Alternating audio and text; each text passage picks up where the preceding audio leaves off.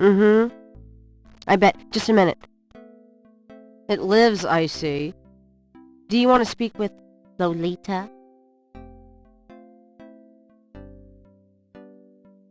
I'm sorry, but Gabriel is a lout. Oh, I mean, he's out. Yeah, if he ever comes back, I'll tell him. You know, you could do better. I know I don't know you, but you could do better. Sure. Bye-bye. Good morning. The phone's been ringing off the hook all morning. Let me know when you want your messages. Yeah.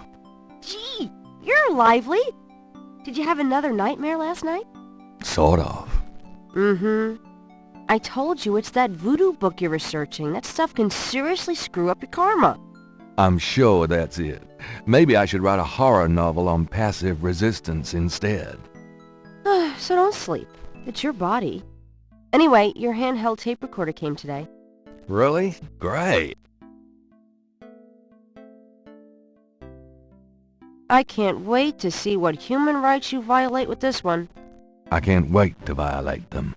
For example, if you would just let me And I located some local voodoo references for you. Dixieland Drugstore and the Historical Museum of Voodoo. Both are right here in French Quarter. How would I ever manage without you? You? Give me a break. The devil himself couldn't change you. Well, if the devil had great legs, perhaps, like yours. And a riveting personality, I'm sure. Well, if you need any more research done, just ask. It's not as though we're swamped with customers.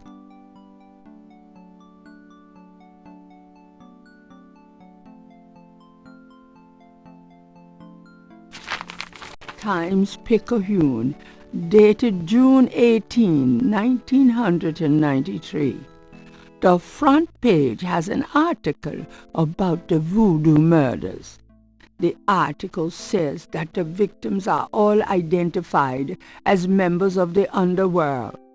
The general public of New Orleans is in no danger. Police claim the so-called voodoo trappings found at the crime scenes are fake, a scare tactic, and that the murders are not associated with any genuine practitioners. Gabriel also scans the Aquarius horoscope for the day. Potential storms ahead. Proceed with caution and do not get involved with anything new at this time. Right.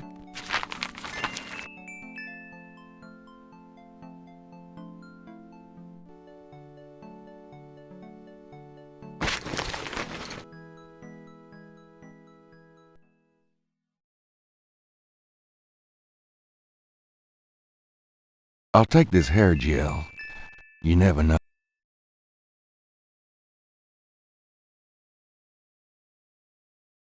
I might need a flashlight.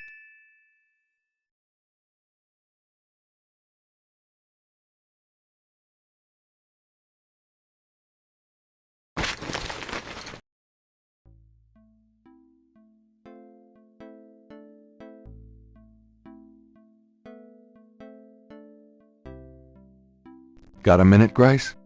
What's up? What can you tell me about voodoo? I didn't know much of anything about it until you started researching it for your book. Now I know that it's active in the city. There's that shop and museum. It can clearly be dangerous in the wrong hands. You should be careful investigating it. What do you know about the voodoo murders? Just what I read in the paper, same as you. What can you tell me about New Orleans? Well, I've only been here 2 months, but I love it. It's so much more alive than any place I've been. It feels like anything's possible here.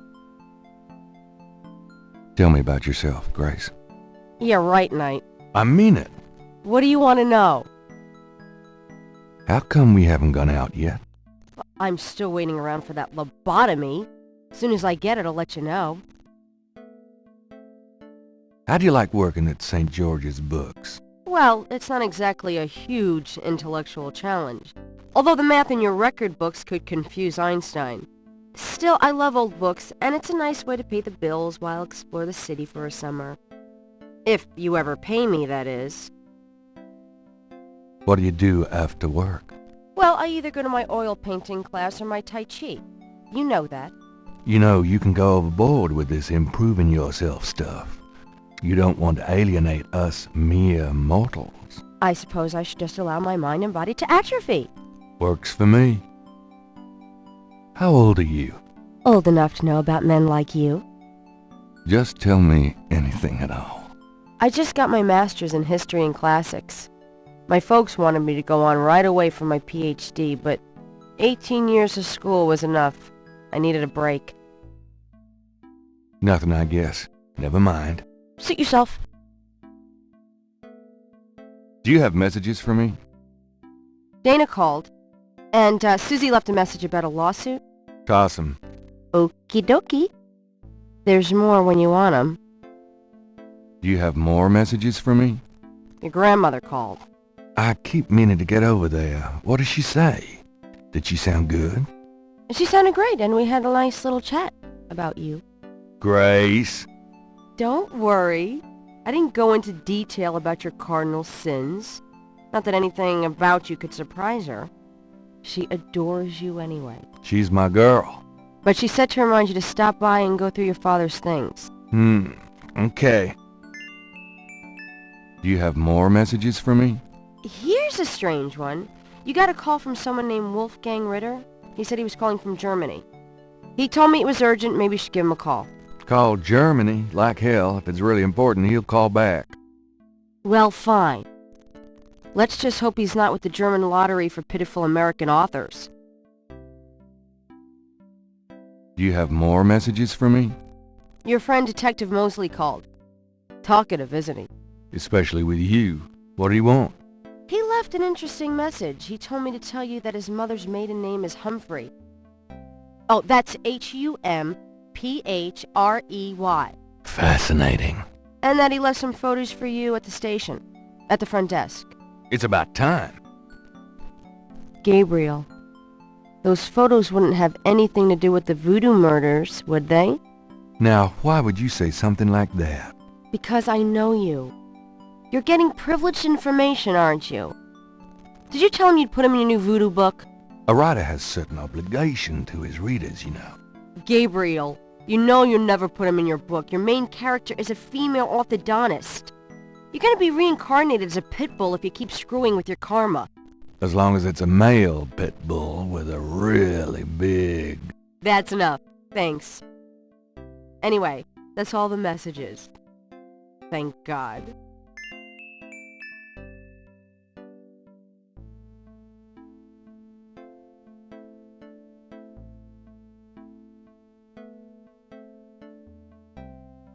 I'm going to take the tweezers for a bit. Good. You're beginning to look a little scruffy. Just trying to make you feel at home. Mind if I borrow the magnifying glass? No, Sherlock. Just bring it back when we get the next estate shipment. No problem.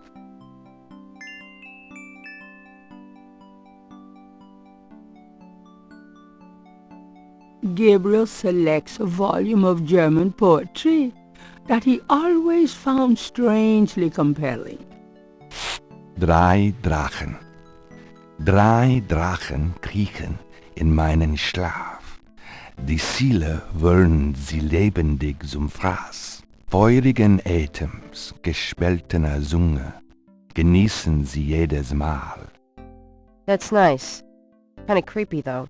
Who's the author? Heinz Ritter. I'm not sure what it says, but I get the feeling the guy was one sick puppy.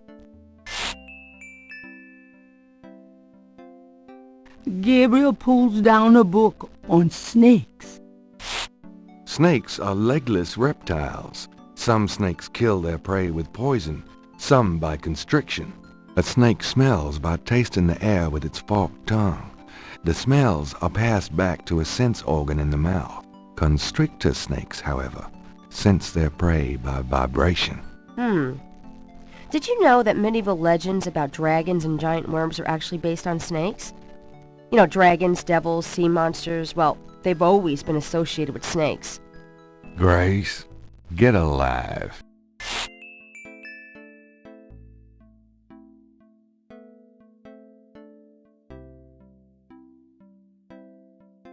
Gabriel opens the cash register to examine the take. Or, in the case of St. George Books, the mistake.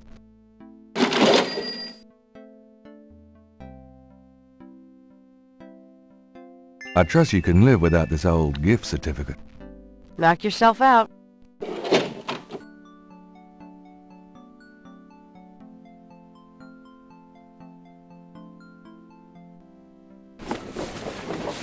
I'll be back later. Have fun.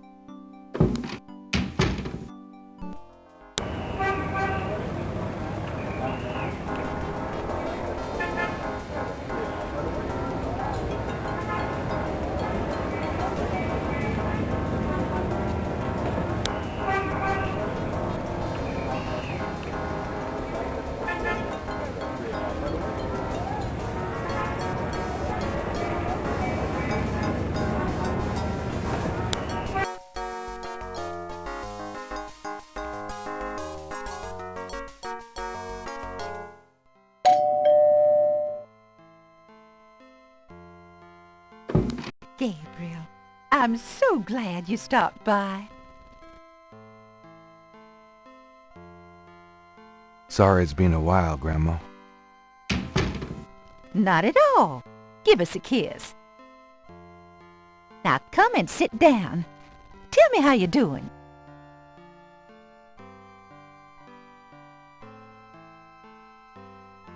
How you been, Gran? Just fine, dear. I'm sorry I bothered you at work, but I was hoping you'd get a chance to go through your father's things in the attic. Don't be silly. You can call me anytime.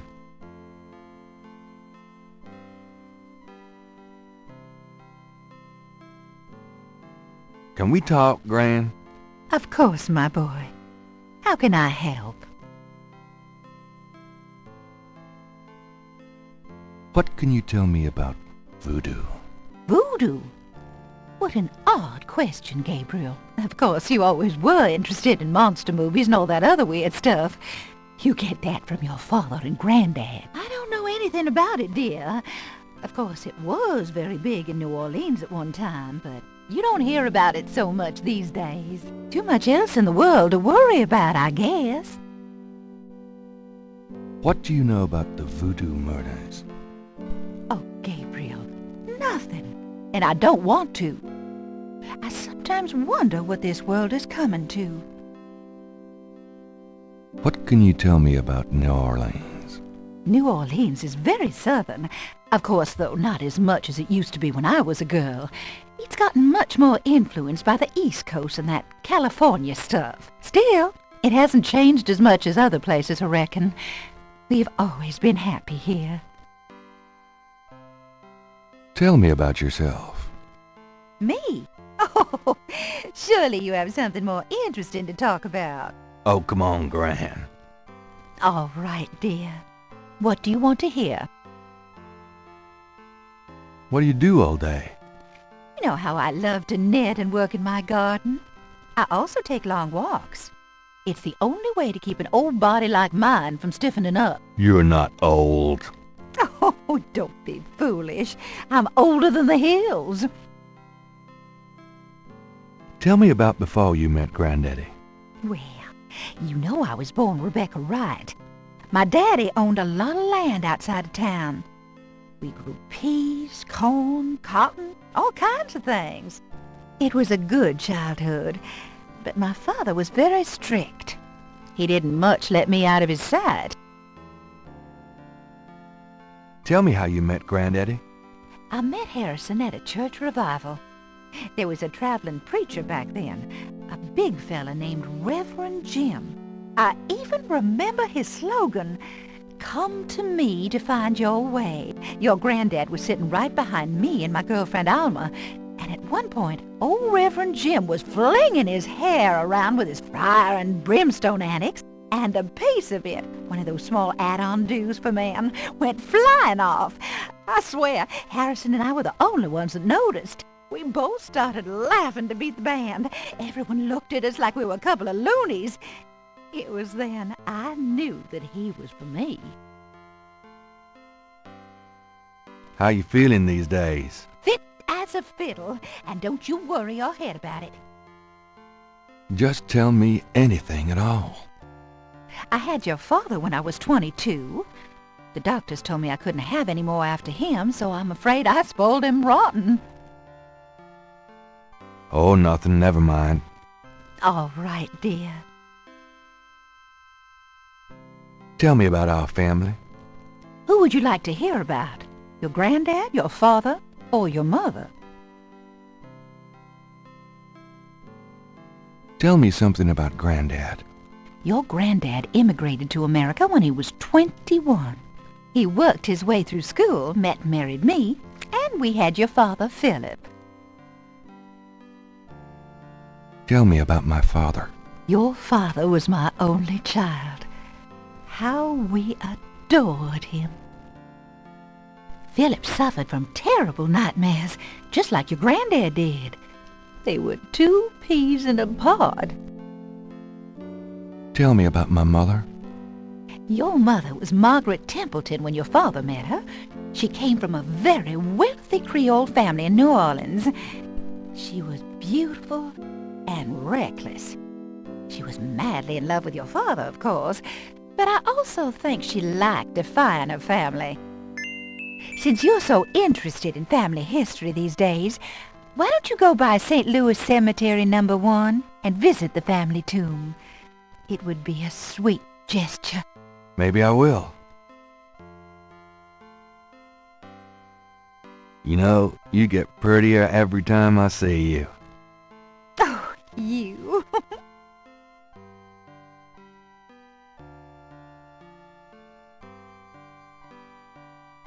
I'm going to go up to the attic, Gran. Be careful of the dust.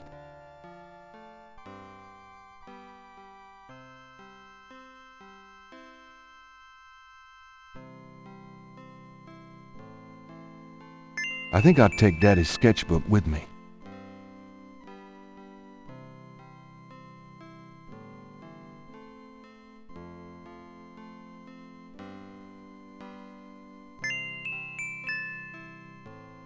Images haunt the pages of Philip Knight's sketchbook, the way they must have haunted his mind. The images touch a deep chord in Gabriel. So familiar are they that he finds it hard to believe they aren't from his own subconscious.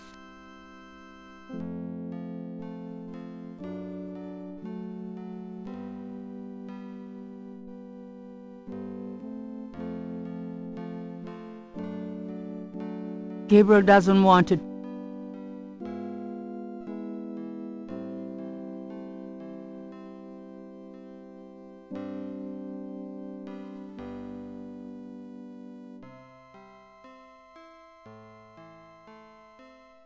A ring of 6 symbols surround the face of the clock. A sword, a sun, an angel, a noose, an eclipse, and a dragon.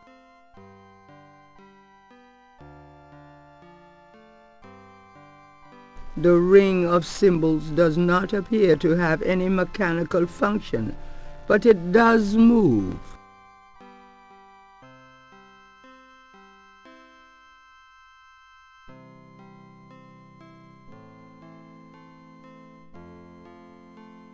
Why move that part of...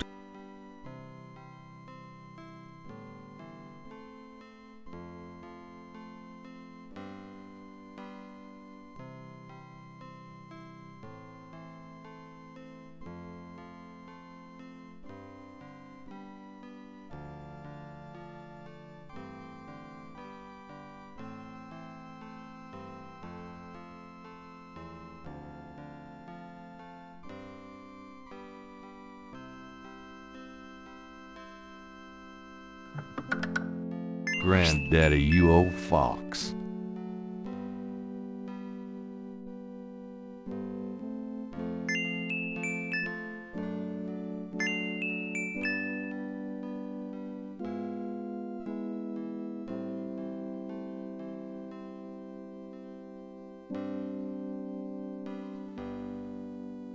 The letter is written in German, but Gabriel determines what he can about it. It was sent from a place called Schloss Ritter in Rittersberg, West Germany. The letter is addressed to mein Sohn Heinz and signed Wilhelm Ritter. One of the recurring words strewn throughout the letter is the word Schattenjäger. The only thing that Gabriel can decipher about the letter is a sense of urgency in the handwriting and in the heavy use of quill-tip bold strokes and underlining. The old photographs show Gabriel's grandfather with 2 other men that Gabriel has not identified.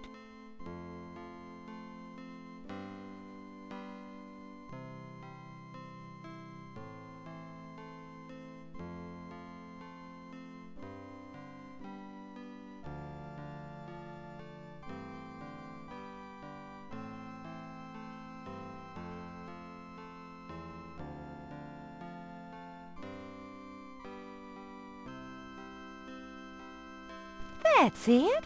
Take a load off, hon. Can we talk, Gran? Of course, my boy. How can I help?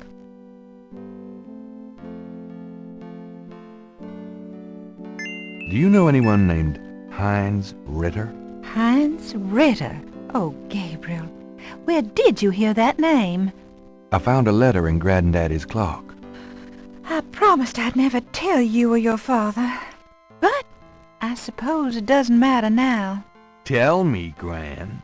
Your granddad's name was Heinz Ritter before he came to America. He changed it to Harrison Knight legally when he arrived.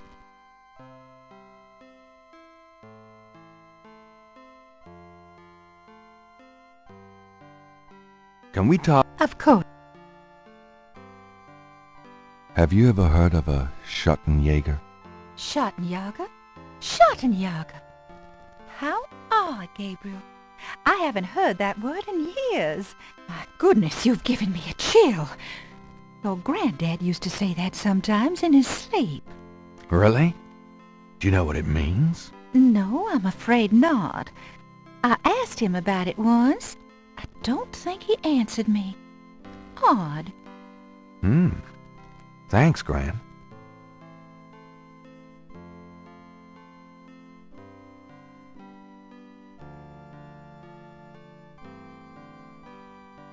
Well, Gran, I better get going.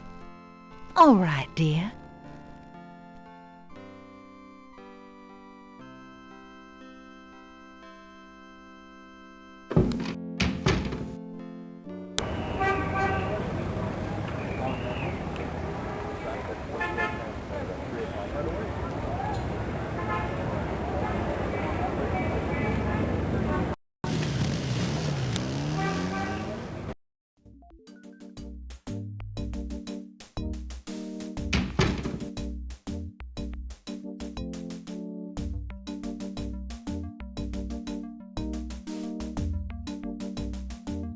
Got a second, officer?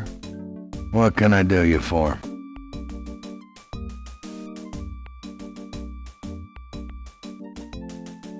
I'm here to see Detective Mosley. He's out at a crime scene. Sorry. I was supposed to pick up some photos from Detective Mosley at the front desk. Is that right? And who are you? My name is Knight. Gabriel Knight. Yeah. I got something for you, all right. Soon as you're done talking, I'll give it to you. What do you know about the Voodoo murders? I'm not allowed to give out information on police cases. Have you ever heard of a Schottenjäger? Can't say that I have, but it sounds dirty. Where is the crime scene? Is it related to the Voodoo murders? Crime scene information is police confidential. We don't need any more looky-loos than are probably already there. Here's that envelope for you, Gabriel Knight. Thanks.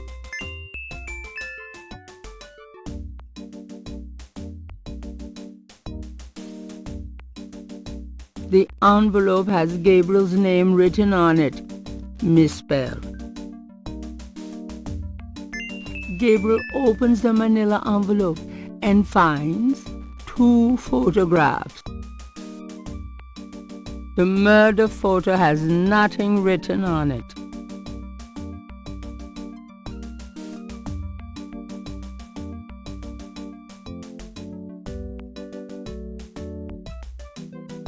The photograph of Mosley was apparently taken upon his graduation from the police academy. He had hair then.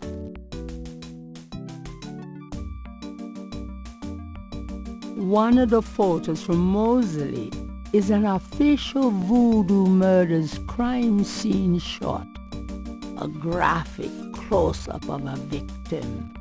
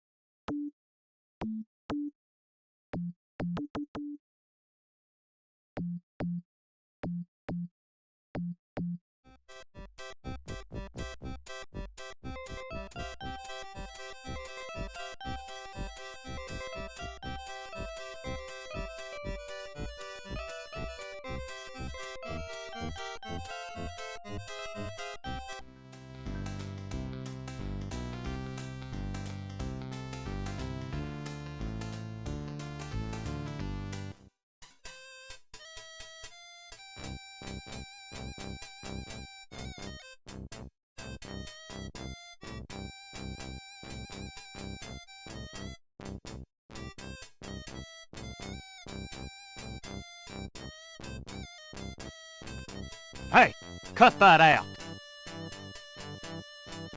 I told you to stop that.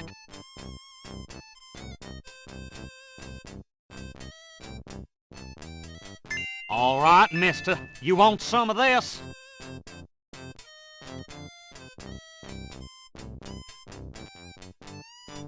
There is...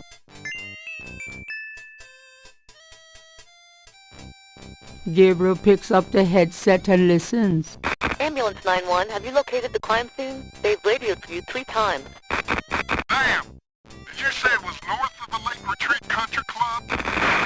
South, Lakeside Drive north of Piedmont Pier, south of the Country Club. Man, I don't know if it's the clouds out here today or what. Good thing this guy's already dead. Everyone's having trouble. Must have been hallucinogens in the coffee this morning. It's just so misty out here or something. Hey, I see a squad car. Got it, Molly. Thank God. Have a good one, 911. Interesting. Stupid mime. Hey, you! Get away from that bike. Sorry.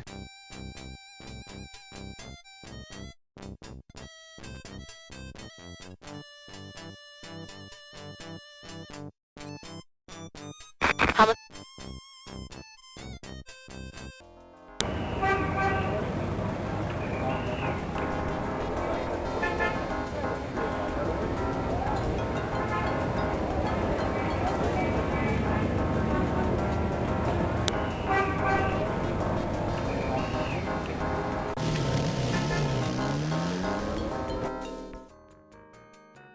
The crime scene team is still at the site.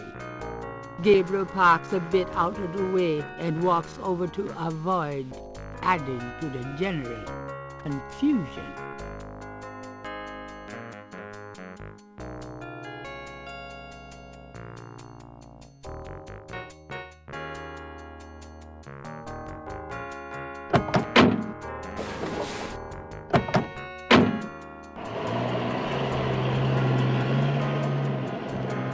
Hey, mostly. Huh? Knight, you wiener, I told you not to call me that. Feeling jumpy? Who, me? Don't be stupid. How'd you find me? Oh, I was just driving by. Well, for the book. But don't tell anyone I let you see this, huh?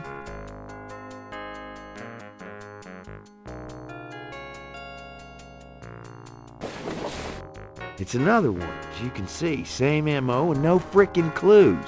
We're still waiting on an ID for the body. That's disgusting. Isn't this a rather, public area for this kind of thing? Yeah, they're frickin' ghosts, these guys. Lakeshore Drive isn't exactly the 10 expressway, but it is open to the public. No reports and nothing. Now, who the hell is that?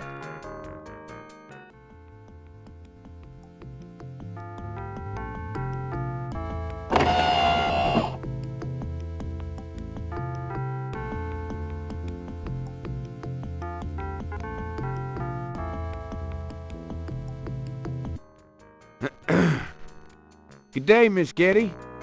What's going on, officer? Detective Mosley, ma'am. We've got a little problem here, but nothing for you to be concerned about, Miss Getty. I see. Thank you, Detective. And good day, gentlemen. Whoa, I'm in love. Forget it. That's Molly Getty. She's about as far out of your reach as the moon. Probably on her way to meet some guy with a yacht right now. Near here? The lake's a popular place for country clubs. If she's out here a lot, maybe she saw something or heard something. Nah, nobody ever sees or hears nothing. I told you. Besides, you just don't go around bothering people like her. We've about wrapped it up, sir. It's another clean sweep. Yeah, let's get the meat wagon moving then. Do you want to leave an officer here, sir? Nah, just leave the tape up for a few days. Yes, sir. If you'll excuse us, sir, we'll take him away.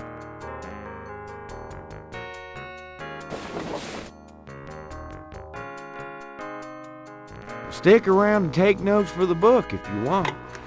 Watch out for the muck in the water moccasins, though. I'll be back at the station. Stop by if you want to go over the case some more. Thanks.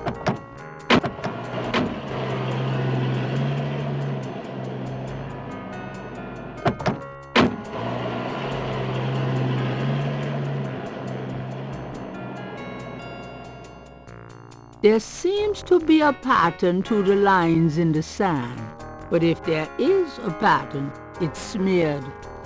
There's only one small area that's clearly defined.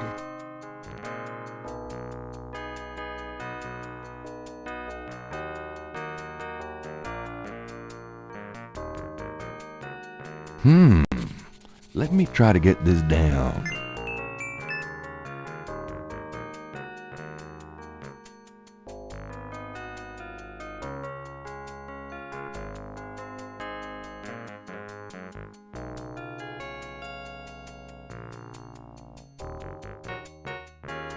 It's very large. There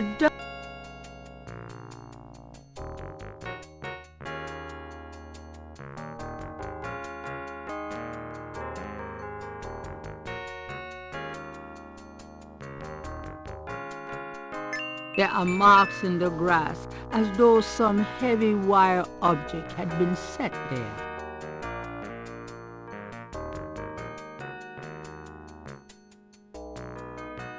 Gabriel carefully uses the tweezers to take the small iridescent scale. I think it's a snake scale, but it beats the hell out of me what kind.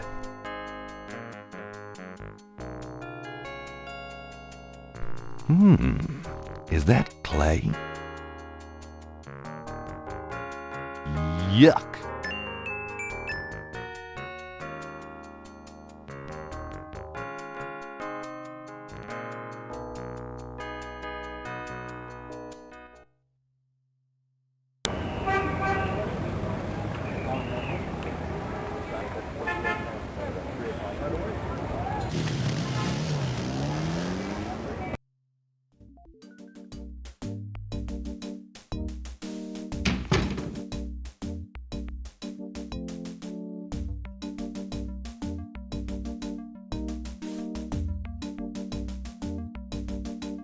Got a second, officer? What can I do you for?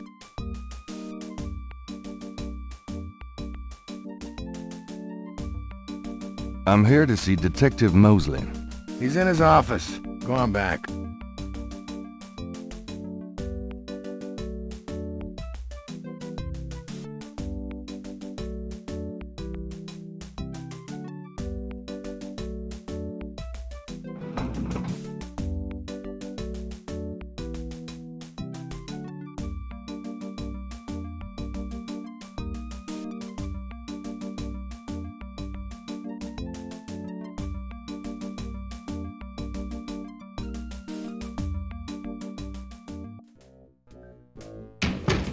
Hey, Mostly. Knight, I had a feeling you'd show up.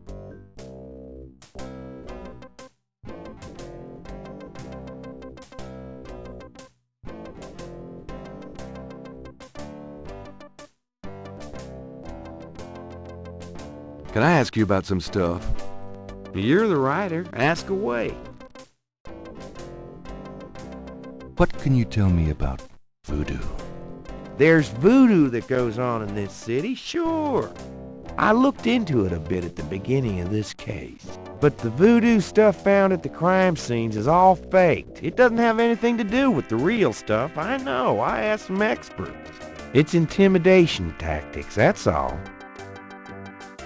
What do you know about the voodoo murders? Lots. Can you be more specific? Do you know anything about the killers? At least 20 people attend the killings. We know this from the variety of footprints found at the scenes. Footprints? Aren't those as good as fingerprints?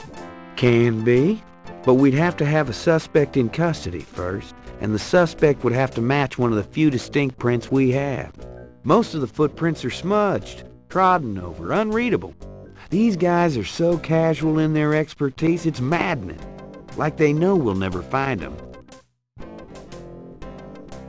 How many murders have there been so far? 7 murders have so far been linked to the voodoo murders case. Now, the first murder occurred about 8 weeks ago.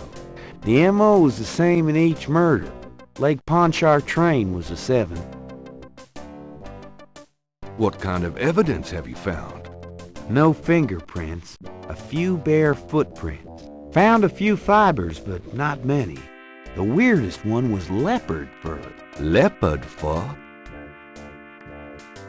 Describe the crime scenes. Well, there's the corpse itself, minus the heart. Around where the body was killed, we find marks and flour and blood. There are traces of wax from candles, red and black. Ordinary wax candles, so the lab reports. Also blood and feathers of chickens. Also goat's blood. And plenty of the victim's own, of course. What's the coroner say? The victim's heart is always ripped out of the chest and missing. We haven't located a single one of them. Oh, lovely. Any idea what they do with them? Don't even want to know. Also, the coroner says some of the victims had heart attacks before the incision. Literally scared to death.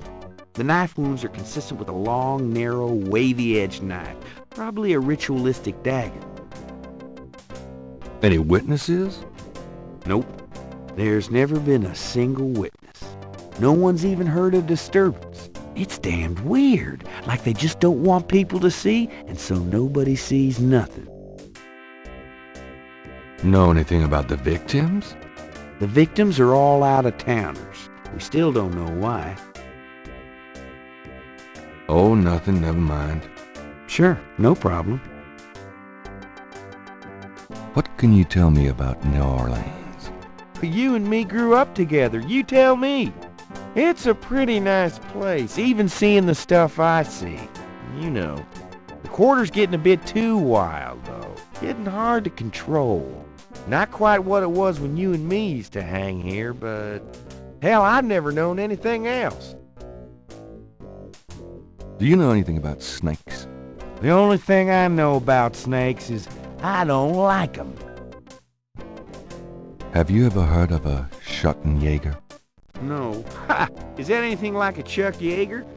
I don't think there's any relation. Tell me about yourself. For the book? Sure, why not? Okay, what do you want to know? How'd you like working on the police force? Are you kidding? You know I love being a cop. In New Orleans, it's the best place in the world to be one. What are your plans for the future? Well, you know, I don't like to count my chickens before they're hatched, but I don't see why I can't be the chief of police of New Orleans someday. I already know the mayor, and my record is one of the best in the department. I'm sure it's just a matter of moments, mostly. Yeah, you'll see. Got any hobbies? Yeah, making your life miserable. I'm serious. Don't you shoot or chew or something like that? No, I'm a freaking ballet dancer. Jeez. Yeah, I was #1 at the Louisiana State Fair Marksman Contest. I play trumpet, too. You know, put your lips together and blow. How's your home life? Oh, real funny, Knight. Why don't you just bring in some frickin' salt? Well, you know Annie left me. My home life is shit. Right. Sorry about that. Just tell me anything at all. Remember how we used to play monkey in the middle? We used to piss off our senior year teacher. What was her name? Ms. McKelly? You'd act like you were gonna toss her an eraser or something. Then you'd throw it to me over her head. And we used to do it at your grand's, too. Like with the remote when she wanted to watch her soaps. Yep. And it was a great way to pick up women in the library. Oh, those were the days.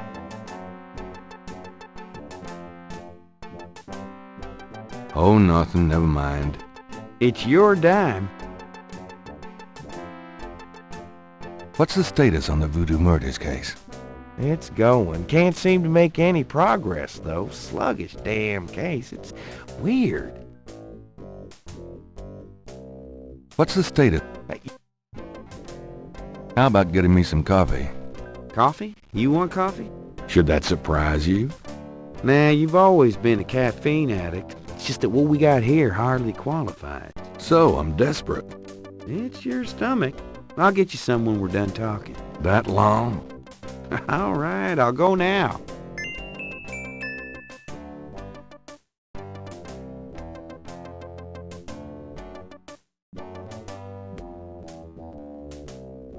Don't touch anything while I'm gone.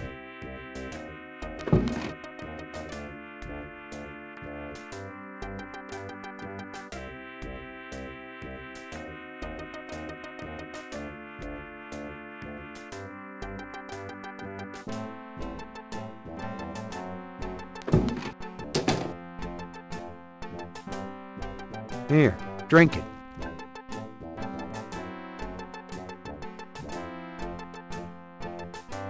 Thanks. Can I ask you about some stuff? You're the writer. Ask away. I got those photographs you left for me. Really? Great. What'd you think? Astonishingly lifelike. Yeah, that's what I thought. Got any more ideas for photos for the book? A cop author photo might be nice. You and me? Together? Why not?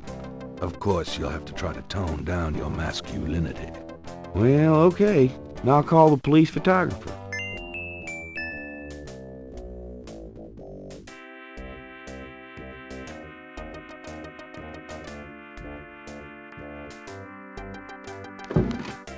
Franks, come here a minute, would you?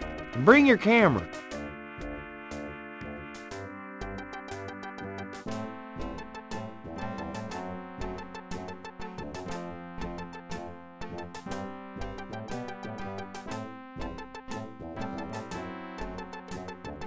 What did you need, Detective Mosley? We need a picture, please. And make it a good one, huh, sweetheart?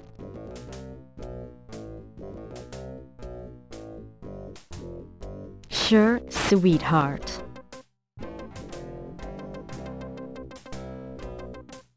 Say, chintzy. Was there anything else, Knight?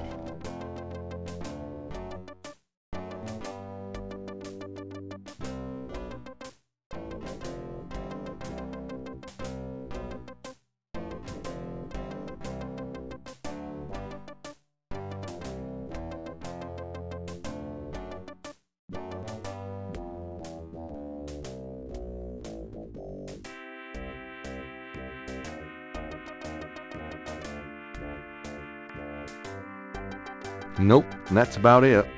Great. Thanks, Franks. Hey, I made a rhyme. You're astonishing, mostly. Hey, don't call me that in front of the lady, wise guy.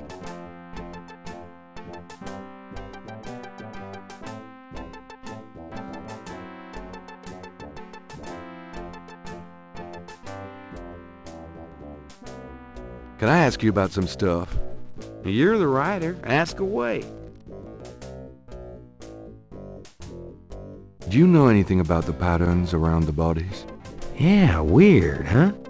All 7 victims had those little marks around them. We got all the marks on file, but we haven't figured out what, if anything, they mean.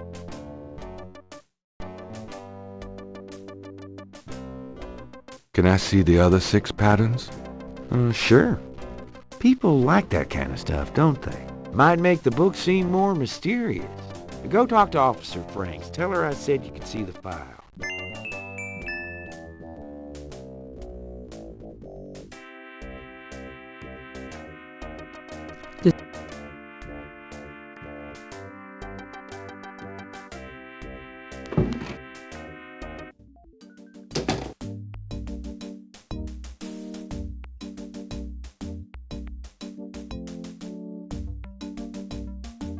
Excuse me, officer. Yes?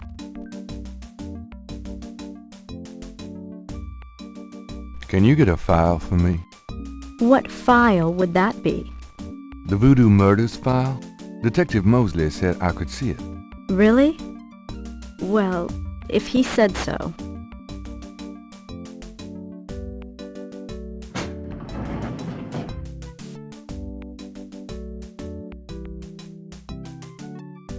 There it is.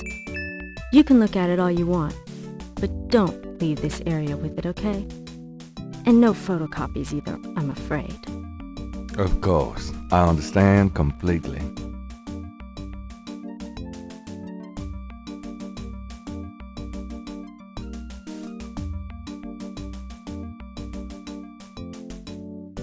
The police file contains partial patterns from the first 6 voodoo murders. The police...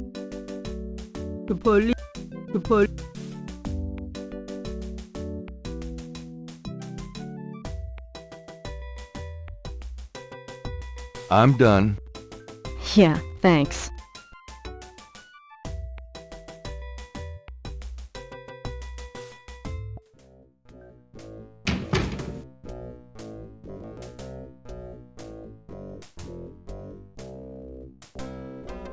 Can I ask you about some stuff? You're the writer. Ask away. I got those photographs you left for me. So you said. Did you think of any other shots for the book? Let's take another cop author shot. What for? I don't think we got your best side. Really? Okay. I'll have Franks come in again.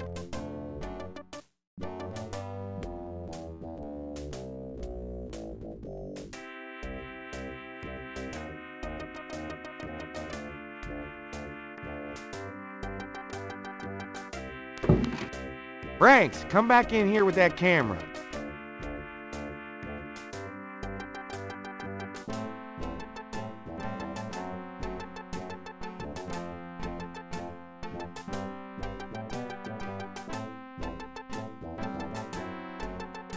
Now what, sir? That clown wants another picture. You don't mind, do you?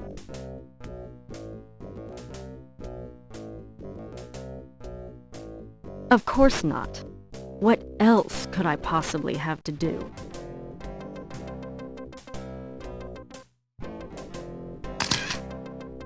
Anything else, Knight? Hold on a sec while I go check my hair. Good God, Knight, make it fast.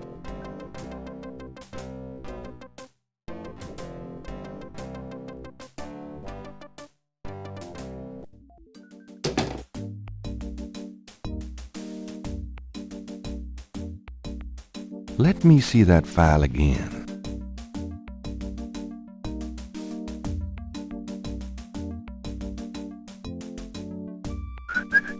Just want to check this machine here.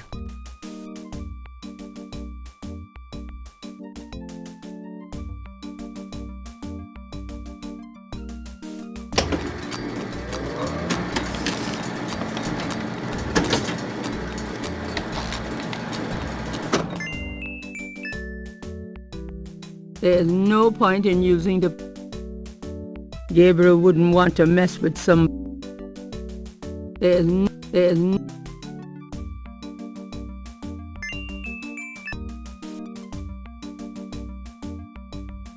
Would you just get in here?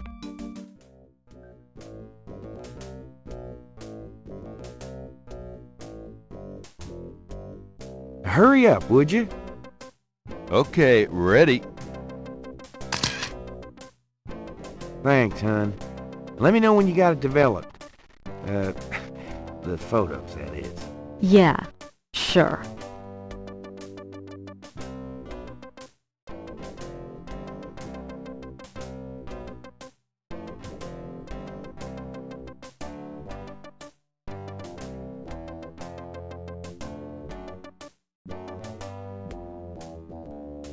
I'm gonna hit the road. Later, Knight.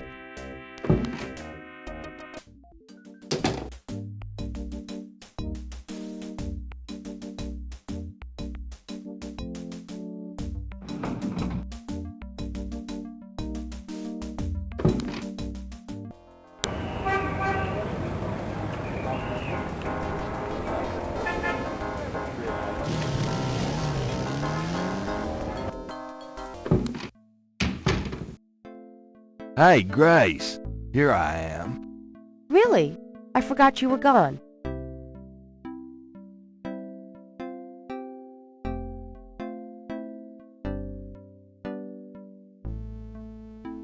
Got a minute, Grace? What's up?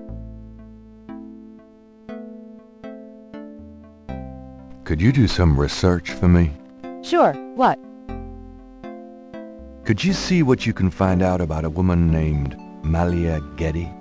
The name Getty sounds familiar. What's your interest in her? Oh, just, stuff about the voodoo murders. If you could get an address... They're murders. Right. I'll see what I can find out. Anything else? I can't think of anything. Okay. Do you have messages for me? Nope. None right now.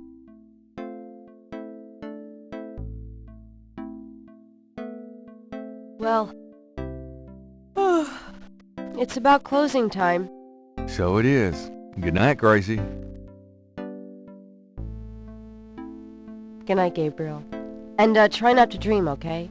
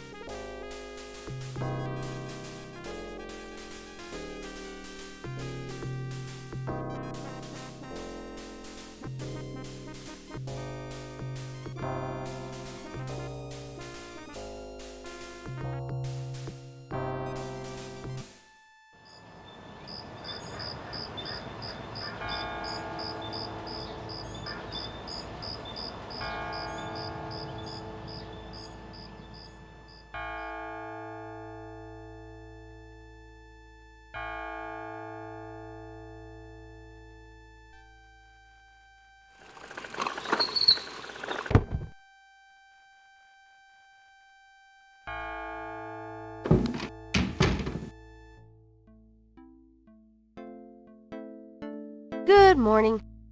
Don't you look swell today? Actually, swollen. So have some. There's a fresh pot on the table.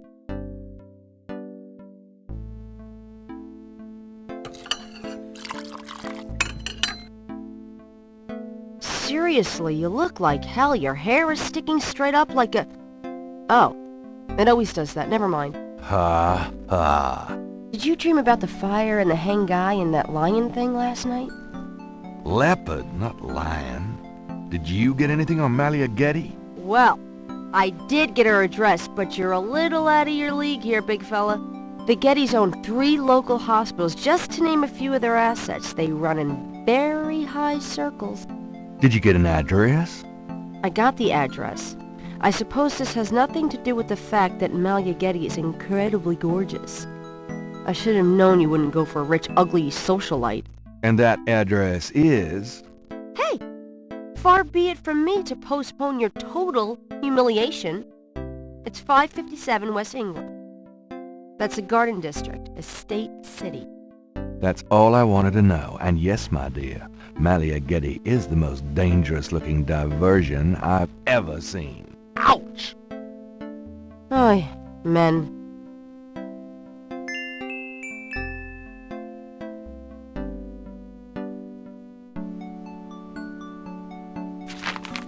Times-Picayune, dated June 19, 1993. A front-page article describes the most recent of the voodoo murders. Gabriel scans it but learns nothing new.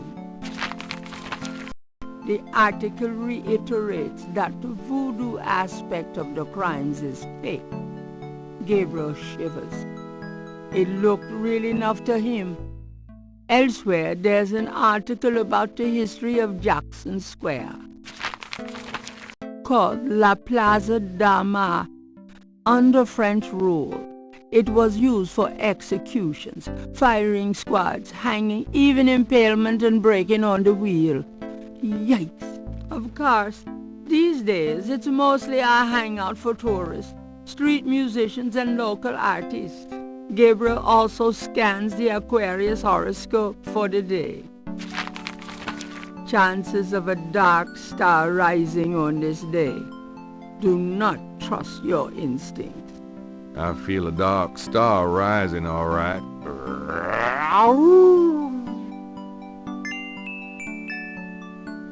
That doesn't seem to be removable.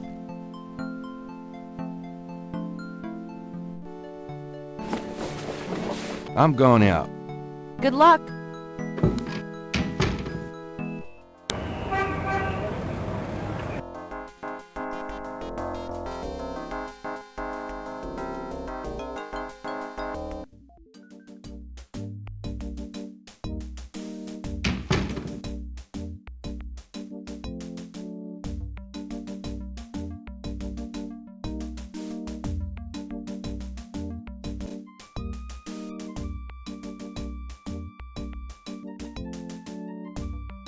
There's a photocopy machine in the office area.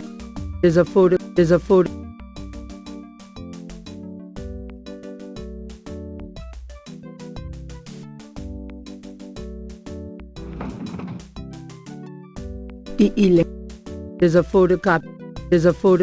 The electrician has left his tools behind. He must plan on returning.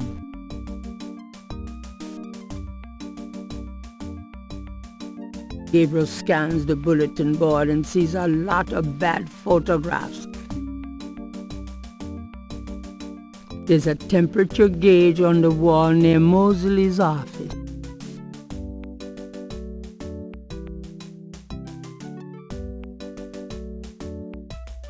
The gauge is fixed.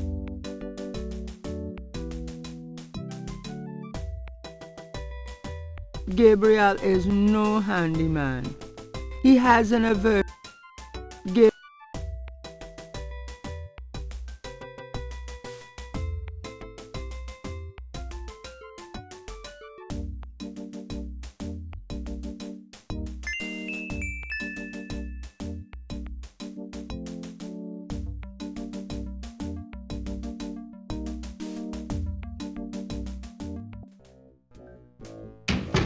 Mostly my man. Yeah, what is it, you wanker?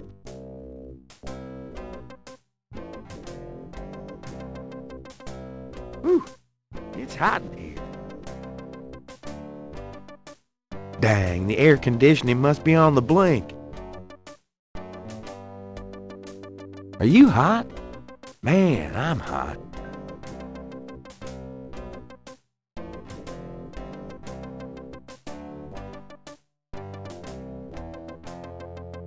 Can I ask you about some stuff? You're the writer. Ask away.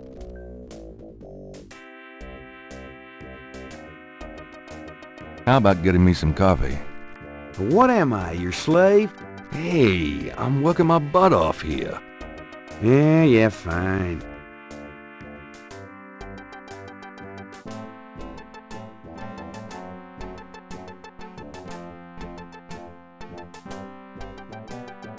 Some people are never satisfied.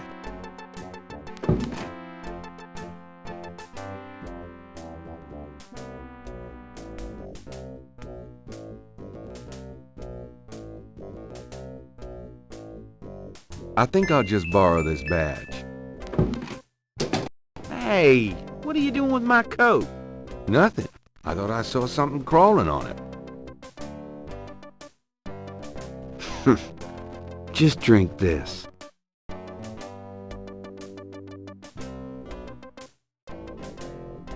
Thanks. Tons. I mean it.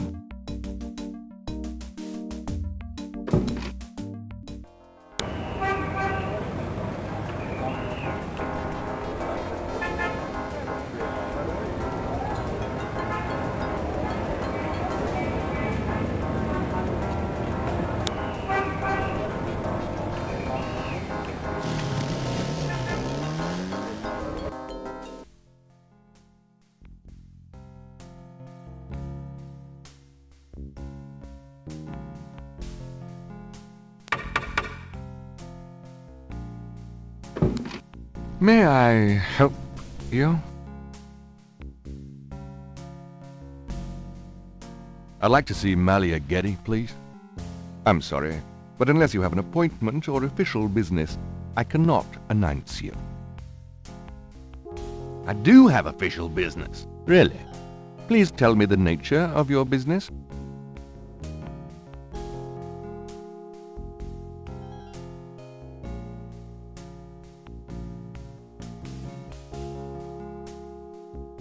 Gabriel doesn't want to display his possession of that badge. Gabriel... My name is Detective Mosley. I'm here on police business. Really? How interesting. Wait here. I'll inform Miss Getty.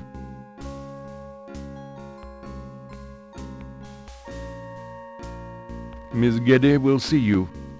Right this way. Miss Getty will be down shortly. Thank you.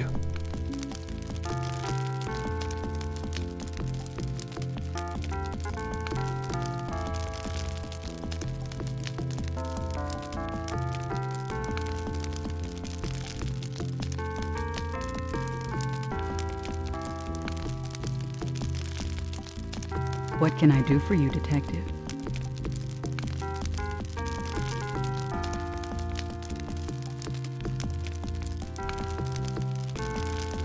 Mind if I ask you a few questions, Miss Getty?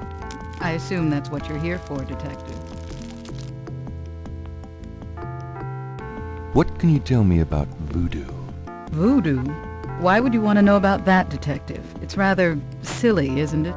There's nothing silly about the voodoo murders. But that voodoo is faked. That's what I've read in the papers. That's what the papers say, all right. But you're not convinced? No, frankly, I'm not. The police department isn't known for its imagination. Oh. Well, I can see that your imagination is considerable. What do you know about the voodoo murders? The murders? Only what I read in the papers. And what do you read in the papers? I'm sure you know much more about it than I, Detective. Tell me about your life in New Orleans. The Getty family came to New Orleans in 1800. We worked very hard to get where we are. On the other hand, we've done a lot for this community. I can believe that. You're doing a lot for me right now. Do you know anything about snakes? I'm afraid I quite abhor them. Have you ever heard of a Schottenjäger? No, I'm afraid I can't help you with that, Detective. Tell me about yourself. I suppose I don't really have a choice. What do you want to know, Detective? What kind of things interest you? I don't have a lot of free time, but I do appreciate the arts. Opera, symphony, ballet, fine art. If you look around, you'll see that we collect African art, for example. Yes, it's very beautiful. It is, Detective. It means a great deal to me. Do you have a career? A career? Being the head of the Getty family is a 24-hour-a-day job. We have many holdings and many responsibilities, financial and otherwise. The management of our business affairs and properties leaves me with time for little else. Poor little rich girl? Believe it or not, Detective, wealth does have its price. Tell me about your family. The Gettys? We're a very private family. How many people are there in your family? Well, my mother just passed away. I am sorry. So am I. She was a magnificent woman. We were very close. I was an only child. And your father? I never knew him. It's hard to believe that any man would leave a woman like you. Or like your mother must have been. He did not leave, Detective. But that's really none of your concern. I'm sorry. Go on. There are, of course, other Gettys in the city. I have a large, extended family. I see. Do you have a husband? A boyfriend? I'm very independent, Detective. The women in my family have always preferred it that way. So, you've never been married? No, and I never will be. What about children? Yes, that is likely. Someday. I'd like to hear just about anything. I do a lot of charity work around the city, primarily in the prison and reform system. I'm not a professional sociologist, but it does interest me. I wouldn't know where to begin. As you wish, Detective. Can you tell me anything about what happened out at the lake? I wish I could, but I've never seen or heard anything unusual at the lake, and I do spend quite a bit of time out there. Excuse me, but your eyes are really distracting. I don't think I've ever seen a color quite like that brownish gold. It's so deep and rich. Man, if I could bottle that, I'd make a fortune. Thank you, Detective. That's an interesting observation, though probably not relevant to your case. A good detective never knows what might be relevant, Miss Getty. Then you must be truly exceptional at your job. I think this has gone on long enough. You're not really a detective, are you? Who, me? Well, I am on this case, Miss Getty. I saw you at the lake yesterday. I thought you must be with the police since you were there, but you don't act like a police officer. Besides, I'm rather certain that the other man said his name was Mosley. All right, you caught me.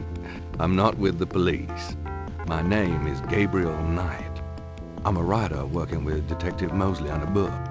Well, Mr. Knight, now that we've established who you are, perhaps you can tell me the real reason you're here.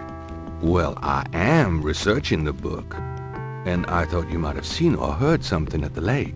I don't like liars, Mr. Knight. Okay, you're right. I really just wanted to see you again. You can be mad at me if you want, but I swear I've never done anything like this before. Mr. Knight, you've lied about your identity and wasted my time with meaningless questions. If it weren't vaguely flattering, I'd really be angry. You're lucky I don't call the real police. I think you should go, Mr. Knight. Malia, wait. If you just give me a chance. I've wasted enough time. I'll have Robert show you out. Robert? Show Mr. Knight out, please. I most certainly will. Thank you very much. I had a lovely time. Ah, shit.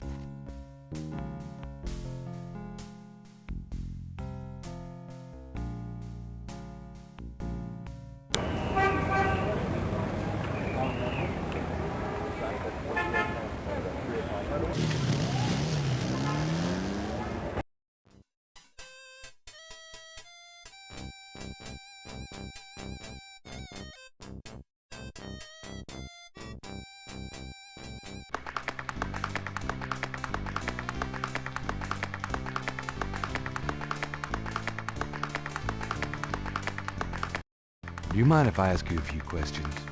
Yep, I mind all right. Why? Because A, I don't know anything, and B, I'm busy. Oh.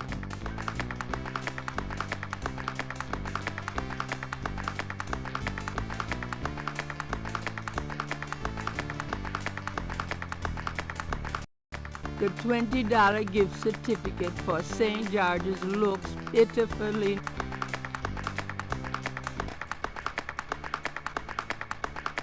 I have this gift certificate. I'm busy. It's good for $20 at St. George's Books, finest bookstore in New Orleans. Really? I'll have to check it out sometime. You could take this gift certificate with you, if you'll give me a lucky dog. A lucky dog for a $20 gift certificate? Well, sure. Here you go.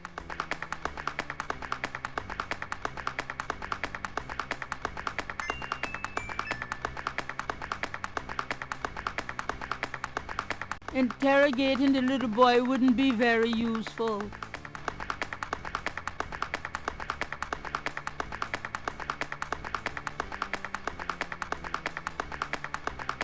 Using that on the... You wouldn't like a lucky dog by any chance? Would I? Thanks, mister. You got any special requests, let me know.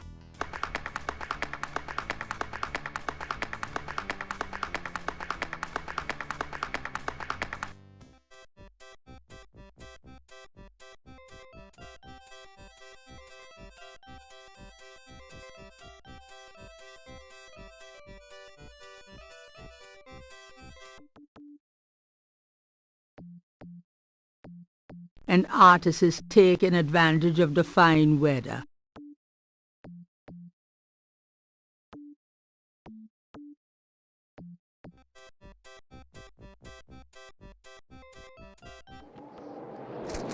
Hey, come back here! Hey!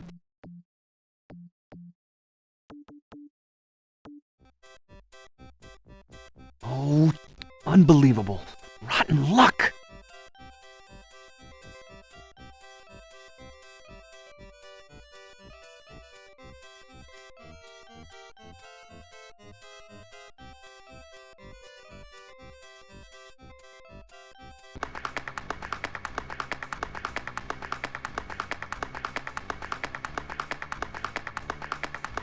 Interrogating the little boy with...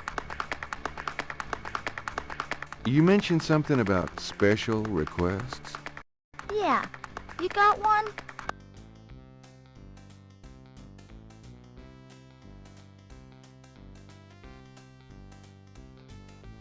Can you fit through the bars around the statue? Can I? Just watch me. Good. There's something in there I can't quite reach. Come on.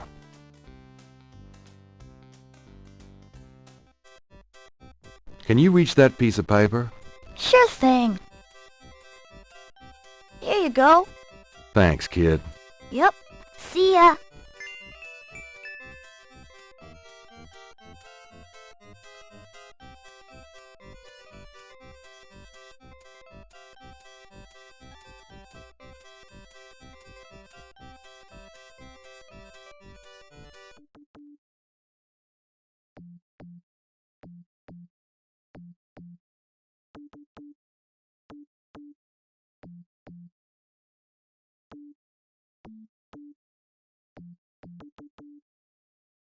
This belongs to you, doesn't it? My drawing. How'd you get it? Oh, it was a bit of a squeeze, but I hate to see you lose your work. I lost my only copy of a manuscript once. Well, you saved my butt. Let me know if I can ever do the same for you, huh?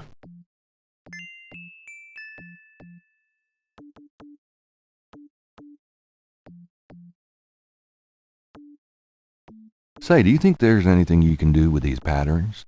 What do you need? Is there any way you can reconstruct the whole pattern from these partials? Pattern is probably circular, and there's some repetition in the elements. What is this from, anyway? You'd never believe me. Okie dokie. Well, there's... I think there's an area missing. If you could get me any more of these... I'll see what I can do.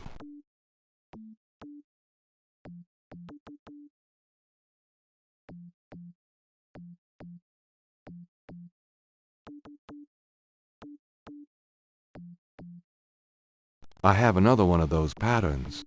Really? Let's see. Yeah, this is great. I think there's enough overlap now. I'll give it my best shot. I'll show you what I come up with tomorrow. Great. I appreciate it.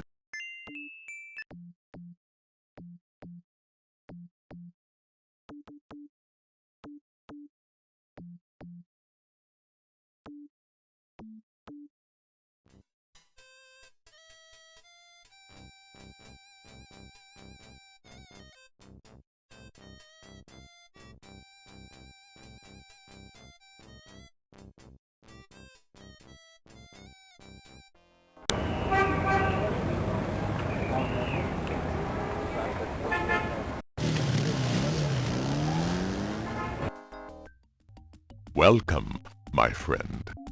Hello? I am the proprietor, Dr. John. If you have any questions, I will be happy to assist. Great. My name is Knight, and I'll probably take you up on that.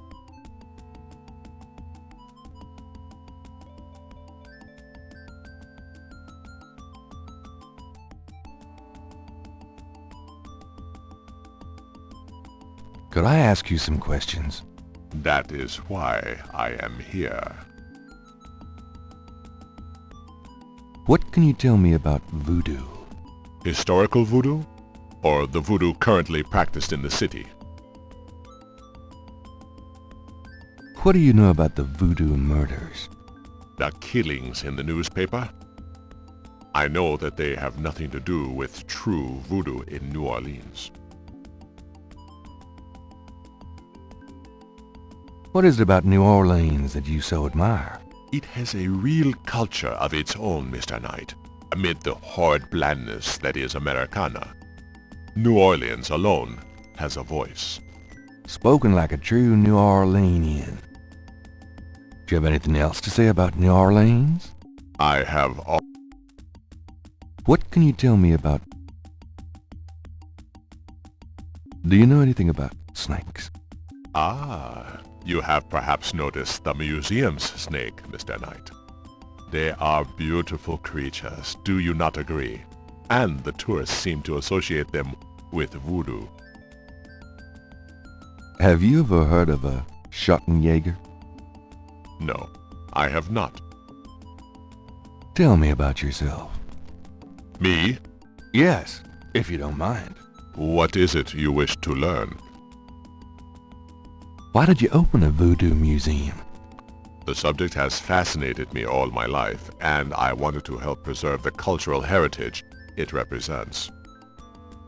What kind of background in voodoo do you have? Let us say that I cut my teeth on it, Mr. Knight. It is in my blood. Do you do anything besides run the museum? No. The museum does not make me a rich man, but my material needs are simple. I prefer to focus on my one true interest in life. What are your own religious beliefs? My beliefs are too personal and too complex to discuss with a layman, Mr. Knight. Just tell me anything. I am originally from the West Indies myself, you know. Really? Actually, I can't think of a thing. Then, let us discuss something else. Tell me about historical voodoo. Very well. I will start at the beginning, Mr. Knight, and will go on from there at your prompting. Sounds good. As you may know, Voodoo is a grassroots religion formed by the mixing together of many different African tribal religions and Anglo religions, such as Catholicism or Protestantism. In other words, it is a religion born of the African slave trade.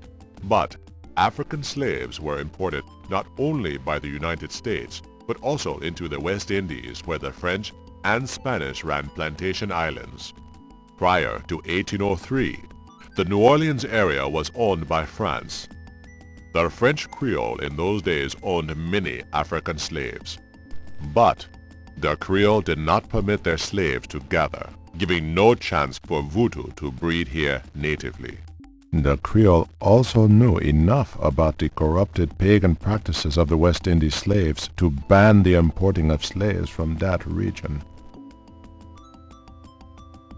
Tell me about current voodoo. Many people think of voodoo in terms of magic spells or gree-gree. That kind of practice is actually called hoodoo, and is only a part of true voodoo. Voodoo, the religion, has a strong following in New Orleans.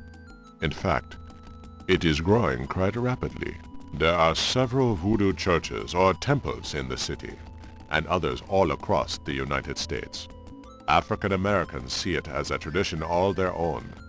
Whites, and there are many in their religion, are attracted to it because they think it is exotic. I, personally, am more interested in the history of voodoo. Some of the new movements are copying Haitian or even African voodoo. But it is the voodoo of New Orleans that I find so intriguing.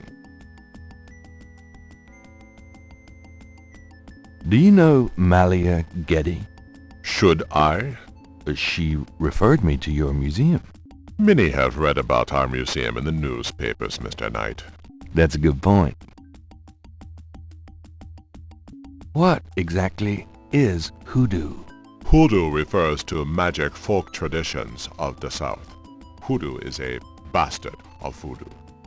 Many of the gree-gree are similar, but hoodoo does not have the religious aspects of voodoo.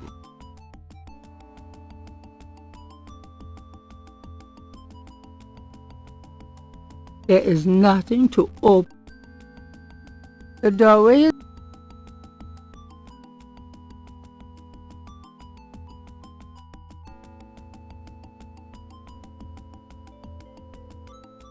Goodbye, Dr. John. Come back again.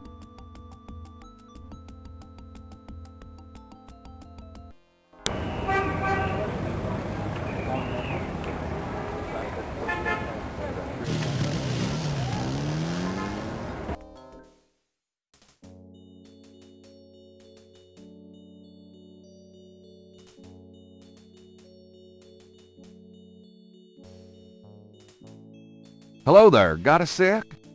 What you need, boy? Mind if I pick your brain a minute? Go ahead. These folks ain't in no hurry. What can you tell me about voodoo? They say it was part of an old religion from Africa, brought here by slaves. What do you know about the voodoo murders? Ain't it just awful, them finding those bodies with voodoo things around them? I don't think there's any real voodoo going on. Somebody's trying to cover their tracks is all. What can you tell me about New Orleans? Seems like everybody want to visit New Orleans at least once in their lives, and they love the cemetery tour. I see tourists in here every day of the year. Do you know anything about snakes? Snakes? I see snakes around here all the time. Most of them ain't poisonous, of course. Have you ever heard the word Schottenjäger? I don't know what you talking about. Tell me about yourself. My name is Toussaint Gervais. I'm the watchman here at St. Louis No. 1. What exactly do you do here? Oh, I keep the place tidy, of course, but a big part of my job, too, is looking out for the grievers, you know. People come to pay their respects, and they need looking out for. Sometimes they so grief-bound they don't know what they doing. Tell me something about St. Louis Cemetery, number 1. You know why the dead are buried in tombs and not in the ground, don't you? The water table's too high.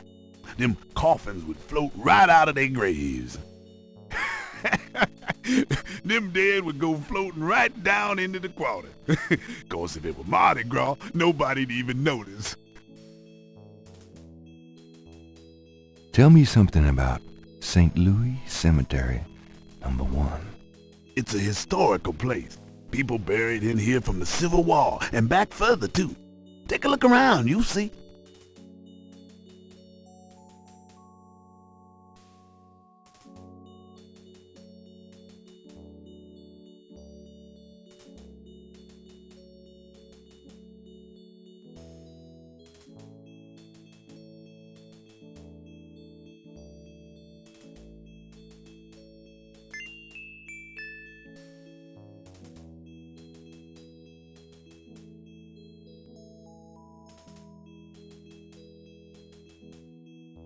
The marks are reddish in color and reminds Gabriel of crosses. They look like they've been here a few days at least.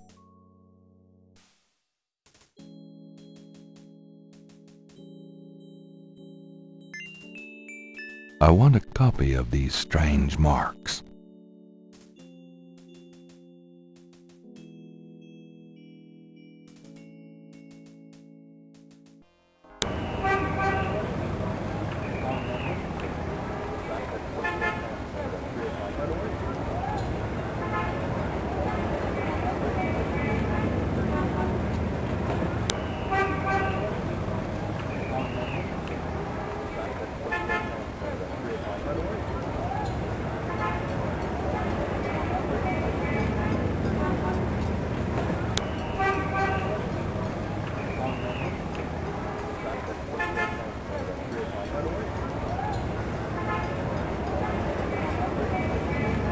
Please select a desk.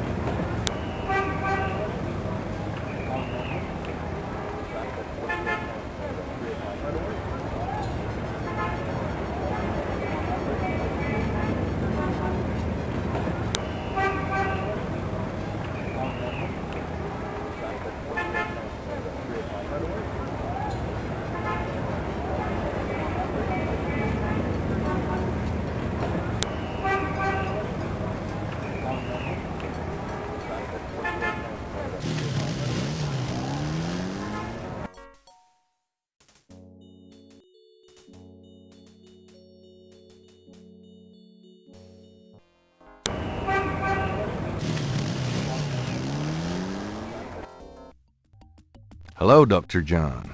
Glad you could return to us, Mr. Knight.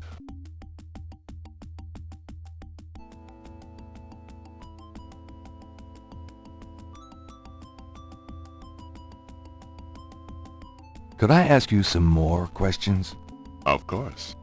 I also find our dialogue stimulating.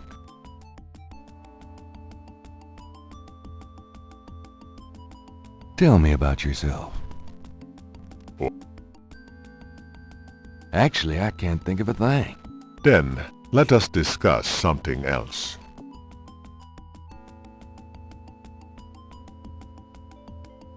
So, how did voodoo come to New Orleans? After the Louisiana Purchase, American legislators relaxed regulations. Slaves were permitted to gather. The Americans also removed the ban on West Indies slaves. Around the same time, a slave revolt occurred in Santo Domingo, what is now Haiti. Between the lifting of the ban and the Haitian revolt, West Indies slaves began pouring into New Orleans. Some of them were free people of color, freed or escaped slaves. Some came with their white owners who were fleeing from the revolt.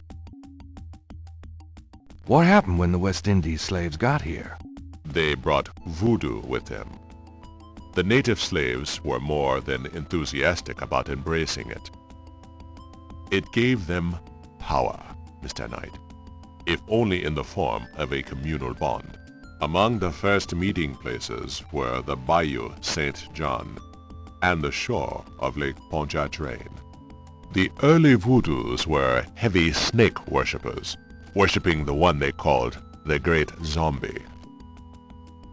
Tell me more about historical voodoo. By 1817, the voodoo activities were beginning to cause fear among the white slave owners. An ordinance was passed to forbid slave gatherings except in designated public areas at designated times. The time was Sunday afternoons and the place, Congo Square. The slaves and free people of color gathered to dance simulations of their voodoo dances right in sight of Creole society. Of course, they also continued to meet in private for the real thing. Tell me more about historical voodoo. There were a variety of kings and queens at first, voodoo priests and priestesses. But from about 1830, a single power emerged. This was a voodoo queen named Marie Laveau. Marie Laveau ruled voodoo in New Orleans for many years. Tell me more about historical voodoo. I've given you as much detail as I can, Mr. Knight. Look around the museum if you desire more information. Tell me more about current voodoo. There are many voodooians in New Orleans. They often do business selling gree-gree, telling fortunes, providing luck, and occasionally misfortune. Perhaps you would like to meet a voodooan. We refer those who seek a deeper experience with voodoo to a local practitioner, Magentia Moonbeam. Sure, I'd love to meet her. She lives on the corner of Orleans and Dauphine. I will call her and tell her you might stop by. Great, thanks.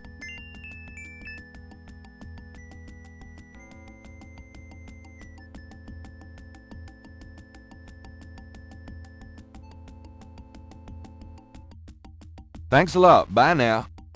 Come back again.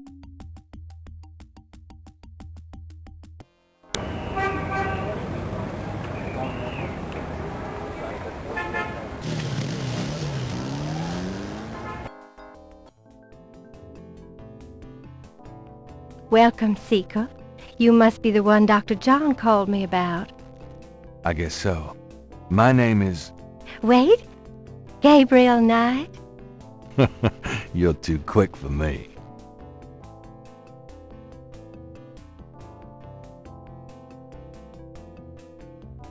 Actually, Dr. John told me. You have come to the right place, Mr. Knight. Tell me how I can help.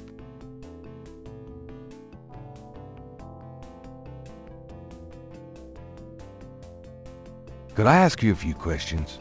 Of course, Seeker. What can you tell me about voodoo? My practice is mainly selling charms and potions with magic power, such as gree-gree and voodoo oils. You know, everything from unrequited love to wandering spouses to winning a lawsuit. But my spells and charms are powerful, and they work. What do you know about the voodoo murders? Why, that has nothing to do with me and my clientele. But I can tell you that you should stay as far from it as possible. There is badness there. Very bad. What can you tell me about New Orleans? New Orleans is the center of voodoo practice in the United States. Do you know anything about snakes? Snakes? You mean like my beloved Grimwald? She's a python, you know. Quite deadly in the wrong hands. I was trained by one of the great voodoo queens to learn how to hypnotize and handle snakes. Do you know anything about Marie Laveau? Oh yes, she was the first of the great voodoo queens. Do you know anything? She ruled voodoo in New Orleans for 100 years, they say. Do you know? I'm sure a historian could help you with that, if you want to know more. Have you ever heard the word Schottenjäger? I don't know anything about that. Tell me about yourself. Yes? What would you like to hear? How'd you get into this business? I trained in the voodoo arts for many years with the great Queen Tabitha.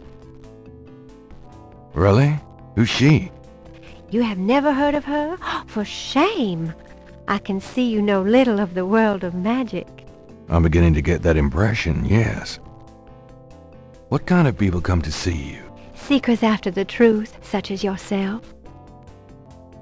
Do you do anything else? I am a voodoo yen, and that is plenty. It takes much spiritual effort. How many voodoo yens are there? No one knows exactly. Many practice in secret. There are probably hundreds. But of course the level and the power of the voodoo yens differ greatly, depending on their training and natural gifts. Tell me anything at all. I haven't always lived in New Orleans. I came here from... Tell me anything at all. I began studying voodoo more than 20 years ago. I am well versed in the magical art.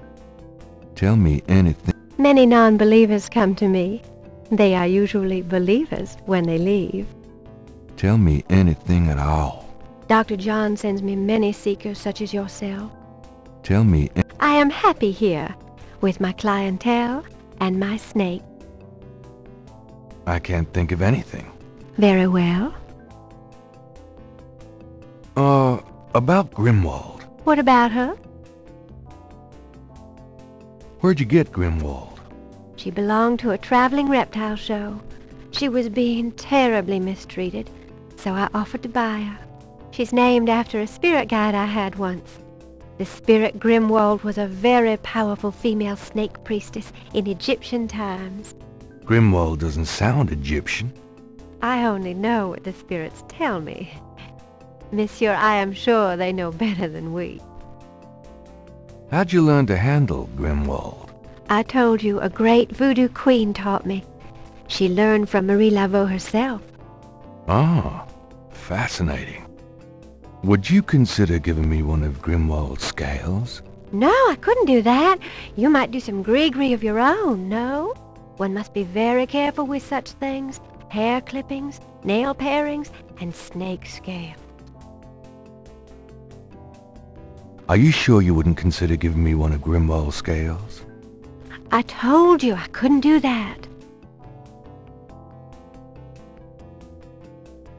Are you sure you wouldn't consider giving me one of Grimwald's scales?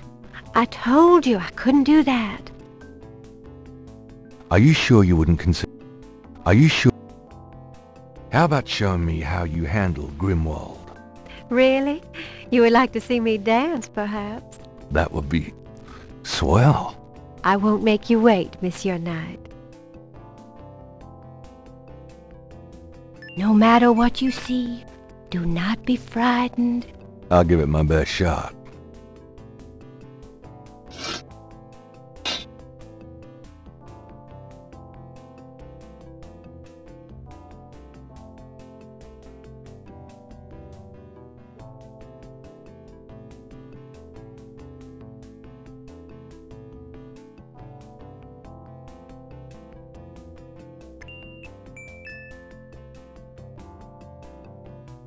Gabriel grabs the shed snake skin while Magenta is otherwise occupied.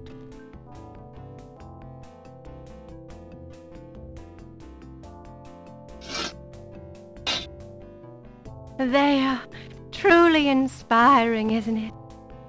That's certainly one word for it.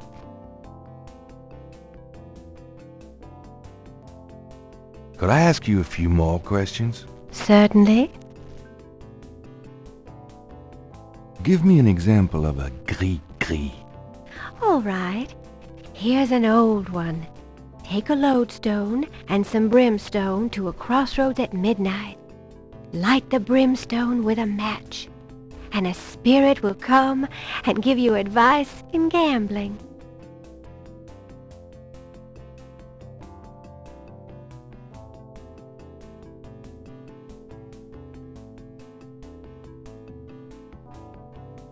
Gabriel magnifies the scale from the lake.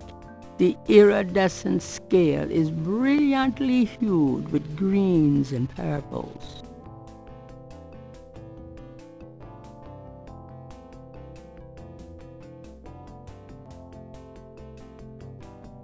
Gabriel can see that just fine without magnification.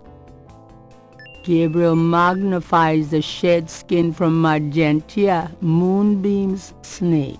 The snake scales are hued brown. They don't match the scale from Lake Pontchartrain.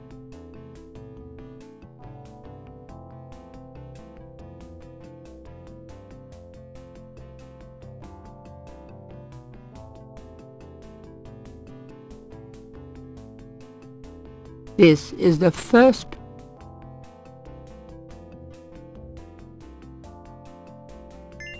Do these symbols mean anything to you? Ah, the voodoo code. It is very secret, yes. I studied it with my mentor, the great Queen Tabitha. Really? Great. Can you tell me what it says?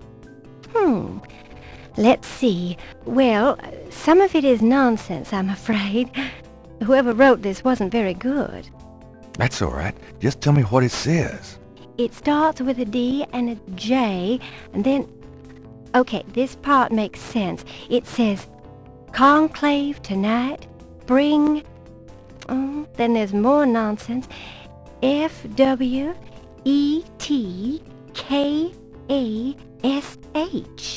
Well, that last bit might mean cash. Fresh cash? It doesn't make much sense. That's okay, thanks. DJ Conclave. K-A-S-H. It's a start. I'm happy I could help.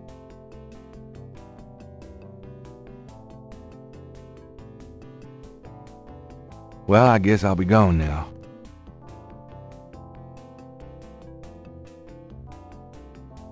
Do what you will, if it harm none. Count on it.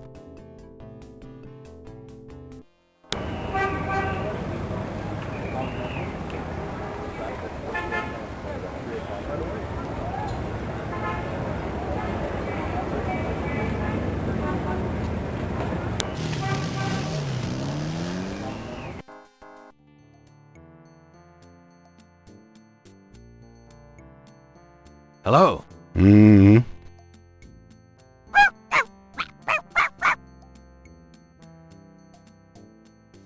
Bonjour, Monsieur Walker. Oh, bienvenue, Madame Casino. Comment ça va? How you be feeling today? Well, I'll tell you, Mr. Walker, I'm certain someone's buried a slip-knot bag somewhere near my steps. I haven't slept a wink in weeks. Oh, don't that beat all? Well, you're gonna need some easy night candles then. Do you think that would help? I do hope you're right. I said 3 rosaries this morning for Our Lady's intervention. Rosaries are good, sure enough. But you burn those candles too, and you gonna whip any old no-sleep gree-gree, I tell you for sure. Very well, Mr. Walker. Put them on my account and send them round to my house. Oh, and there's another thing. I didn't catch her at it, but I know Mrs. Lefebvre put stomachache powder in my tea at the last meeting of the Creole Grand Dames. Oh, I've been in misery. You put 9 pinheads up in a little box, add a pinch of graveyard dust, and put it under her front porch step. That'll turn the trick back on Mrs. Lefebvre, and she'll be the one with the bellyache. I have the pins and the dust right here if you want 'em.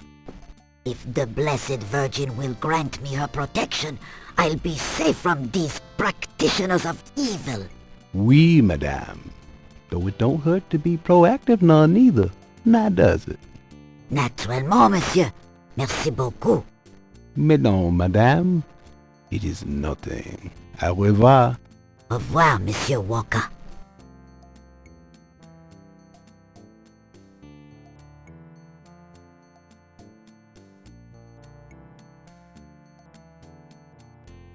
The signs say, Special Saint Jean Eve, Lagnappe, free bottle of lover come back to me oil, or master gambling oil, with every purchase over $50. Lagniappe. My French is lousy, but everyone in New Orleans knows what that means. A little something extra.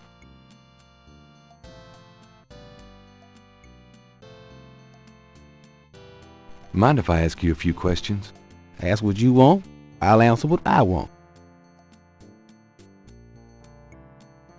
Can you tell me what you know about voodoo? This is a novelty shop, monsieur. What do you know about the voodoo murders? Cabri Sancour. What did you say? Nothing. Those killings have nothing to do with my shop, monsieur. What can you tell me about New Orleans? I've lived here all my life, me. Do you know anything about snakes? What kind of snakes? The kind they use in voodoo? Pythons and boas. So I've heard. Really? Do you have one? Are you crazy? What would I want with a python? What's the significance of St. John's Eve? It's the biggest night of the year in voodoo. What goes on exactly? I couldn't say.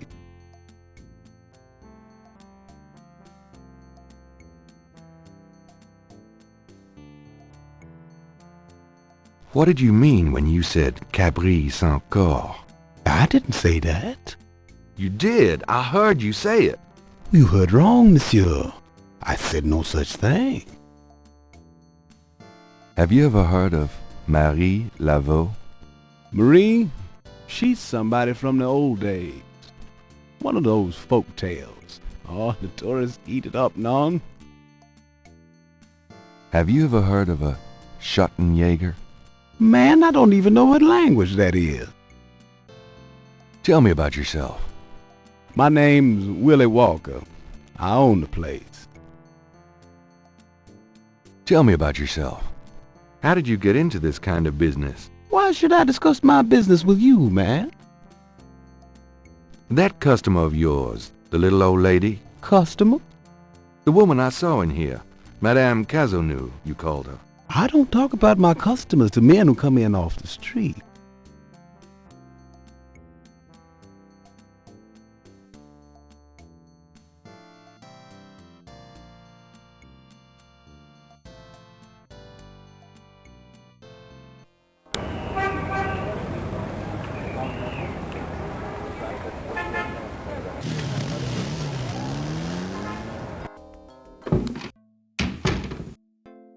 Hey, Grace. Here I am. I wish you wouldn't wear that coat outside in June. I could smell you from here.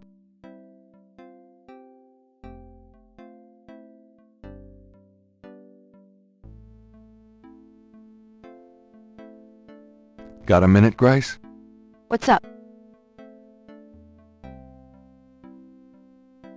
What can you tell me about St. John's Eve? St. John's Eve? Never heard of it. It must be a local custom. New Orleans love any excuse to celebrate. Do you know what Cabri Sancour means? No. Sounds French, though. Do you have messages for me? Nope. None right now. Could you do some research for me? Sure. What? I need you to look up a Madame Cazonou. Madame Cazonou? Is she related to the murders the same way your friend, Malia Getty, was? Grace, Cazonou is at least 70. As if that makes a difference to you. Okay, I'll see what I can find. Anything else? I can't think of anything. Okay. It's time to close shop. So it is. Have a nice night. You too. See you tomorrow.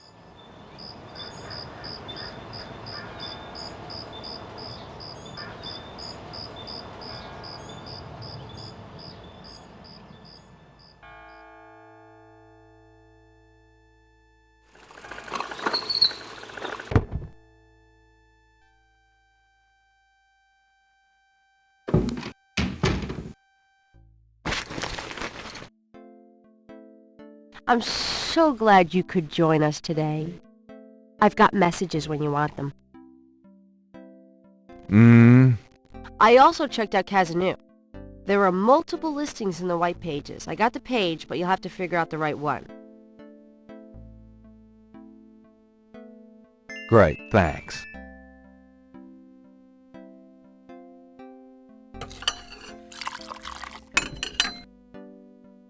Now, are you gonna tell me what happened yesterday with Malia Getty, or is it just too embarrassing? Don't tell me you actually got to see her. Are the stars out tonight? Gabriel, you don't seriously think she's interested? She can have any man in the city. You know, men with bank accounts. You underestimate the Knight family's tragic poet samurai appeal. When Daddy married Mom, she was the hottest catch in town. I always suspected there was something fishy in your family tree. But seriously, I think you should be careful. Grace. I'm serious. I don't know why, but I have a bad feeling in the pit of my stomach about this. It's called jealousy, my dear. And you're right. You should be jealous of Malia Getty, as should every woman on this planet. Oh, never mind. I'll just fix these books. Your life is in your own slippery little hands. The point is to get it into somebody else's hands. And soon.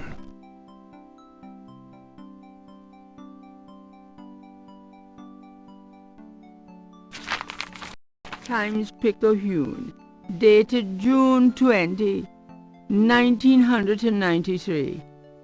Gabriel scans over an uninteresting front page.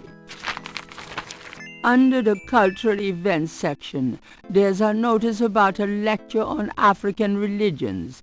The lecture is at Tulane University. Gabriel's horoscope for the day. An evil eye is upon you. Change course before it's too late. Lighten up.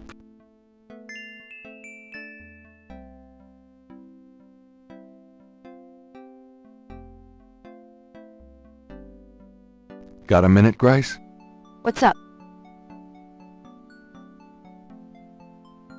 Do you have messages for me?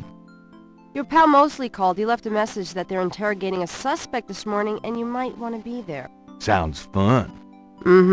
I bet. Do you have more messages for me?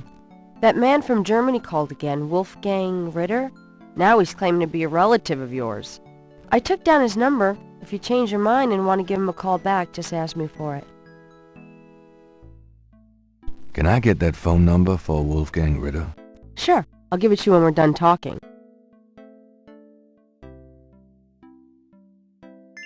Here's that phone number. Thanks.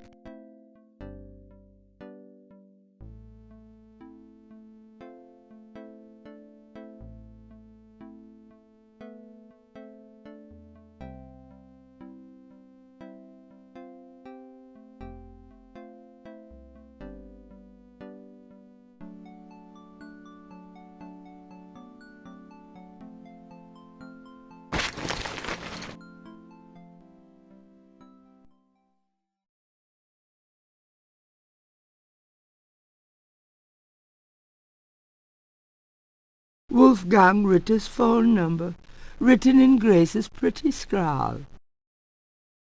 The letter is addressed to Heinz Ritter, Gabriel's grandfather.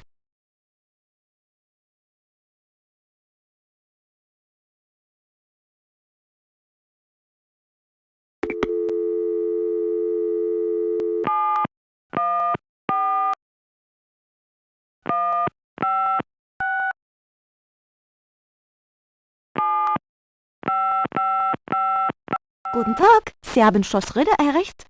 I'm looking for Wolfgang Ritter. Ja, einen Moment. Yeah, is this Gabriel on the phone? This is Gabriel Knight. Why are you calling me, Mr. Ritter? I have been having premonitions of great danger for you, Gabriel. You must leave New Orleans this very day. What the hell are you talking about? It is hard to explain on the phone. I have had senses, feelings about you. It took me a long time to have you tracked down. I had a sense that Heinz had a grandson, but until these dreams started, I did not know if I should contact you. You say you're related to my grandfather? Yes, Heinz was my brother. There is much about the family that you should know, Gabriel. Come to Schloss Ritter in Rittersberg, West Germany. It is our family home. I will tell you everything when you come. You must come immediately. You are in great danger there. Look, I appreciate the family spirit and all, but frankly I don't know you from Adam, and I'm not going to fly off to Germany even if I could afford it. Gabriel, please, if you won't listen, at least let me send you something. It is a journal from one of your ancestors. Promise me you will read it. Well, I'm pretty busy. Please, Gabriel, you are the last of our line. I am too old to carry on. You are our last hope. Please, for your family, read the journal. All right, I'll look at it. Good. Now be careful and come to me as soon as you can. Goodbye.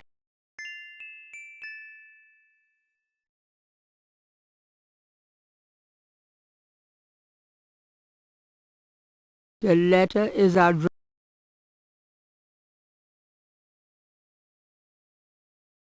This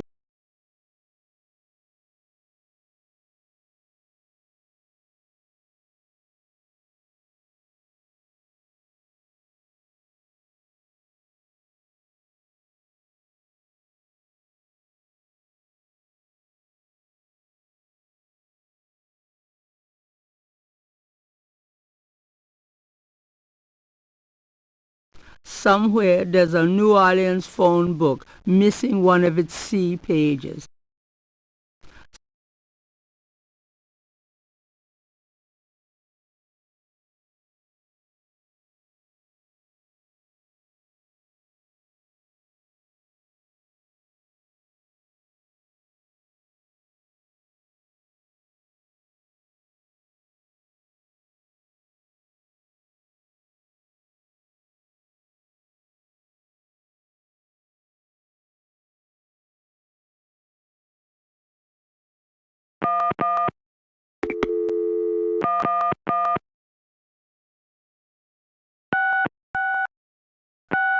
Hello? Hello? I'm calling from the Dixieland drugstore. We have an order for you. Castro, be quiet! Who is this? I'm a friend of the owner. I'm sure I don't know what you're talking about.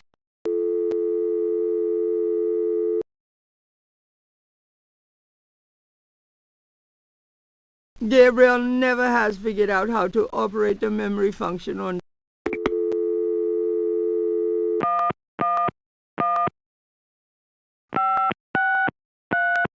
Cajun Critters Animal Clinic. This is Melissa.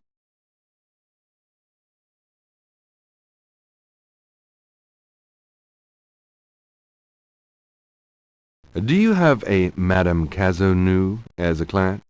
Madame Cazanou? Sure, I know her. She's not here right now, though. Really?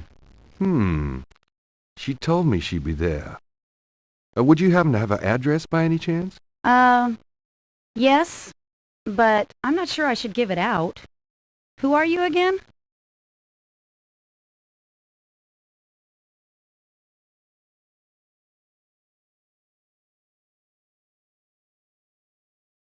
I'm worried about Castro. He's missed 3 dance lessons. Castro? Her little doggy? Oh, he's so sweet. Well, I guess if you know Castro, it's okay. Her address is 345 Dauphine. Thanks.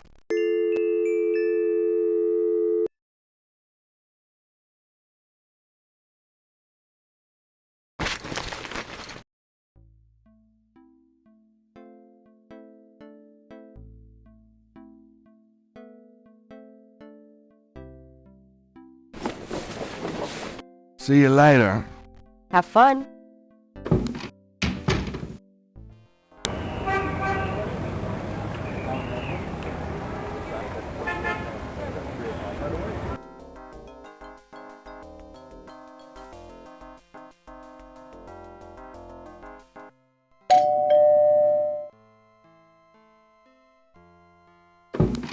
Gabriel, come in. Hi, Gran. Make yourself at home, son.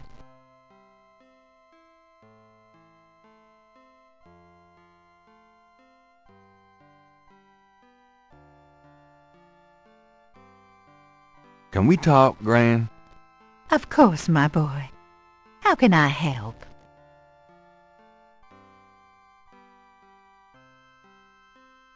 Do you know anyone named Wolfgang Ritter? As I said, your granddad's surname was originally Ritter. I never learned much about his family, but from things he said, I always thought he had a brother back in Germany. I don't know if Wolfgang Ritter is related to your granddad or not. Do you know anyone... I don't know what else to tell you. Why did Granddad change his name? I don't know. I tried to ask him about his family, his life before America, but he didn't want to talk about it. He never even told me about his name change. I found out one day when I saw his passport in a drawer. Since he obviously found it painful, I never questioned him about it. But I'm sure it wasn't trouble with the law. Your granddad was the best man I ever knew.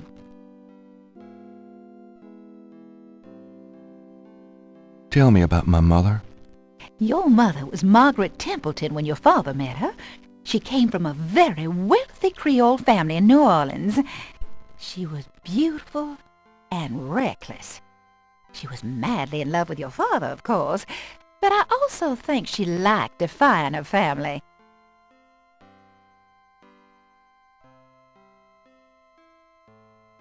Tell me about yourself. What more do you want to know, dear?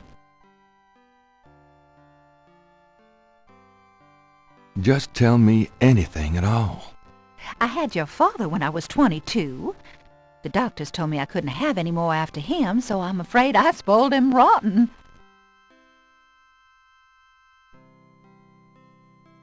Oh, nothing, never mind. All right, dear.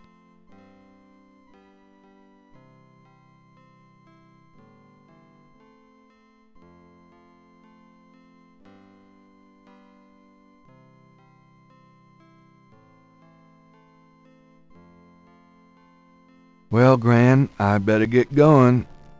All right, dear.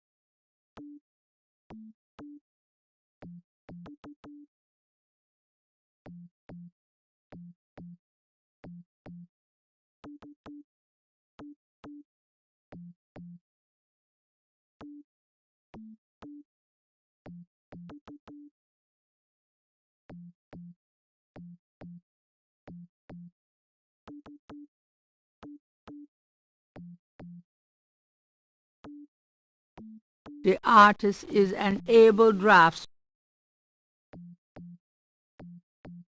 How's it going today? What? Oh, it's only you. Man, I have been jumpy all day. That pattern of yours really freaked me out for some reason. There's just something creepy. You finished it? Yeah, and you're welcome to it. Here. Wow, this is great. Uh-huh. Just don't, blow up the planet with it or something, okay? I didn't mean to upset you. Ah, forget it. I'm probably just being stupid. Do your thing with it, and good luck.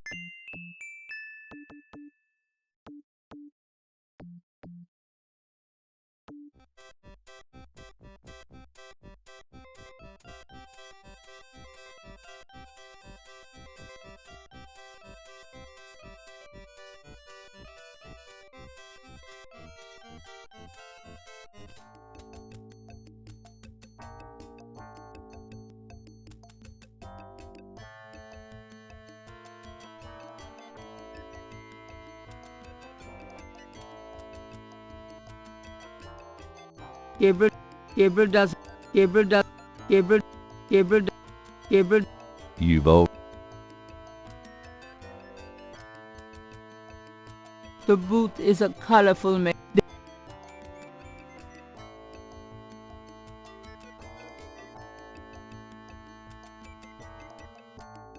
Gabriel doesn't want to. Gabriel does. Gabriel does. Gabriel does. Gabriel. Gabriel. Gabriel. Gabriel does. Gabriel.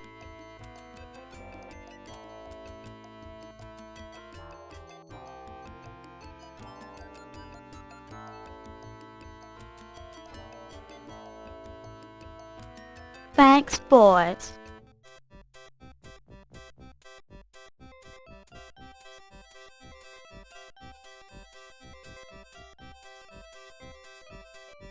Could I ask you a few questions, Madame Lorelei? The only answers I give are given in my reading. I'm sure your poem would be quite interesting.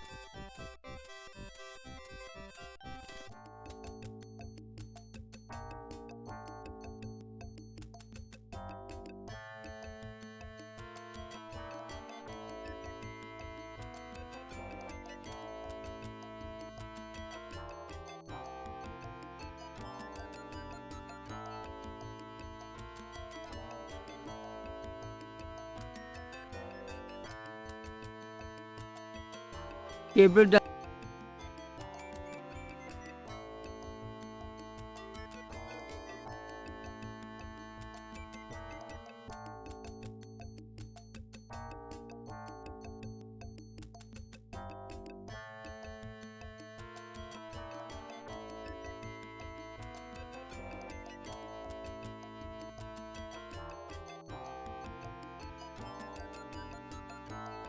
Thanks, boys. Madame Lorelei seems less. Madame Lorelei seems less approachable.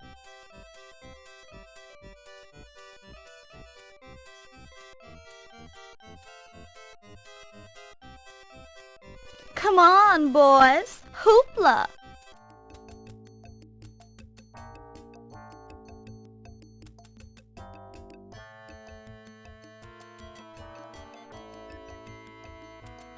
Gabriel doesn't. Gabriel. Gabriel.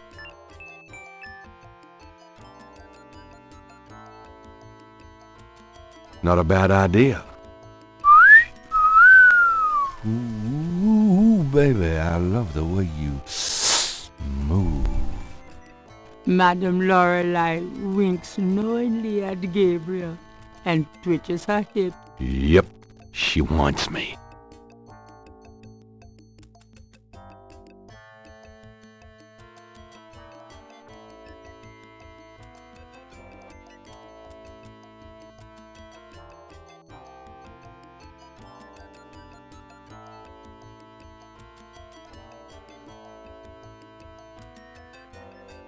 Thanks, boys.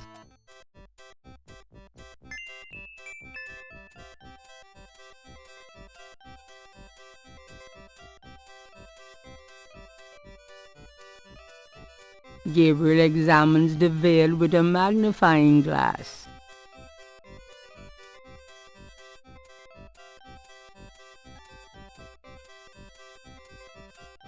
That sequin looks a little strange.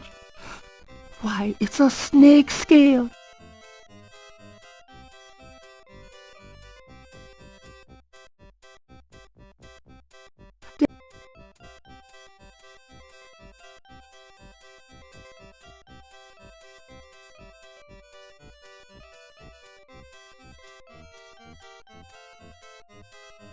Gabriel carefully uses the tweezers to remove the snake scale from the veil.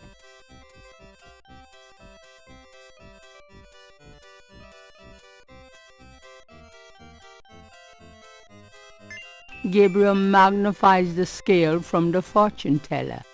The iridescent scale is hued olive green. It doesn't seem to match the scale from Lake Pontchartrain.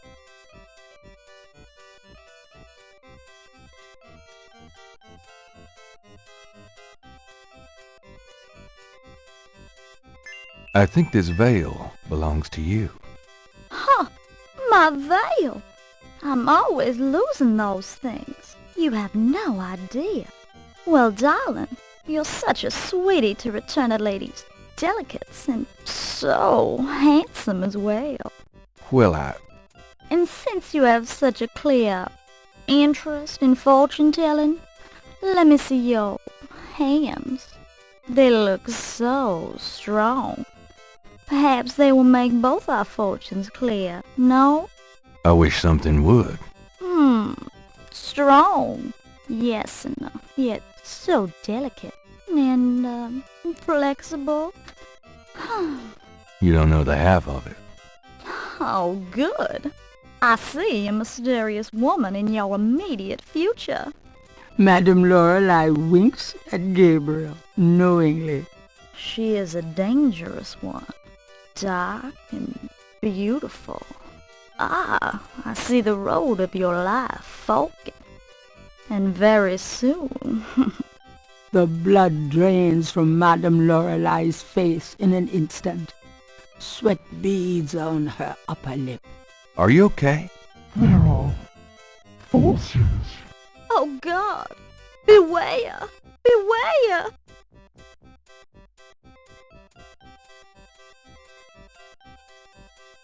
What is it about me lately?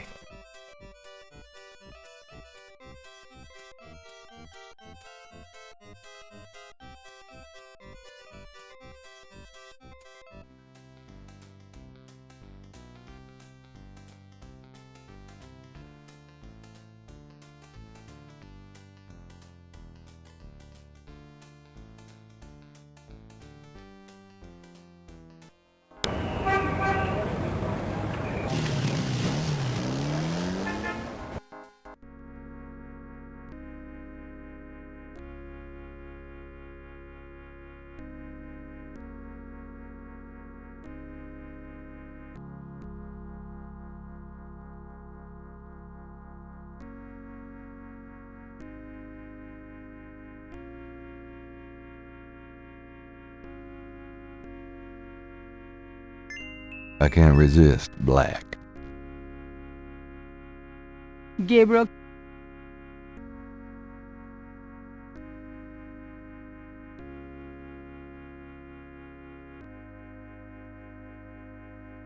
Well, you never know when a priest's collar will come in handy.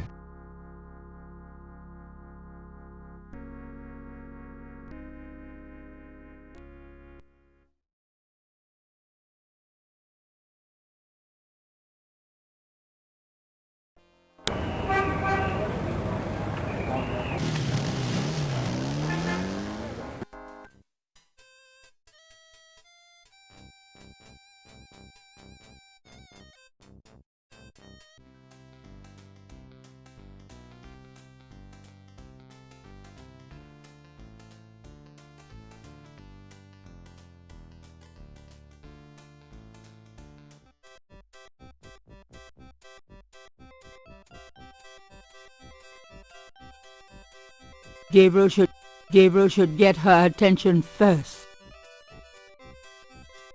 Gabriel's already screwed that one up.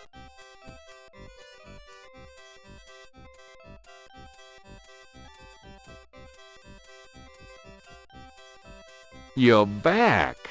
You know, you really freaked me out running off like that. Yoo-hoo! Anybody home? Stay away from Maryagetti, or you shall pay with your life. What the hell is going on?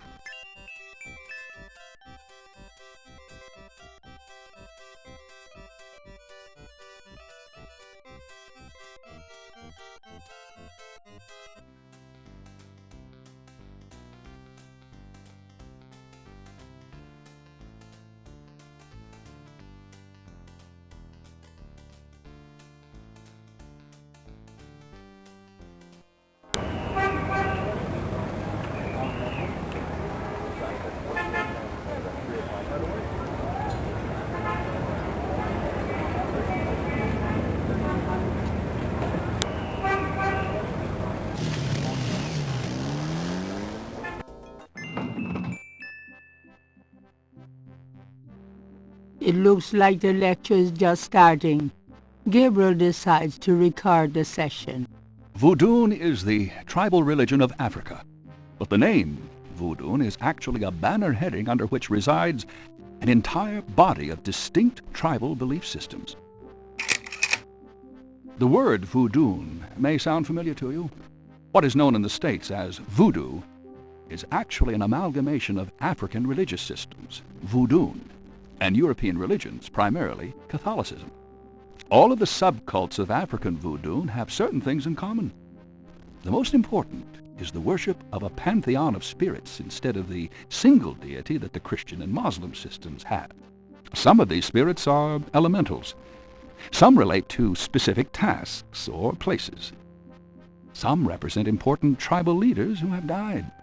This spirit worship is what makes voodoo so easily adaptable.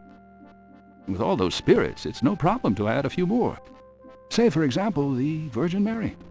At the height of tribal Africa, warfare was common. The one tribe would conquer another, and the Loa, important in the conqueror's tribal system, would be adopted readily into the conquered tribe's Loa pantheon. In this way, many of the voodoo cults spread and mingled throughout tribal Africa, enriching the belief system and causing innumerable offshoots.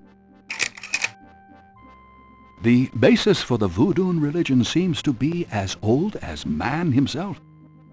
It has much in common with many early pagan practices: animal totems, sympathetic magic, elemental spirits in the trees, the heavens, the bodies of the sick. Africa is believed by many to be the cradle of the human race. Some of the voodoo Loa may be as old as the Garden of Eden itself. We still can't explain some of the real power of these primal religions. And note, I said primal, not primitive. There are African Bokors who baffle our scientists with their supernatural powers. Now, let's discuss the elements of voodoo. Fascinating guy. In voodoo, the spirits are called the Loa. During a voodoo ceremony, celebrants are possessed by the Loa, and this is called being ridden. The human worshipper is seen as a horse, and the Loa as the divine horseman. A person being ridden by a Loa takes on the characteristics of that spirit and becomes, in effect, merely a vessel for the more powerful entity. Some of the older original Africa Loa include Dambala, the great serpent god; Hezruli, the mistress of love; Papa Nebo, or Gede, the lord of death; Agwe, the spirit of water; Legba, spirit of the crossroads; and the cruelest and most dangerous, Ogun Badagri, the lord of destruction. Ugh. Oh, I gotta get more sleep at night. Tribe-specific Loa can have as much or more power as the more widely worshipped Loa. For instance, a particular tribe might revere highly the Loa of an ancestor who was a legendary hunter or politician. Voodoo temples are called Haunfors. Their priests, Hungan or Bokors. Their priestesses, Mama Loa. In a voodoo Haunfor, there's a ritual circle marked by a center pole called a poto mitan. The ritual circle is prepared with a veve, a pattern of symbols. Each tribe's veve is slightly different, consisting of complex symbols that identify their special Loa. During ritual conclaves, initiates dance under the supervision of a Bokor and a Mama Loa, or head priestess. The use of totems or animal masks and markings was not uncommon in the original African ceremonies. Now, though, all but the oldest sects have abandoned this practice. Ritual objects used during the conclaves include the ritual gourd or asson, the ritual knife or kubasa. That knife gives me the chills. The ritual whip, or fouet cache. and the ritual coffin, or seke madule.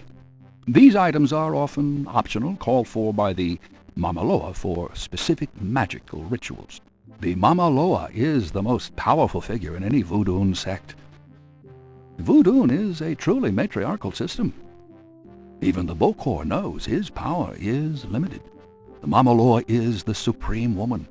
She butterflies, fireflies.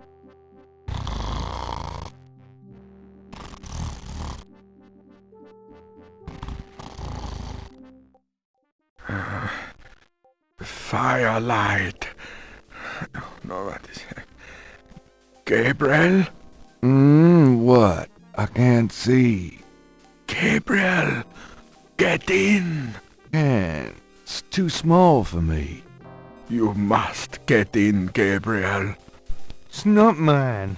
Too small. Hide, Gabriel, hide. No, no, let me out. Help. Young man, the lecture is over. Oh my God, sorry.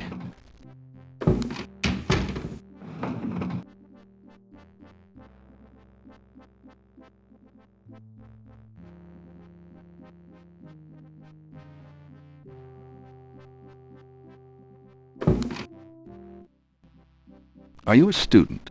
No. My name is Knight. Gabriel Knight.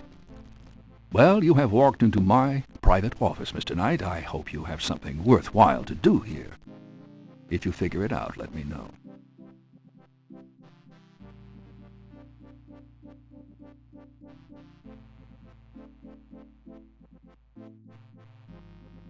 Your lecture was terrific. Oh, you think so? You were snoring so loud I didn't think you'd heard it.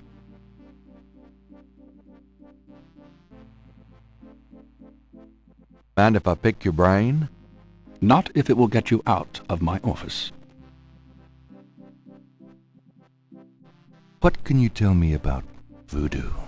You already sat through my lecture on the subject, Mr. Knight. Perhaps next time you could stay awake and learn something.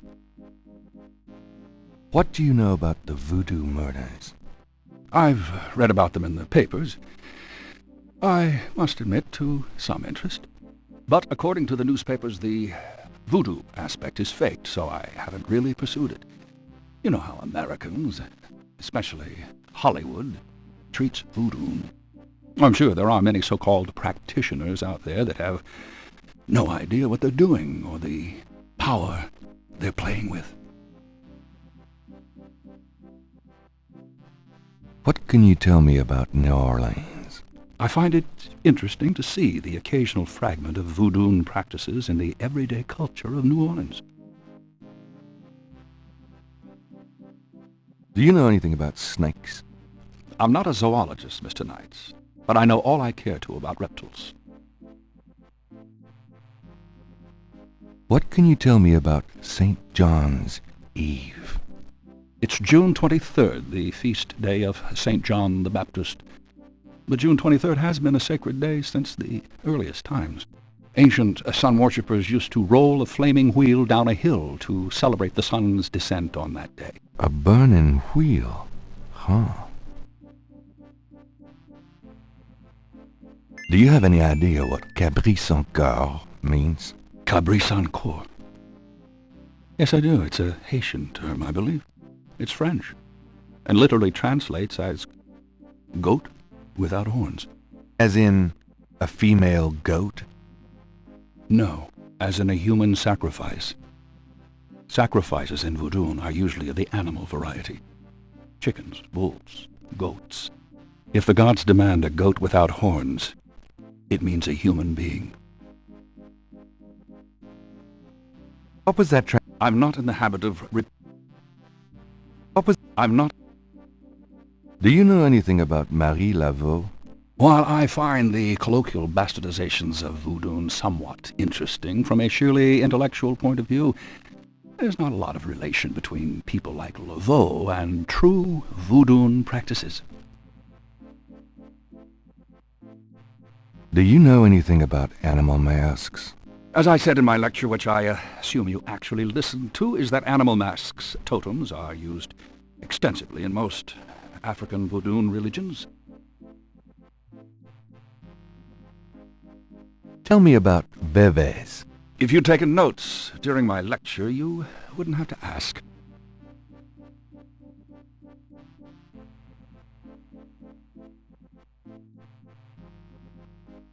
Have you ever heard of a Schottenjäger? I'm afraid I can't help you there, Mr. Knight. Tell me about yourself. All right, Mr. Knight, I'm 35, a fully tenured professor at this university, as well as a fellow at Cambridge. My doctorate was obtained at Syracuse. Yes, Syracuse, in religious studies. I'm an agnostic, but I find human belief systems fascinating. I specialize in African religions because I grew up there. My father was a Protestant missionary. And I am heterosexual, when I practice sex at all, which isn't very often. Any other questions? No. Fine.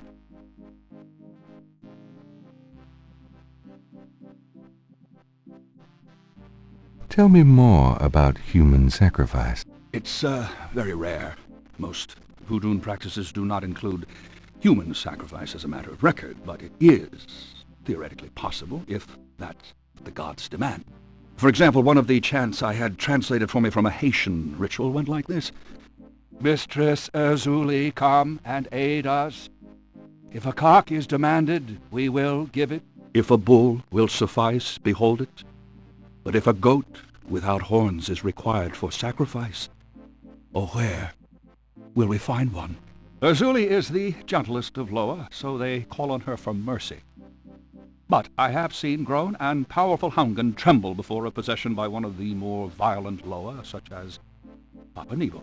Clearly, they are afraid that something of the sort will be ordered, or that the Loa will simply take it for themselves.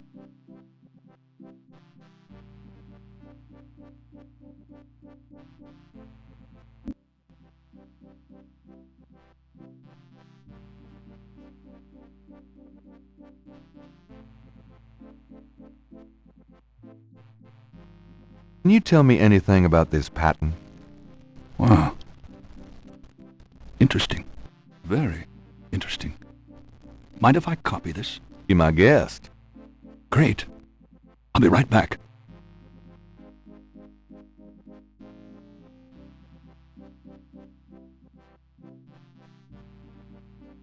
Here you go.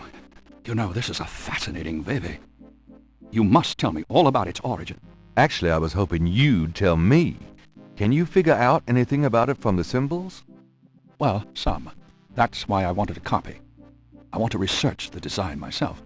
Each of the symbols in the veve represents something, a loa, a place. Where did you get this? Have you heard of the voodoo murders?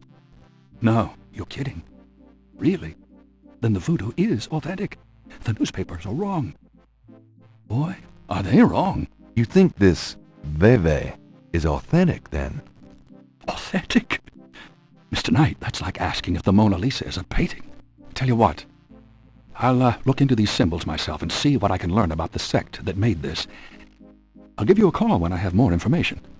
You are associated with the police, aren't you? Absolutely. But I'm, undercover. You can contact me at the St. George's bookshop in the quarter. All right. Now, I'd like to get started on this if you don't mind.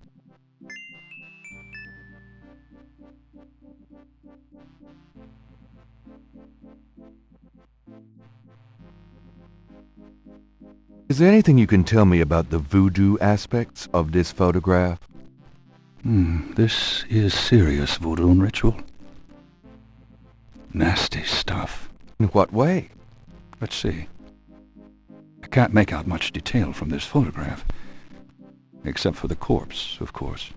But the wound, the face, and what little I can see of the ritual paraphernalia. Reminds me of certain black voodoo practices. Very rare. I've never witnessed them myself, you understand? Really? Interesting. Thanks.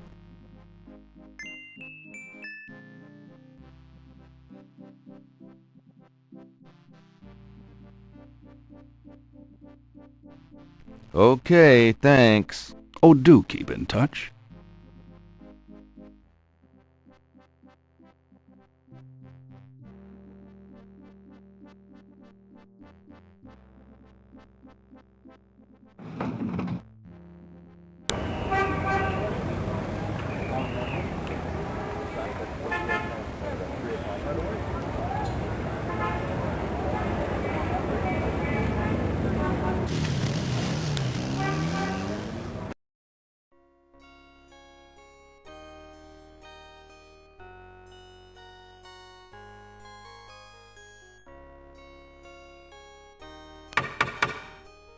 Yes? Who is it? Hi, I'm doing an article on voodoo, and I heard that you... I am a good Catholic, young man. Take your evil influence elsewhere. But I just have a few questions. I can feel the evil eye. Go away.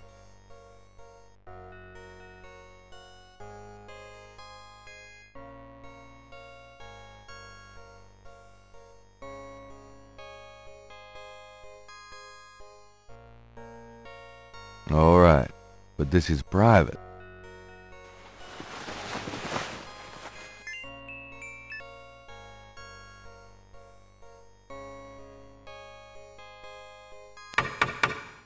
Yes? Who is it?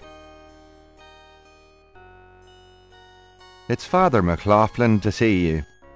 Well, Father, you should be ashamed of yourself being so ill-groomed. I am sure the bishop would never approve. You can just go get a haircut before you come calling on me again. I know my duty, Father, but a priest seeking contributions should take pains to represent the church with respect.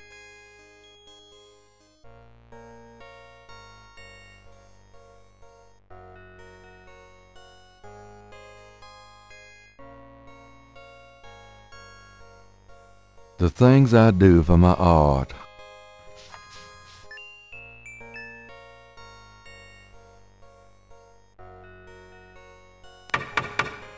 Yes? Who is it? It's Father McLaughlin to see you. I see you've taken my advice, Father. I didn't mean to be harsh, but the church is the church. Well, when you're right, you're right. Exactly. Come in, Father.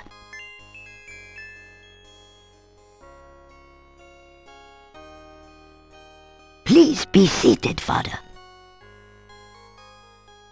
Thank you. Now, what can I do for you?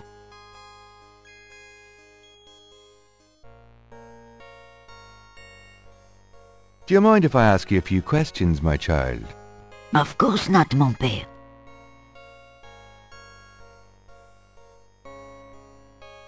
What can you tell me about voodoo? People think I'm just a foolish old woman, but I know the things they do. My family's been in New Orleans since 1750, so I know more than most. Voodoo people are all over this city, in the shops, everywhere. They'll curse you like that, and most people don't even notice. Spit on your bread at the bakery. Take strands of your hair at the store when you try on the clothes. You have to be so careful. But I know their ways, so I can protect myself. I know how to use the magic too, and I can counteract their evil spells. What do you know about the voodoo murders? Voodoo murders? Ha! They are nothing new to me, Father. They happen all the time. I hardly go out anymore. It's too dangerous in the streets. They can get you anywhere, you know. Even here in this room. But I try not to let them know about me. That's the best way. What can you tell me about New Orleans? The only true New Orleanians are of French origin, you know. My family were among the original settlers of New Orleans. They came here from France. The Creole society used to be so gay in New Orleans. Now it barely hangs on by its fingernails. Do you know anything about snakes? Snakes! They're evil creatures. Did you know that evil people can send them into your dreams? They can. That's why I never sleep. Right, thanks.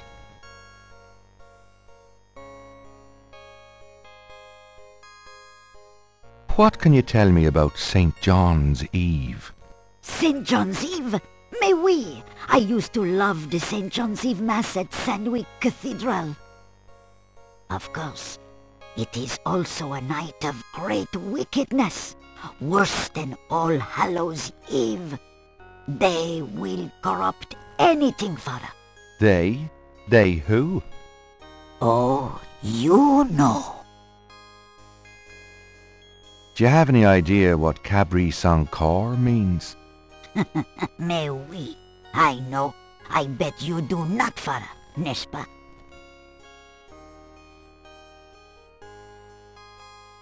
It means goat without horns. Oh, Father, you surprise me.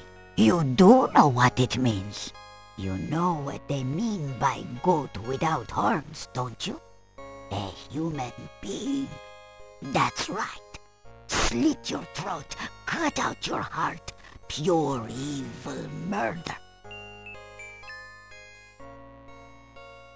Tell me more about Marie Laveau. She was only a front for the real evildoers, Father. And that's the truth about Marie Laveau. Do you know anything about animal masks? No, Father. I don't know anything about that. Do you know anything about veves? No, Father. I don't know anything about that. Do you know anything about black voodoo? Oh, yes, Father. It is the wickedest kind, the kind they practice here in New Orleans. Have you ever heard of a Schattenjäger? No, Father. I don't know anything about that. Do you know anything about human sacrifice here in New Orleans? Well, my great-grandmother could tell stories. She saw it. People say that sort of thing wasn't done in New Orleans. But the real voodoo queens did it. Oh, yes. Who were the real voodoo queens? Well, my great-grandmother told me that Laveau was just a front, a flamboyant decoy. She distracted authorities from the real voodoo queen of New Orleans. It's been the same one for almost 200 years. She's head of a secret voodoo en fort. That's what they call their temples, you know. It's so secret, most of the voodoo people in the city don't even know about it. The real voodoo queen controlled Laveau, gave her a little bit of power, and used her like a puppet. Tell me about yourself. Me? I am Creole. My family has been in New Orleans for over 200 years. Real New Orleanians are French, you see. These days the city is overrun with people with no heritage at all. No offense, Father, but it's true. But the French, naturellement, will always be the true blood of New Orleans.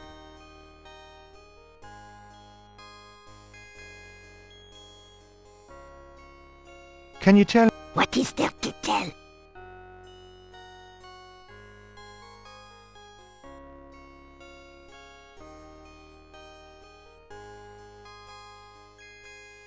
It's so nice of you to invite me in.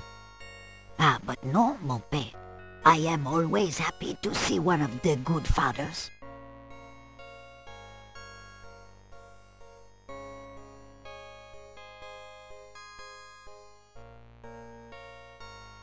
Madame Cassanu looks fragile and pale under a thick layer of face powder. If Gabriel is not mistaken, she's a slice short of a loaf.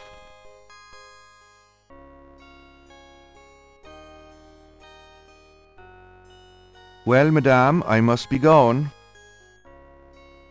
Of course, Father. I know how busy you must be tending your flock.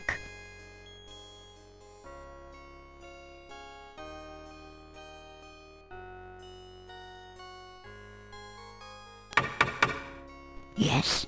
Who is it? It's Father McLaughlin back again, don't you know? Yes, Father. Come on in.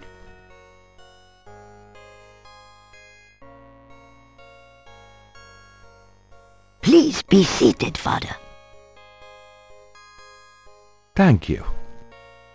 Now, what can I do for you?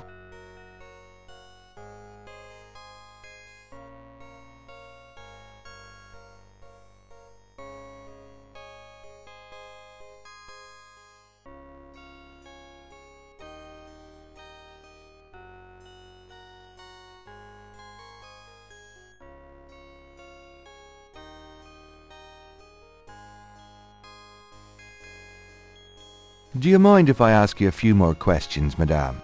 If you wish, Father. Is there anything else you remember about the real Voodoo Queen? Well, my great-grandmother said that the real Voodoo Queen was the most beautiful woman on earth. She had the most incredible copper-colored skin.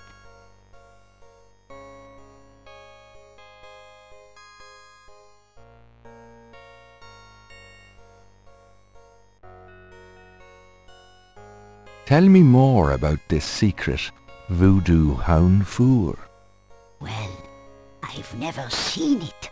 I wouldn't go near it if you paid me. But it's here in Orleans, I guarantee it. I hear the drums at night, oh yes. That's why I am so ill. I tell you, those drums. But we shouldn't talk about it. They'll hear us. It's the devil's work that happens there. I can tell you. I'll show you something. Something secret. You mustn't tell anyone, Father. I swear on my collar. Here it is, mon père. A true object of evil if there ever was one. It radiates something, all right. It belonged to my great-grandmother. She told my mother that it was a token to gain entrance to the real voodoo ceremonies. You don't say. To tell you the truth, I always felt nervous about having it in the house. You know, evil influence and all. Oh, I can see how you would, yes. And yet, I could never part with it. It's been in the family for generations. Would you bless it for me, Father? I feel strange asking such a thing of you, but surely you understand. Bless this bracelet of a snake, even though its vibes aren't great. Let it do nobody harm when they... Madame, there's no... It's...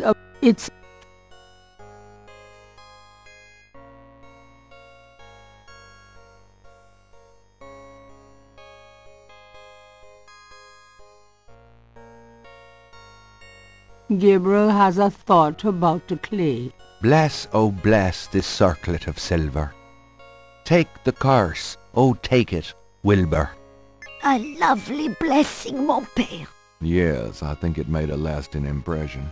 Here you go. I feel so much better now.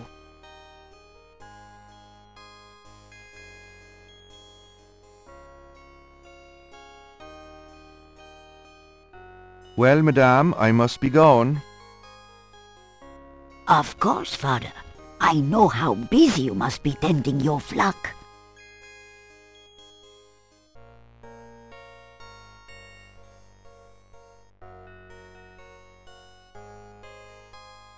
I'm not going back on the street looking like this.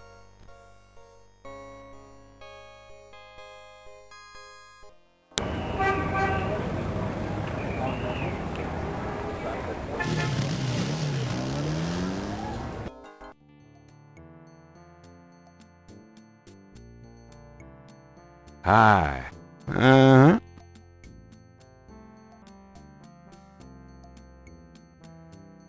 Can I ask you just a few more questions? Whatever, man.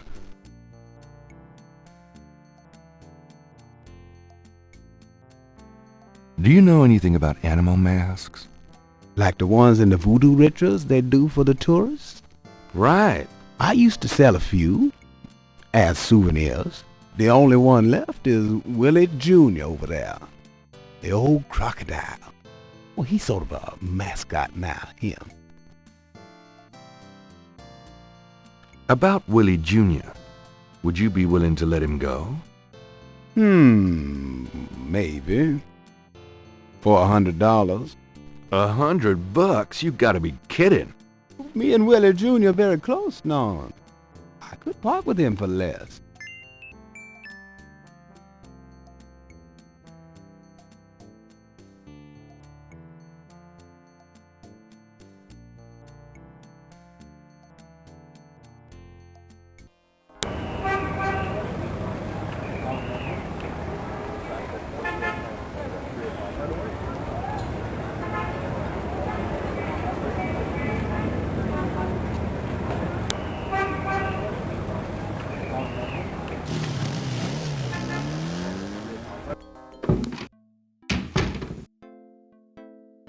Lucy, I'm home. Really? I forgot you were gone.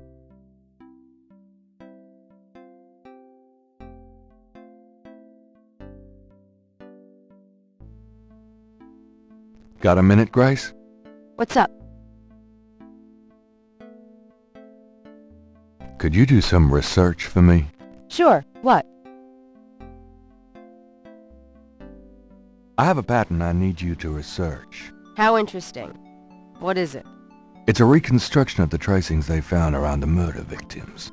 The ones done in flour and blood. Ugh. You shouldn't carry this kind of thing around. Who knows what these symbols mean?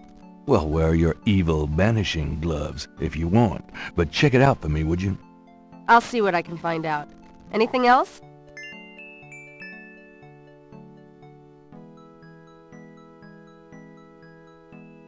I can't think of anything. Okay.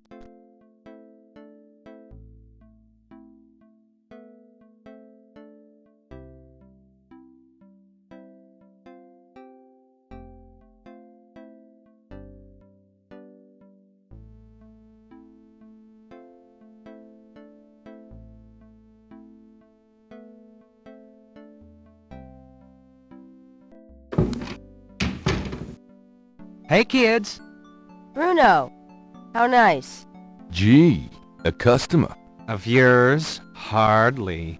How's the flower business? Well, better than the used book business, I see. Rare books. That explains why I so rarely see anyone in here. Are you going to sell me that wonderful painting of yours today?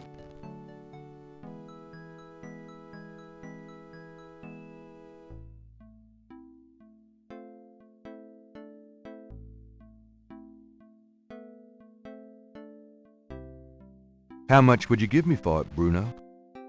Gabriel, don't you dare sell your father's painting. Stay out of this, Grace. Ooh, you're serious? You'll let me have it? Yeah, I'll let you have it, all right. How much for the painting?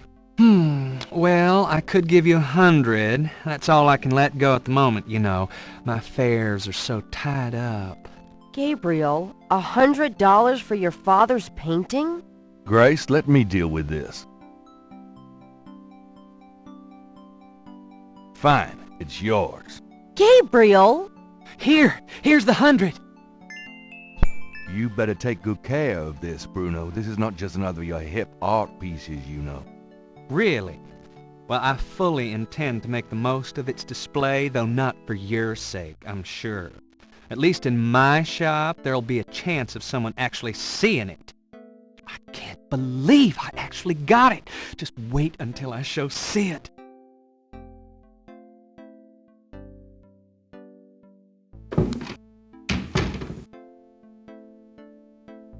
I don't believe you. It's just a painting, Grace. There are things I have to do.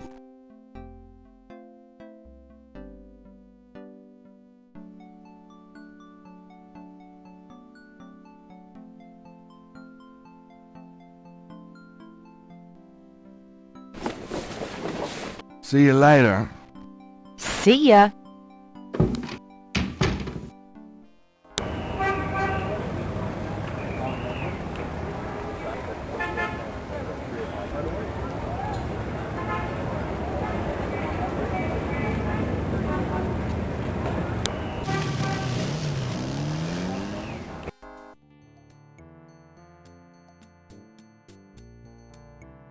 Hi. Uh-huh.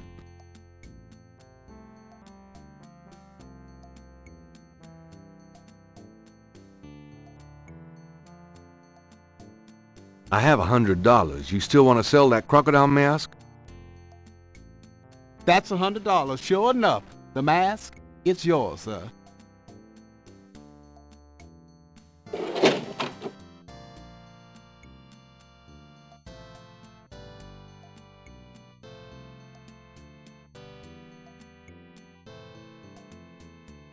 Here you go. Careful it don't bite you now. Yeah, thanks. Don't you go forgetting your lagniappe. A free bottle of Master Gambling Oil. The sign said I could get Lady Luck oil instead. Well, I wasn't thinking a man as young as you would be needing that kind of remedying. But if you's having problems with your... Oh, that's all right. Believe me, I don't need it. I'll just stick with this. Thanks, anyway. Of course, it ain't none of my business if you do need it. I don't need it. Of course you don't.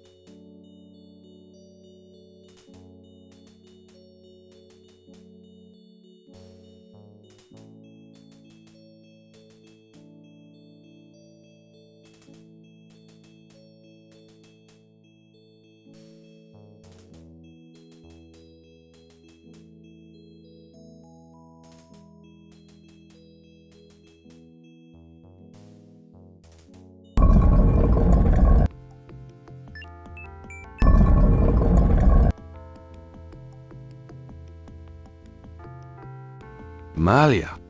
Mr. Knight, what are you doing here? My family's tomb is here. Mine too. I noticed. Subtle. Well, Mr. Knight, if there's nothing else. Don't go. I need to talk to you. Whatever for. I can't stop thinking about you. I've been in your thoughts too. I can see it in your eyes. Mr. Knight, you don't know anything about me. I'm not in a position to get involved. I've said that a million times myself, but this is different. I think we both know we can't fight it. Oh, I can't believe I'm saying this. I have so many obligations.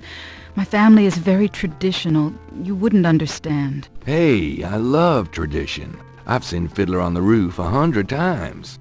This isn't a musical, Mr. Knight. We live in different worlds. Look, I know you've got more money than God. Do you think I care?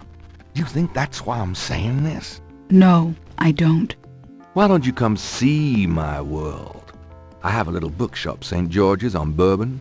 I know. See? I knew it. You're crazy about me, too. Come by tonight. Please. My world isn't so bad. I'm sorry, but there's no place for someone like you in my life. Not now, not ever. Damn it!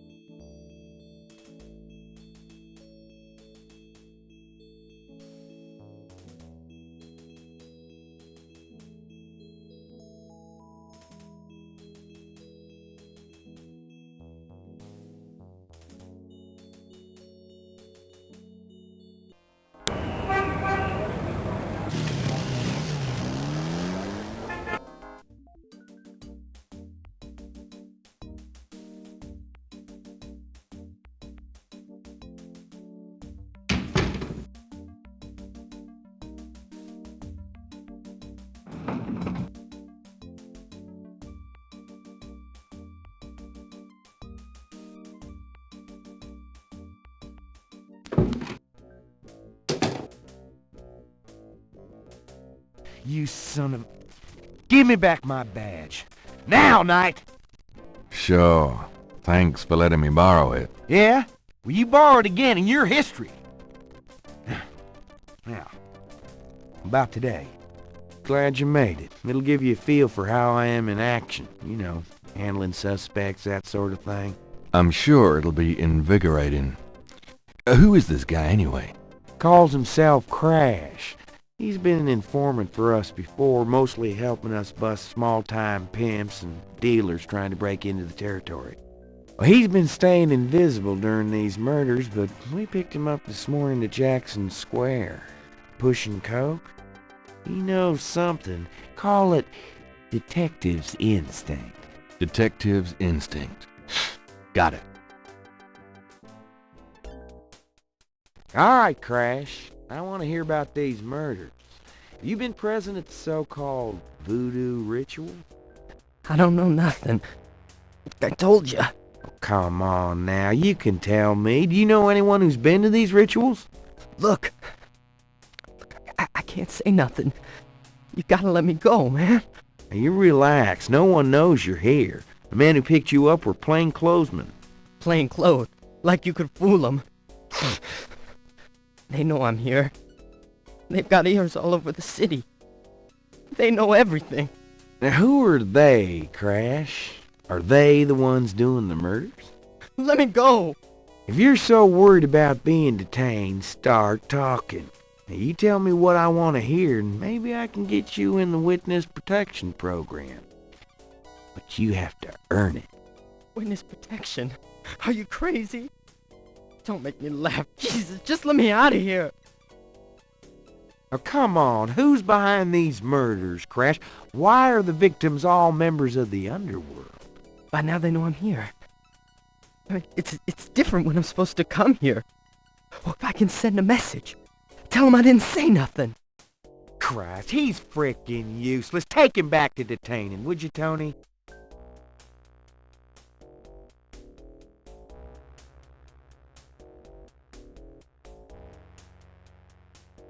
I tell you, times like this, I'd kill for truth serum and damn the civil rights. Can I quote you on that? Huh? Hell no. Damn! We can only keep him for 24 hours. Tomorrow morning, I'm gonna have to let him go. Sorry it wasn't more exciting. For the book I made. Maybe you can punch it up some. You know, what do they call that? Fiction, that's it. It certainly is. I'll see what I can do.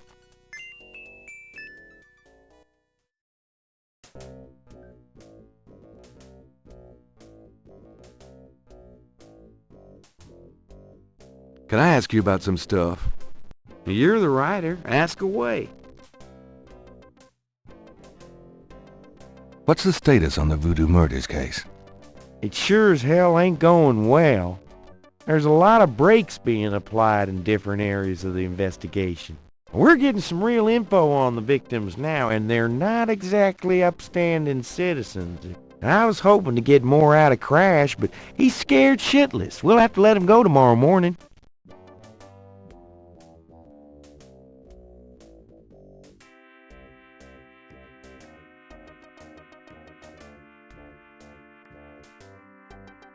What's the status on the voodoo murders case? I told you, it's going for shit.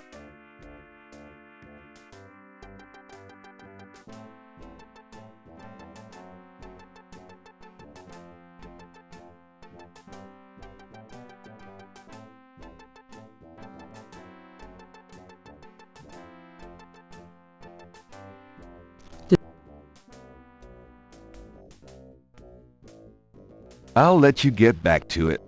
Have a good one.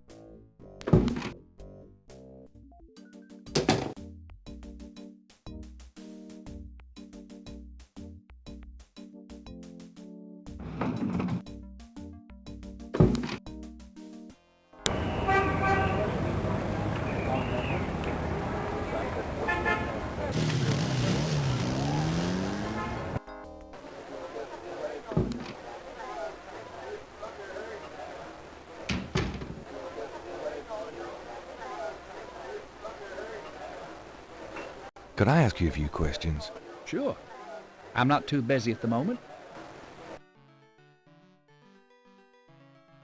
What can you tell me about voodoo? Voodoo? I don't believe in it myself. I invented a drink once called Lavau's Tomb, but it wasn't very popular. Some people do believe, though. Even some of our regulars here at Napoleon House. What do you know about the voodoo murders? It's all over the papers. Some kind of serial killings.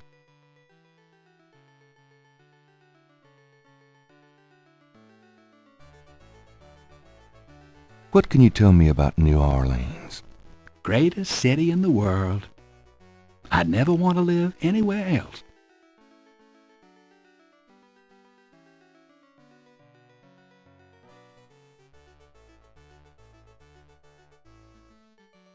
Do you know anything about snakes? What about 'em? Oh, just anything. Man, you ask the weirdest questions. I don't know anything about snakes. What's the significance of St. John's Eve? All I know is it's some kind of voodoo holiday. Does the phrase Cabri sans corps mean anything to you? You know what goes in it? I don't think it's a drink. Oh, then I probably don't know anything about it. Have you ever heard of Marie Laveau? Sure. She's kind of the patron saint of voodoo in New Orleans. Don't know too much about her, but tourists sure get off on all that stuff. Can you tell me anything about a secret voodoo hound four? Are you kidding? Around here? Hope they aren't serving drinks. Well, if they are, I don't think anyone in his right mind would want one. Do you know anything about animal masks? Come Mardi Gras, you see all kinds of masks in here. Do you know anything about Veves? Never heard of it. Do you know anything about black voodoo? Black voodoo? Nah. I prefer not to think about that kind of stuff personally. Crime, perversion, weirdos. Just makes me depressed. Have you ever heard of a Schottenjäger? Never heard of it.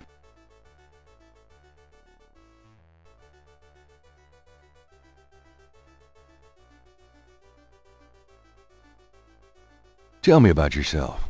A good bartender listens to other people's life stories without telling his own. What can you tell me about your regulars in here? This crowd, the ones you see, are mostly regulars. That guy and girl in the corner come here a lot. When they're not fighting, they're all over each other. In other words, they're in love. What can you tell me about your regulars in here? See those old guys at the chess table? That's Sam and Marcus. They played every day for 20 years. Sam, the one with the purple jacket, he's lost every one of those games. It's not that he's a bad player. I've seen him beat guys twice as good as Marcus. But Marcus has Sam so psyched out, he loses his nerve every time. By the way, Sam, the chess player, he's into that voodoo stuff. He's always talking about spells and gree-gree and stuff. Really? Thanks. So what has Sam told you about voodoo? Well, about 50 years ago, Sam was too shy to talk to this pretty girl he was in love with. He went to a voodooine and had her make him a love charm. It was a little pouch that he had to bury under the girl's front porch. Well, he buried the pouch, and the next day he went up and talked to the girl, and, sure enough, she didn't reject him. Now she's his wife. Poor guy. Tell me about the street musicians around here. I like music as much as the next guy, but they get pretty monotonous sometimes, you know? Like that drummer right outside. They say there's been a drummer outside Napoleon House since the day it opened. I like drums, but this character really gets on my nerves. It sounds like the same thing over and over. I just want to say, enough already. Sounds like my life.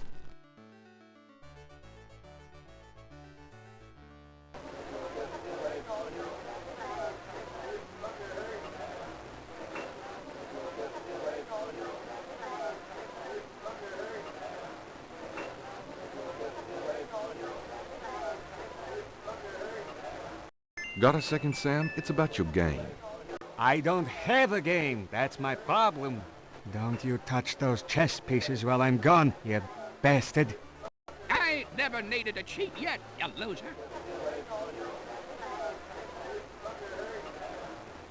Thought you might be interested in this gambling oil. Let me see that. Master Gambling Oil. What's it for? Don't you ever wonder why Marcus wins every time? Get out of here. Marcus would never use something like this. Well, if that's what you want to believe. This is a powerful voodoo oil. Ah, go on. Really?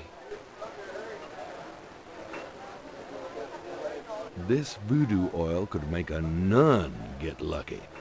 Really? You think it really works, huh? I'd stake my reputation as a novelist on it. And you say Marcus uses this. That explains a lot. Let me see that bottle. Oh, this looks authentic. Oh, it is. If I could really beat that bastard. Stonewall, give me a Pim's cup, would you? Coming up, Sam. How much you think I'd put in here? Careful. You don't want to overdo it. Too much luck can be dangerous. What? There's no such thing as too much. Now stand back. Come on already. I'm ready to checkmate. We'll see about that, Mr. Schmutty Big Mouth.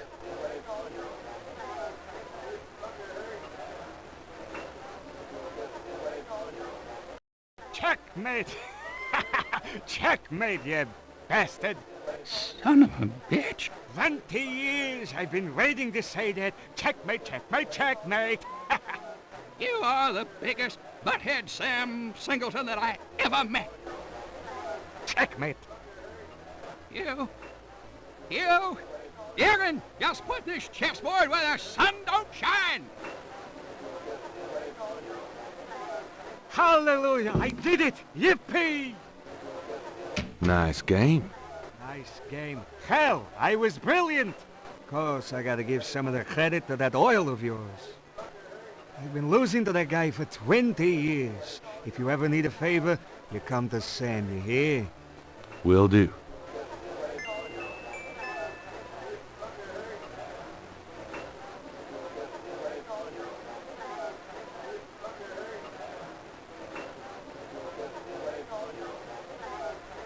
This.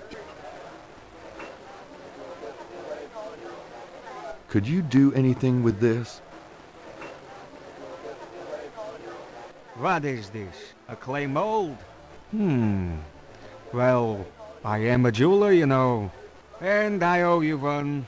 Would you like me to cast this for you? If you can. You got it, pal. Actually, it'll be a pleasure to get my tools out. First time in years. I've been too busy playing that goddamn game. I'll have the bracelet tomorrow. Meet me here. Great, thanks.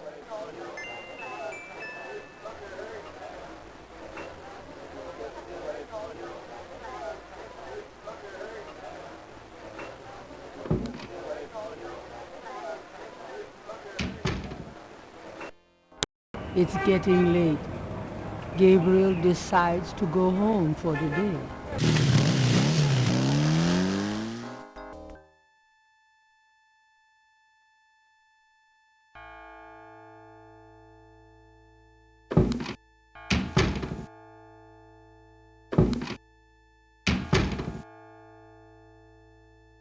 Excuse me. I'm going inside. Oh, excuse me, Gracie, say goodnight. Ugh. You came. I didn't think you would. I didn't think I would either. Your eyes. Oh, I could show you around a little. It's not much, but Please, don't. I couldn't focus on much of anything right now. Yeah, I know. God, what is it about you? Just shut up and kiss me.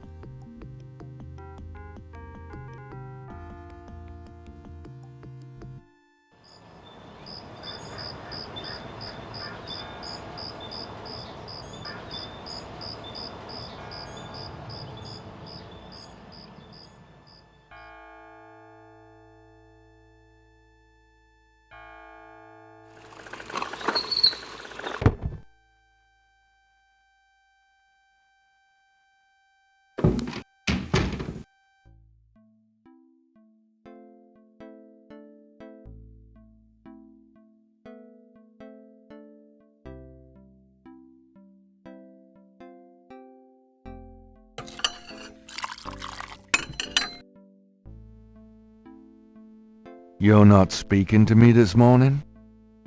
Don't be silly. I just have nothing to say. Did you find out anything about that pattern I gave you? Yeah, I did find something.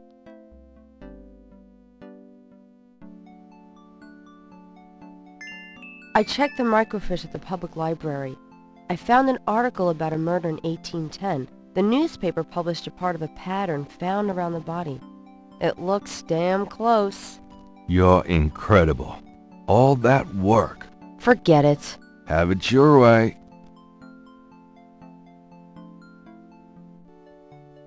Have you noticed this guy outside the shop? Yeah. He gives me the creeps. I wish he'd go away.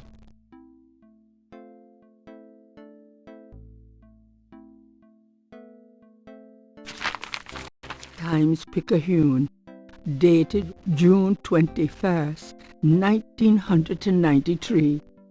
Gabriel's eye is immediately drawn to an article about the voodoo murders.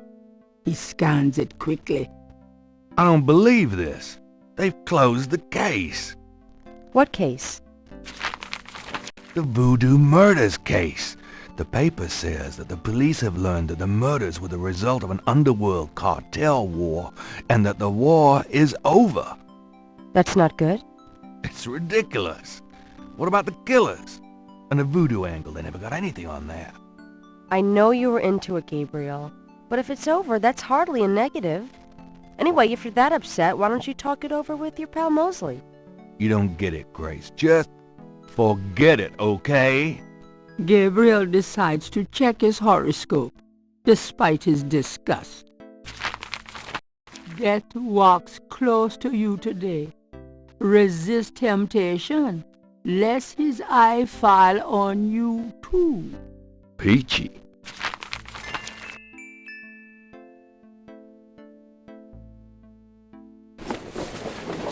I'm out of here. Try not to sell out the store while I'm gone. Good luck.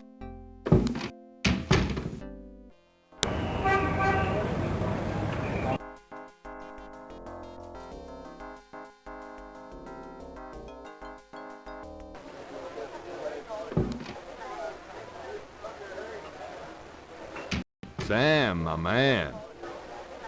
Hey there, it's you. I got that bracelet for you. This piece was a real toughie. For some reason, the metal just wasn't setting. I must be out of practice. Well, it looks good to me. Thanks, Sam. No problem. By the way, I'm heading out of town tonight. Yeah, where to? Marcus used to tell me that if I ever beat him at chess, he'd take me around the world. The old bastard has enough money stuffed in his mattress to cover the federal deficit, and he hates spending a penny of it. I'm gonna enjoy watching him squirm through every mile. Sounds like fun. Good luck. Are you kidding? Luck is my middle name.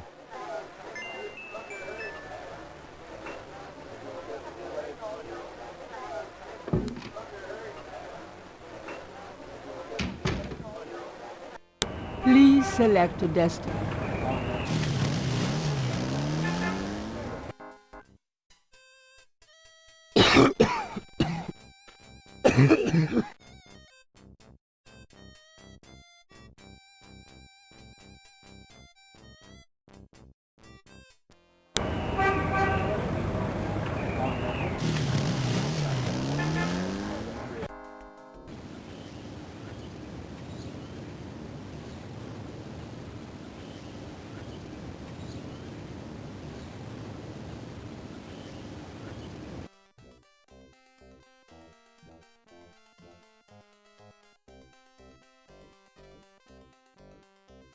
That's Crash. What the hell is he up to with that drummer?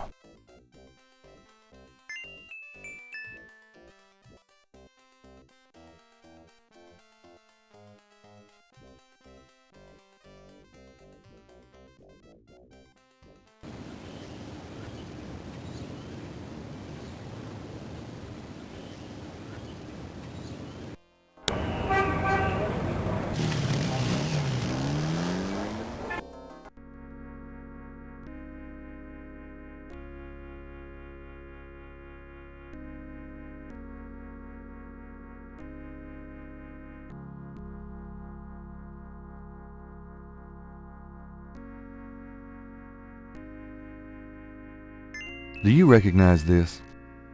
Where'd you get that? Why? Do you know something about it? Know something about it? Look at this. Crash opens his shirt and reveals a tattoo. It's the same. The same.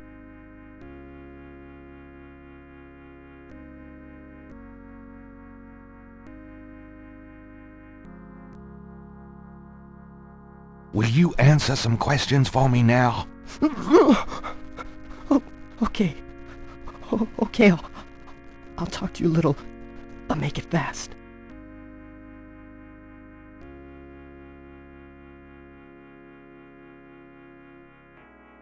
I saw you talking to that drummer.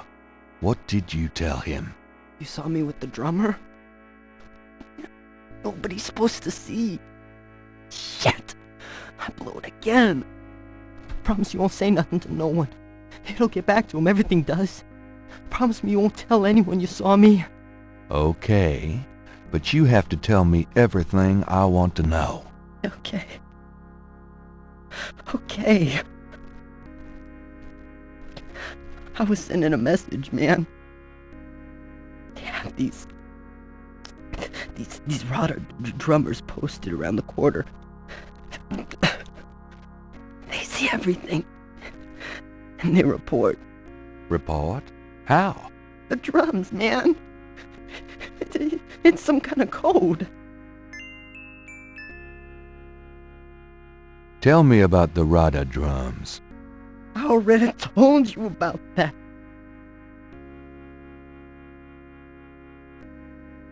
Tell me what you know about a secret voodoo hanfour in New Orleans. All right. There's this is an underground cartel in New Orleans. A voodoo cartel. They control everything that happens on the street. I mean everything, bought or sold. They have their fingers in the legit world too. Banks, foreign stuff, you name it. There's supposed to be this temple. What you said, a hound for. That's their headquarters. I heard people say it's underground. Somewhere in the French Quarter. I don't know where. Have you ever been there? No. I've never been in it. I'm a nobody. A runner. But I saw them once. Out at the lake. They became animals, man. Beasts. I remember the eyes. The eyes. Hey, are you okay? The eyes. The eyes of the snake. I think I should go get a doctor. Hey, are you alright? Someone! I need help! The eyes of the snake. Dambala. Oh! What snake? Crash! Crash spasms twice more, then dies as Gabriel watches. Oh, God.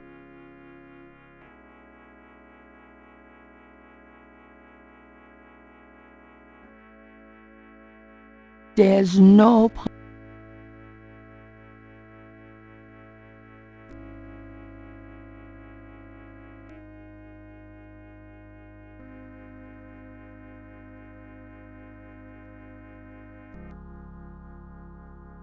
I guess I better copy this tattoo.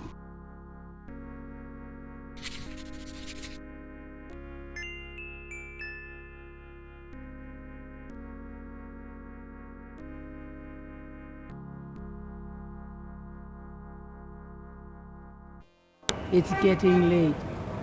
Gabriel decides to go home for the day.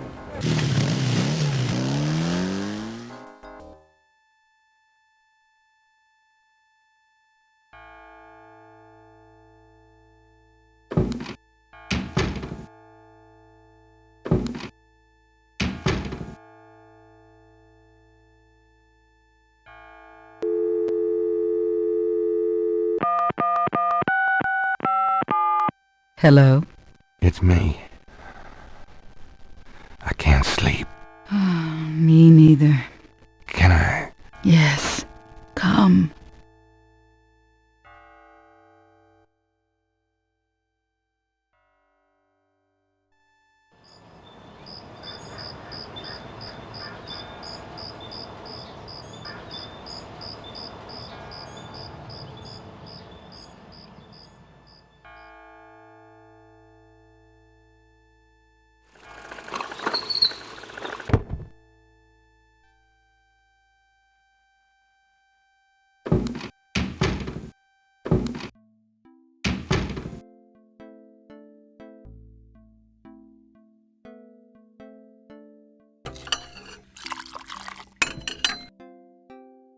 Are you okay, Gabriel? Sure. Great. Why? I'm worried about you. If I were any better, Grace, I'd be dead. Now, what's up? You got another package this morning. FedEx from Germany.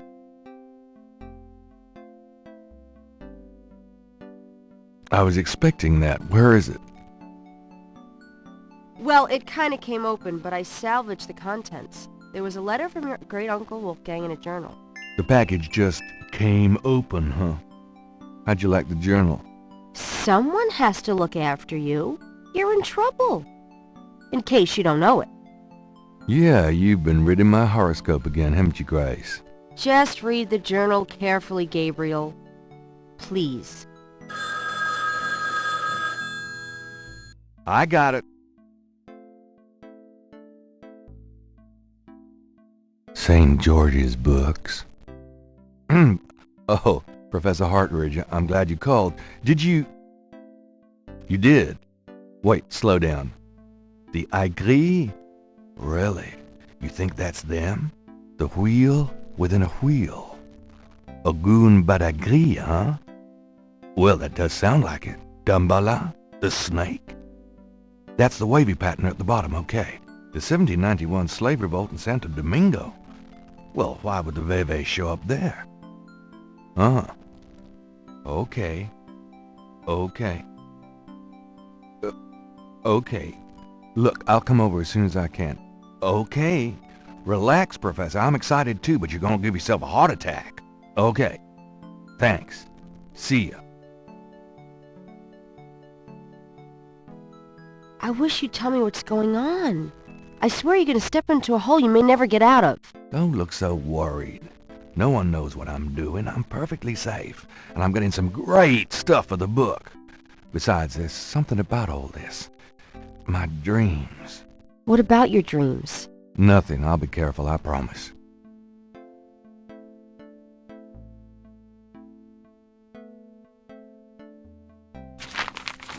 Times-Picayune, dated June 22nd, 1993.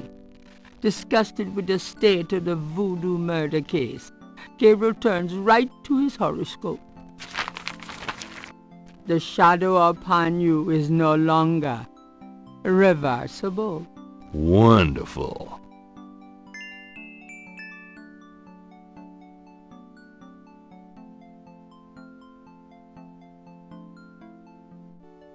Somewhere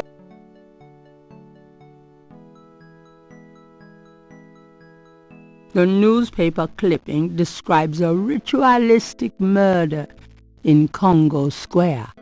It includes a rough sketch of a pattern found around the body. The sketch is very similar to the reconstructed Veve. Gabriel reads through the pages Wolfgang marked. He reads of Gunter Ritter's journey to Charleston as witch hunter, hired by the townsmen to solve a series of ritualistic murders. He reads about Gunter's meeting with a beautiful slave woman, Tetelo, and of Gunter's tormenting urges for her. Oh, bastard. He reads of their physical union and passion, and of Gunter's investigations into the murders. The victims were all crew members on a certain slaving expedition to Africa, it seemed.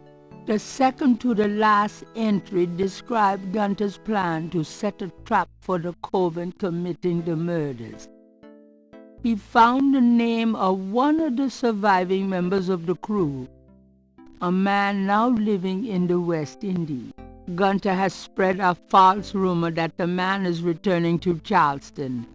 He himself will impersonate a sailor and allow himself to fall into the hands of the coven.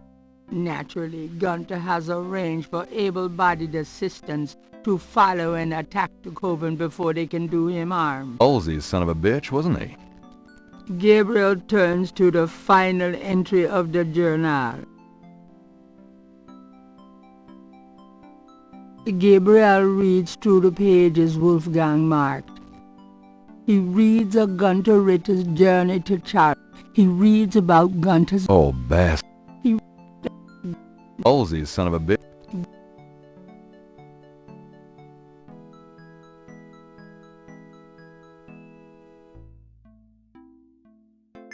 Wolfgang's letter says, Dear Gabriel, please read the enclosed journal carefully.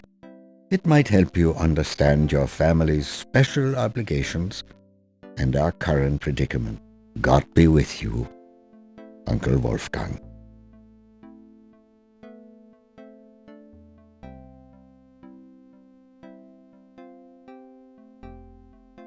Got a minute, Grace?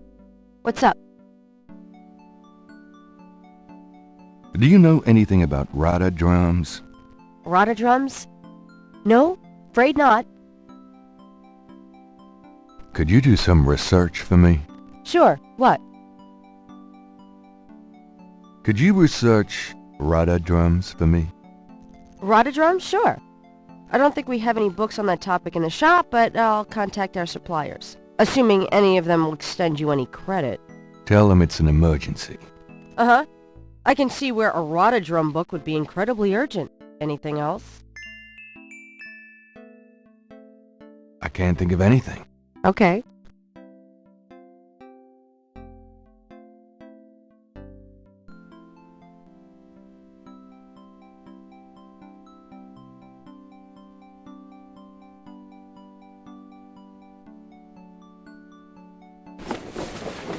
I'm out of here. Try not to sell out the store while I'm gone. Uh-huh.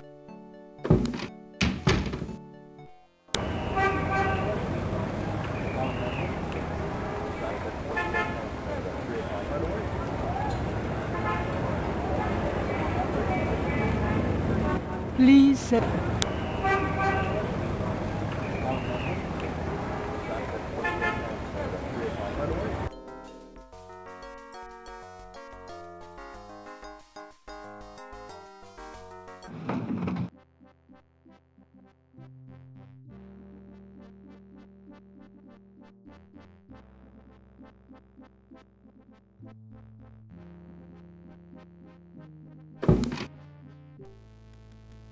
Hey, Hot Ridge, what's the good word?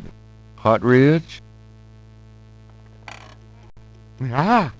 Oh, God, not again.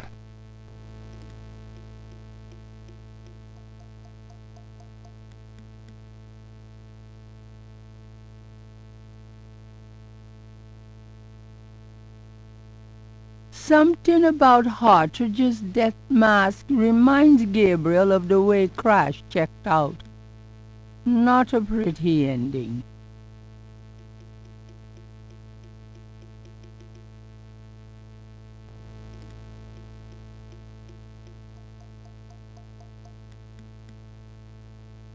These notes look interesting.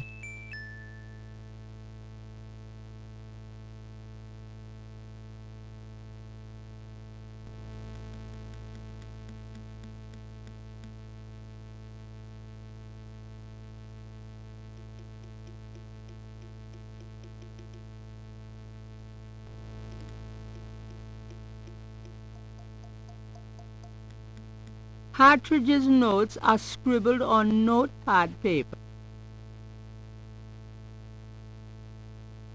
Hartridge's notes are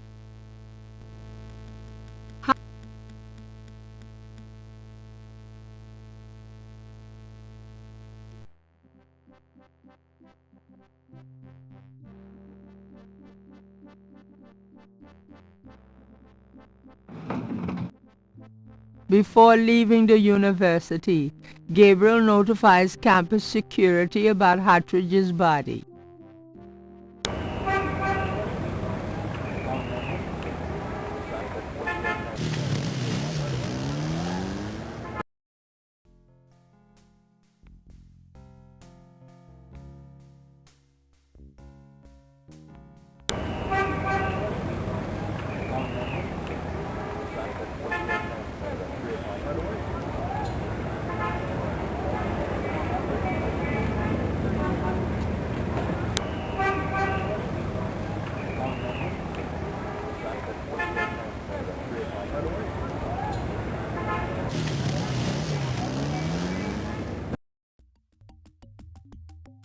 Why is it so dark in here? Dr. John? Hello? Uh-oh.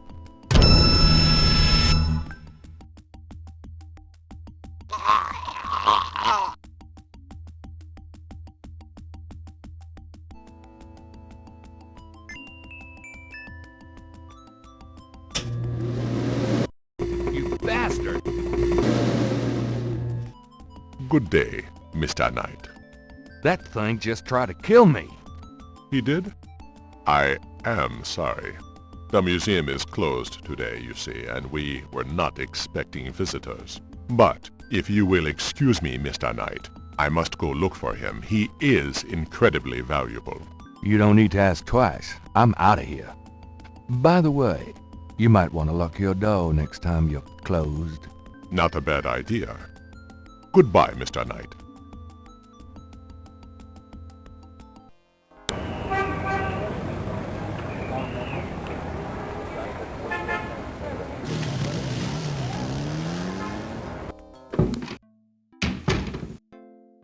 What happened to you? Who, me? Nothing. Why? Well, you're kind of a pale green color. Come here.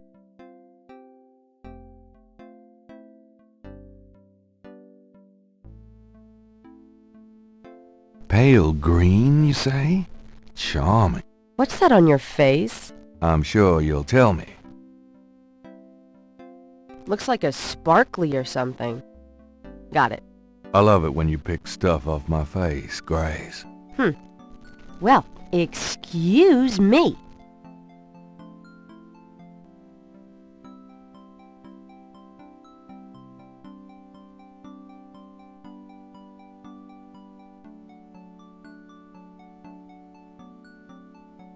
Looks like the python left me a souvenir. Very interesting.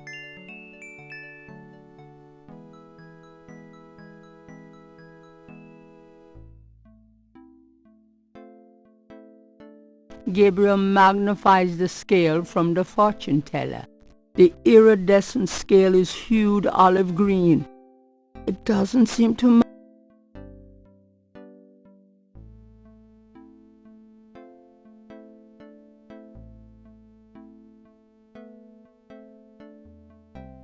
Gabriel magnifies the scale from the lake. The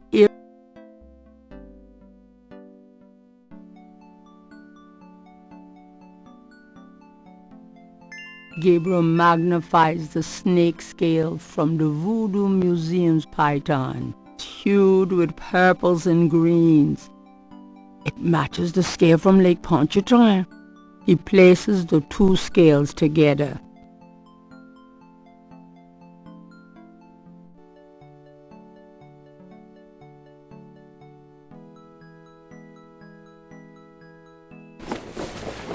I'm out of here.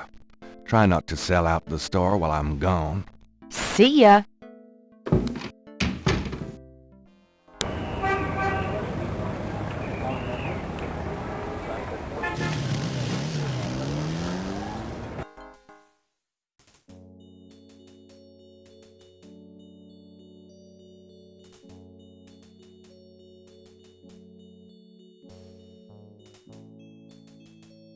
There's nothing on that.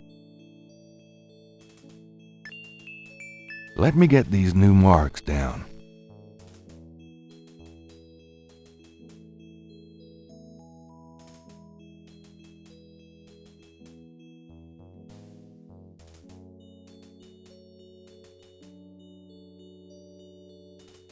Gabriel checks the two messages for duplicate symbols and transfers the letters from the matches to the new message. He finds that he has the translation for all of the symbols, except for 3.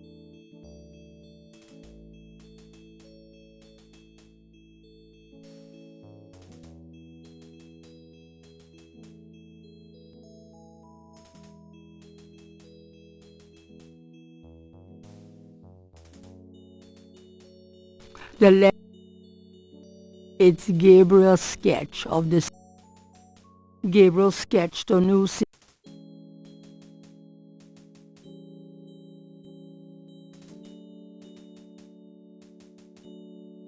Gabriel gazes at the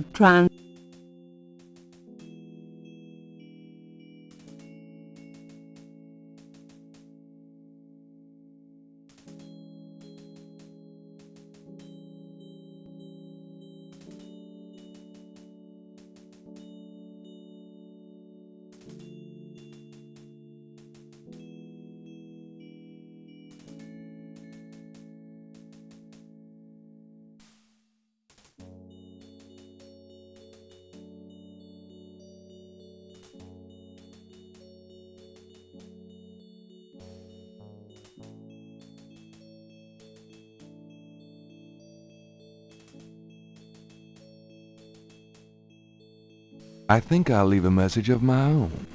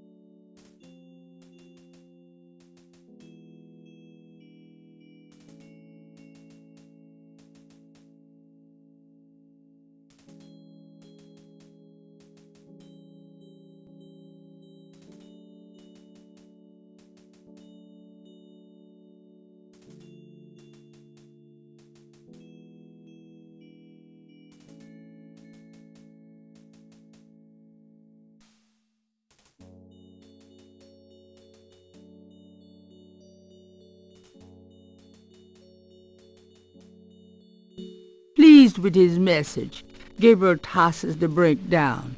Now, if only DJ reads it in time.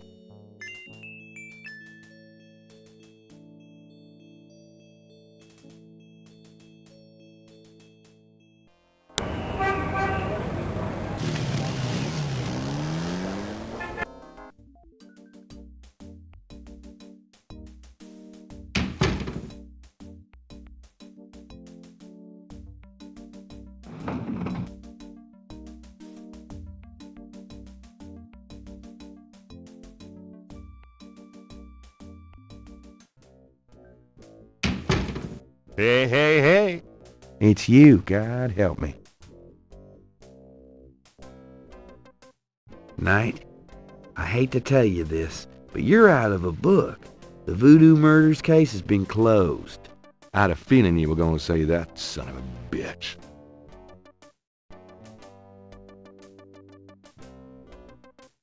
Can I ask you about some stuff?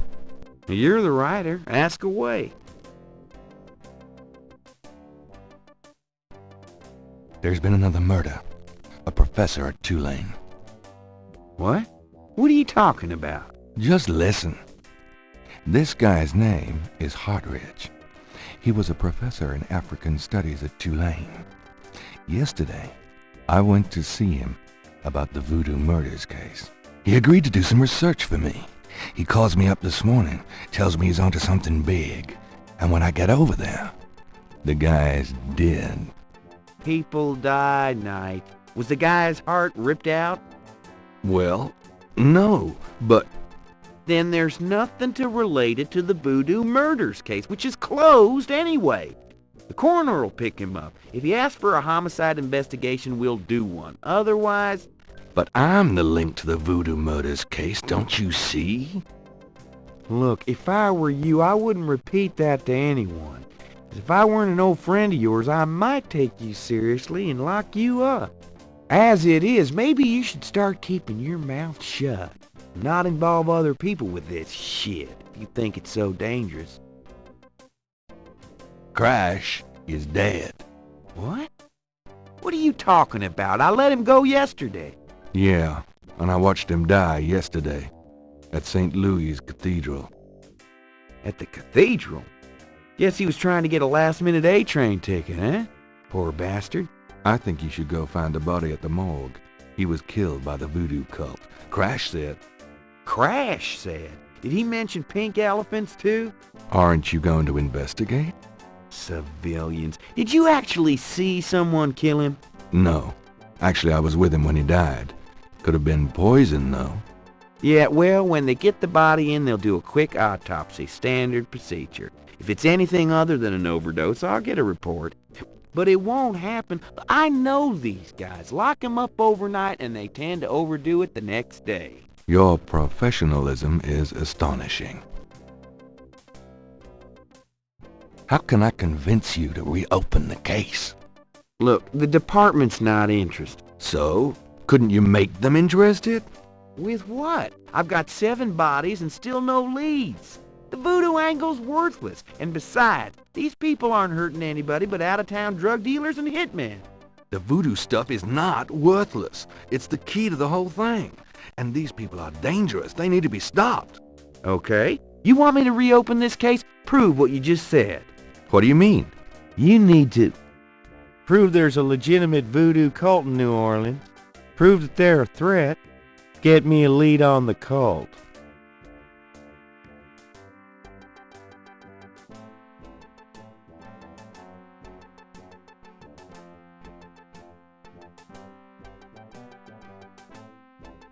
It's a newspaper clipping from the year 1810.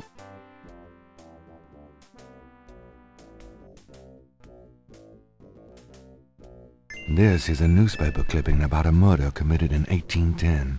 That murder is an exact match of the voodoo murders, right down to the marks around the bodies. This does sound like the same M.O. 1810? 1810. They killed then, they're killing now. Isn't that proof that they're likely to kill again? That they are a threat? Sure. If there is a voodoo cult, they're a threat.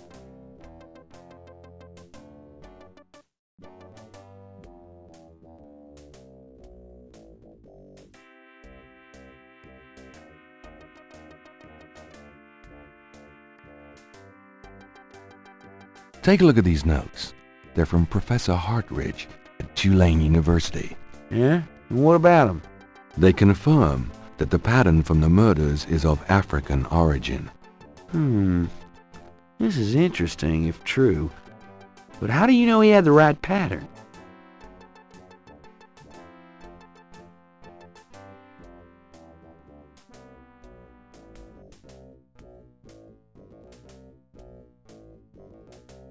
You know those marks you found around the murder victims? This is a reconstruction of the whole pattern. What makes you think this is an accurate reconstruction? Well, I borrowed the partial patterns from your police file and did my own tracing of the pattern at Lake Pontchartrain. An architectural artist reconstructed it for me from the partials. Really? So that's what Hartridge used, huh? I guess his analysis is on target then. Okay, the murders were committed by a legitimate voodoo cult. You proved your point.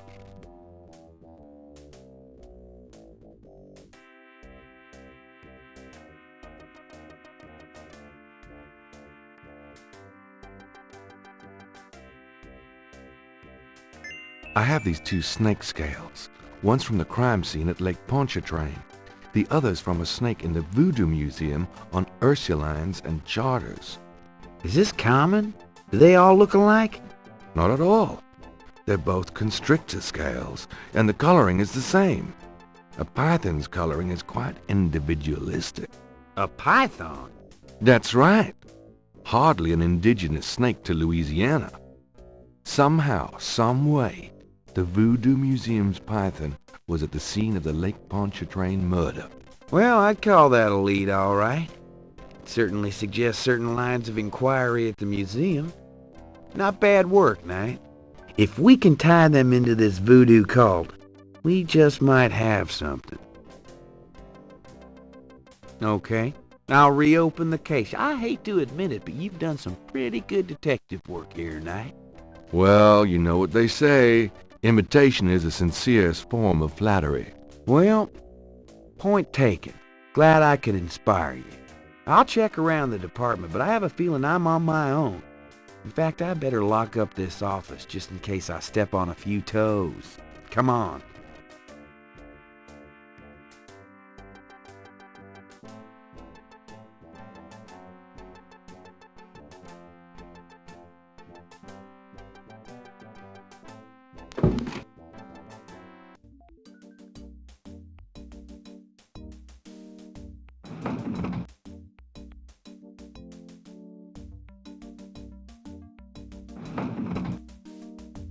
Now, lay low and let me handle this.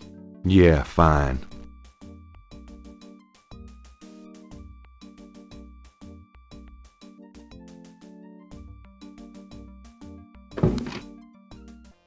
It's getting late. Gabriel decides to go home for the day.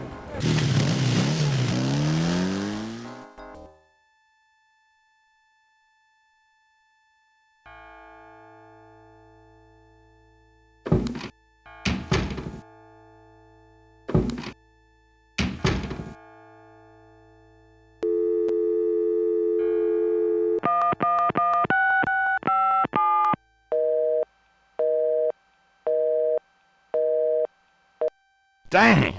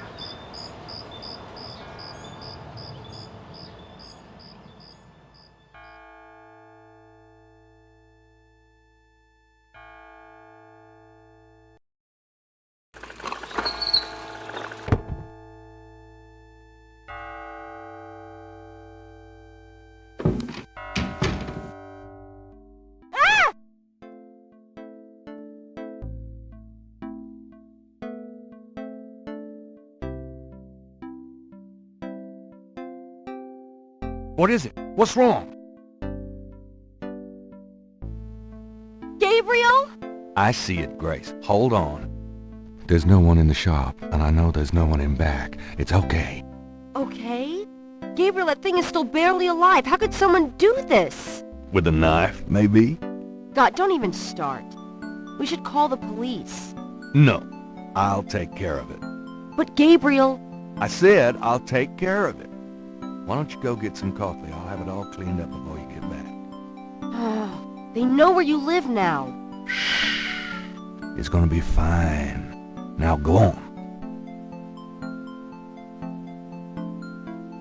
Are you sure you don't want to go home? I could close the shop today. No! I'd rather keep busy. I'll be fine. At least that creepy guy is gone. Ugh. Not that they aren't still watching. Anyway, speaking of keeping busy, we got that book you ordered in this morning. The one on Rada drums. Really? Great.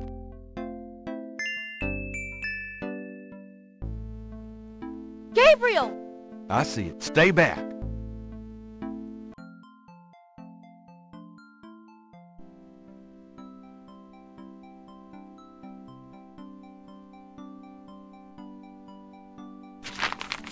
Times-Picayune, dated the 23rd of June, 1993. Gabriel finds an article about St. Jean's Eve. It discusses the day's Catholic roots and its adoption by voodoo devotees. In the early to mid-1800s, St. Jean's Eve was celebrated with elaborate voodoo gatherings at Lake Pontchartrain, Bayou St. Jean, and other sites outside the city. These days, the day is commemorated commercially in some of the local shops, and a few churches still hold a St. Jean's Eve Mass. Despite his better judgment, Gabriel reads his horoscope. Today you will either die or your life will change forever. Sure, why not? It is St. John's Eve. They'll be out tonight for sure. But where?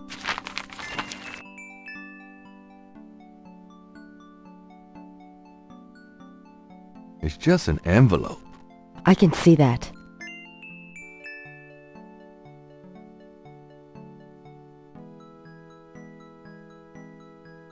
This is the last page of inventory.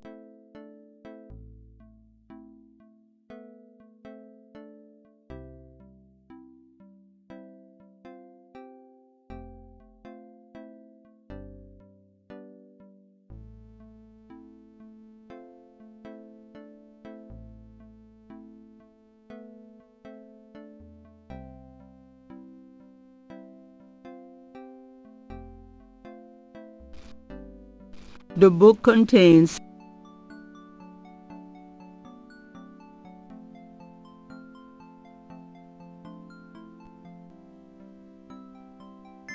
Gabriel opens the envelope and finds a note from Mosley and a small brass key.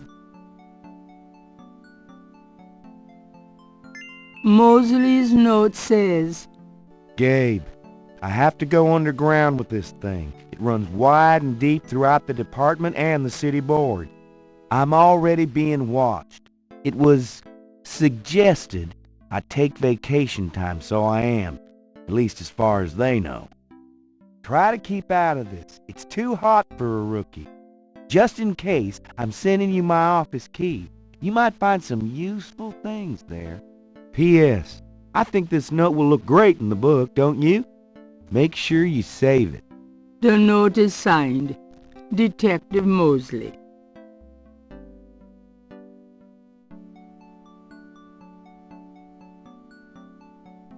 Will you do me a favor? What? Use your paints to copy this snake tattoo onto my chest. Now why on earth would you want me to do that?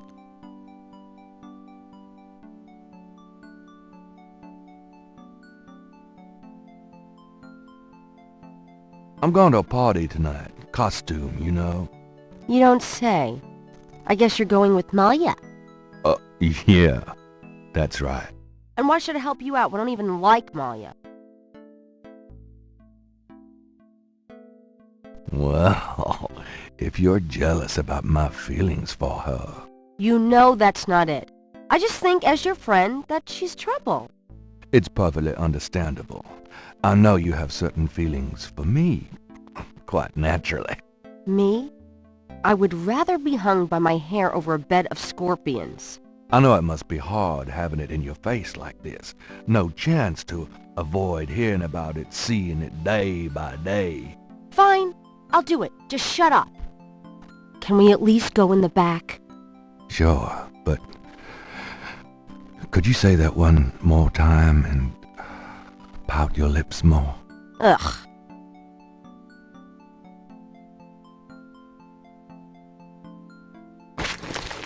What did I say?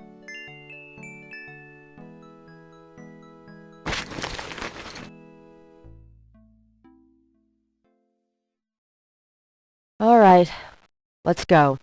The shirt, please. You don't know how long I've been waiting for this moment. Now. Hold still. Maybe you'd like to tie me up? One more remark, and I'm leaving. Okay. Done. It's just stunning. Sorry I couldn't make it last longer. Well, it was about what I expected from you.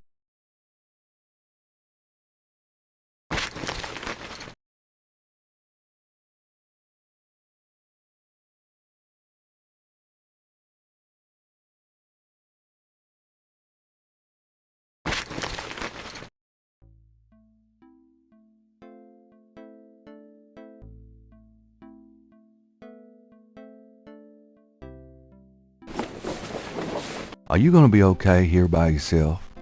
I'll be just fine. Just fix this, okay? I'm trying, Gracie.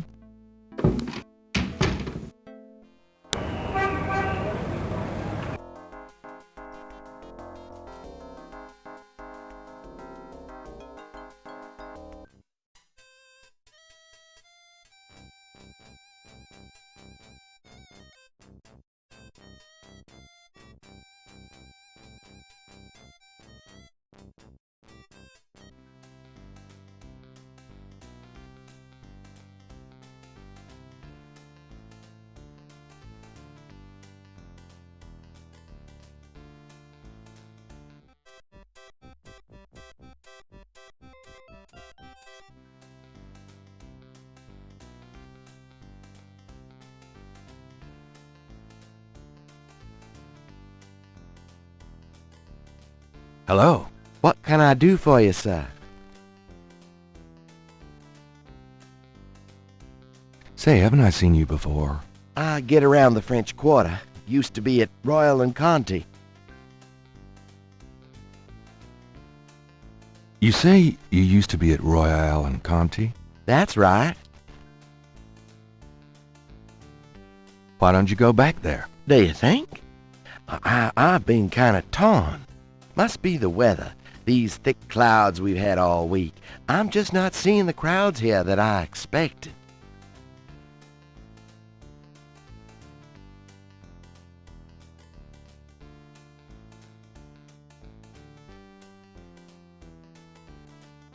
I definitely think you should go back to Royal and Conti.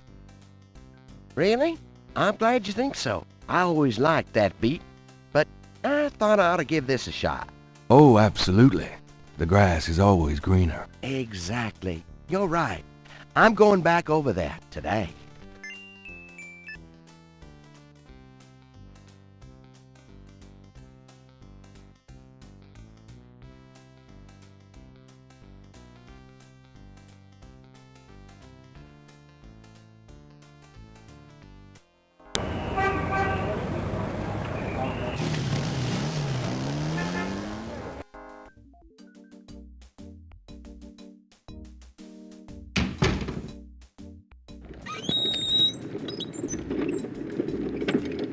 Hey, it's a beignet guy. He's back.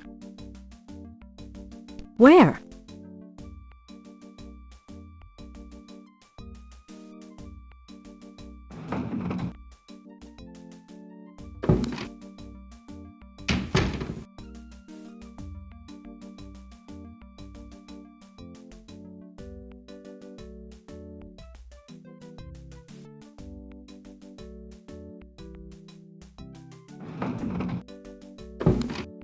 Grab me 3 or 4, would ya? Forget it, I'm broke. Rats. You stay put. I'll be back in a minute.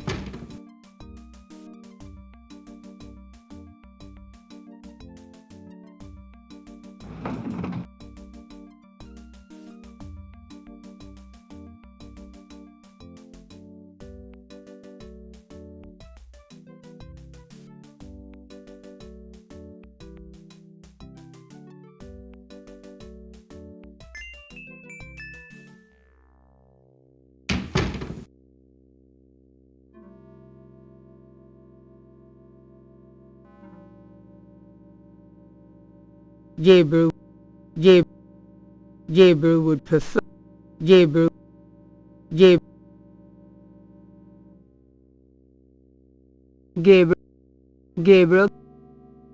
That does. Gabriel.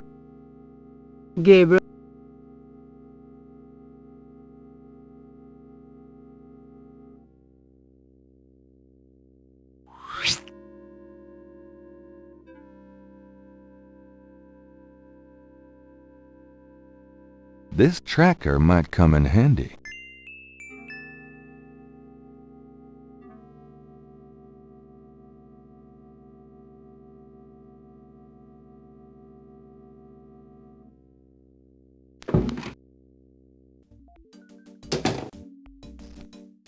Hey, get out of there, you. Sorry, just looking for a restroom.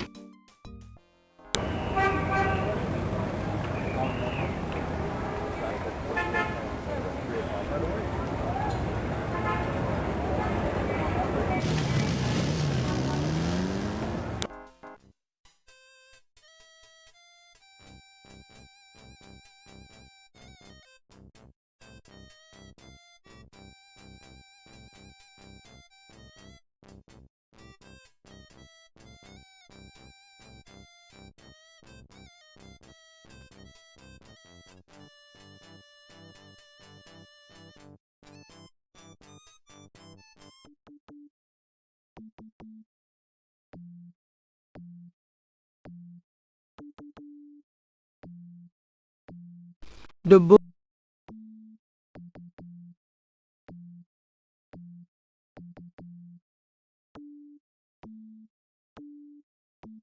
Gabriel listens carefully to the drums and opens his radar book to translate.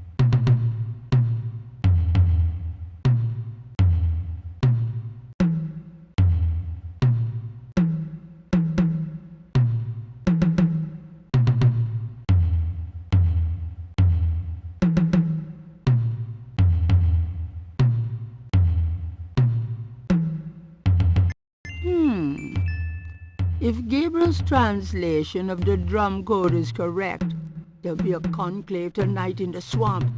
That must be the bayou.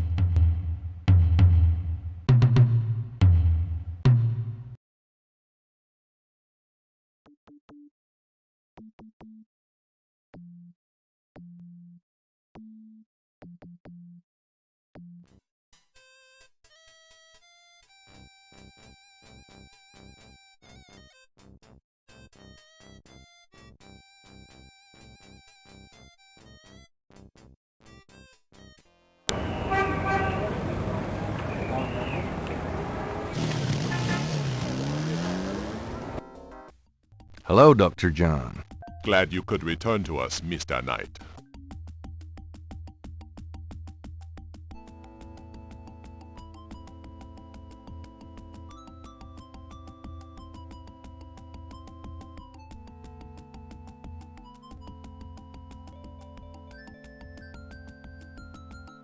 This device is called a tracker. Gabriel remembers a time when he and Mosley used it illegally with a couple of babes in a white convertible. It operates as follows. The signal device attaches to an object, such as a car. The signal device emits a signal that appears on the tracker, LED, allowing the object to be tracked. It's a signal device for the tracker.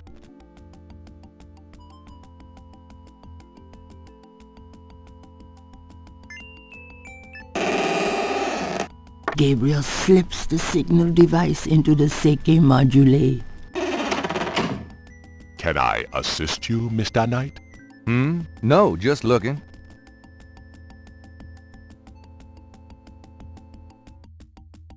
I hate to rush you, Mr. Knight, but I am afraid I must close the museum early this evening. This is St. John's Eve, and it's getting on towards dusk. I have things I must do. I see. No problem. I'll just... leave. Goodbye, Mr. Knight. May the spirits guard you well tonight.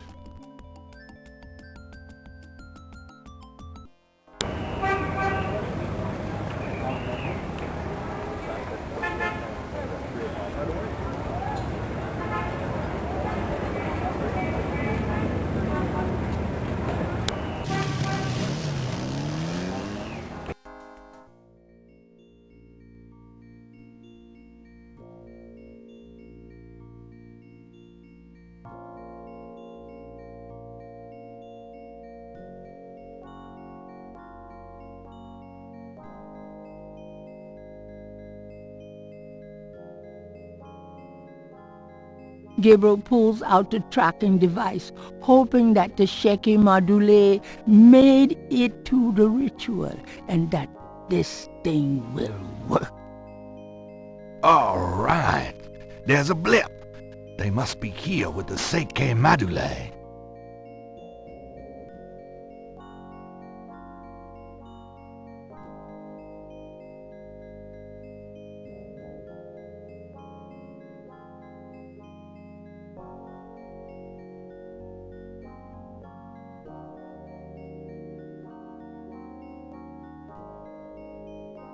Didn't he just come from that direction? Or did he?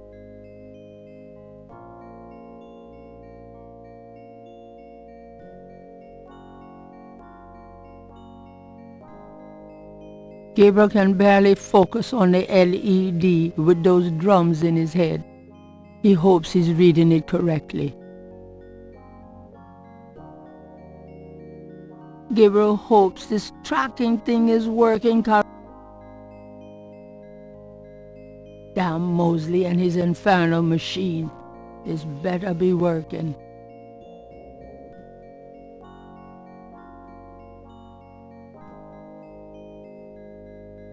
Gabriel can barely focus on the LED with those drums in his head.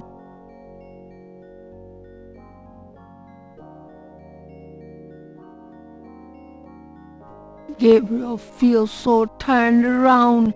Is this thing working?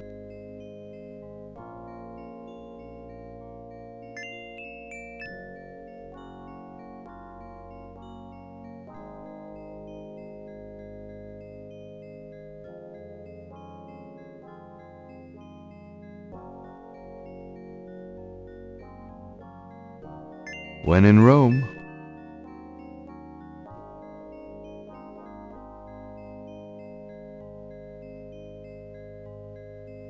Here goes nothing.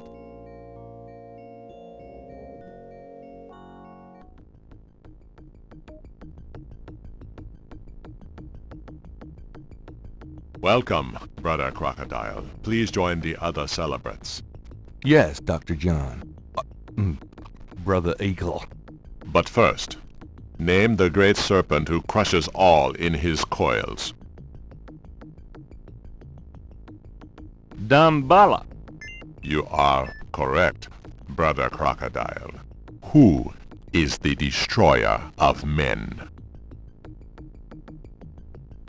Ogun Badagri. You are correct, Brother Crocodile. Enjoy yourself well tonight.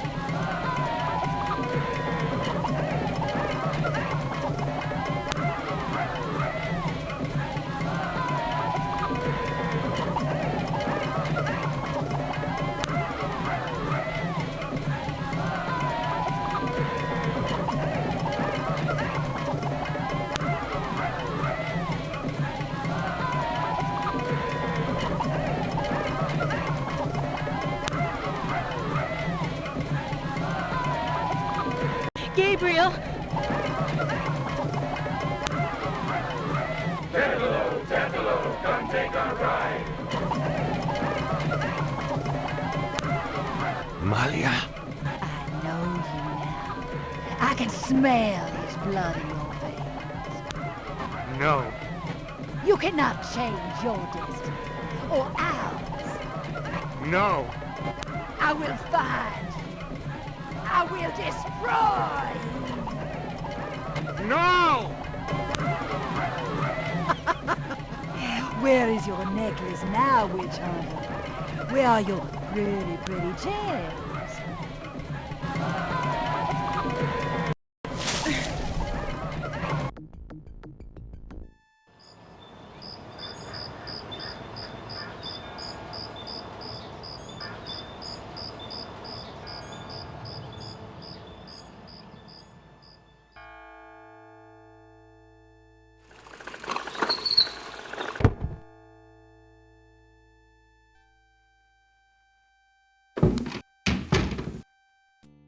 Gabriel! Gabriel, wake up! Ow, my head. It's about time. I've been trying to wake you for hours. There's no time to lose. I had another dream. It wasn't a dream, believe me. Now come on, get dressed. Wait a minute. I'm starting to remember. Something about Malia. She's the head priestess of the voodoo cartel. They're responsible for the murders. They've been doing it for years. Malia? Last night she was the leopard. Like in my dreams, Grace. I know. Those dreams were a warning. Now come on, get dressed. But last night, Malia changed. She became something else. And then I blacked out, I think. How did I get home? I followed you last night. I had my doubts about the Gettys. Did you know that they arrived in New Orleans in 1800? Just in time for the voodoo influx. I knew you were going to try to sneak into a ceremony last night, so I followed you. Lucky for you that I did. If you'd been left at the circle last night, I don't know what she would have done to you. You're wrong. Malia wouldn't hurt me. What about Tetelo? Tetelo? They were chanting that last night. That's the name from Gunter's journal. The woman who took the talisman. Yes. Gabriel, it's your destiny you're facing. You can't just blunder your way through this or you'll end up dead. Tetelo will be after you now. You have to call your great-uncle in Germany. Uncle Wolfgang? Yes. He knows more about this than we do. Okay, I'll call him. But Malia isn't responsible for those things, Grace. It's that spirit, that Loa. It's Tetelo. Yeah. Possession is convenient that way. Call Wolfgang, Gabriel. I'll be in the shop.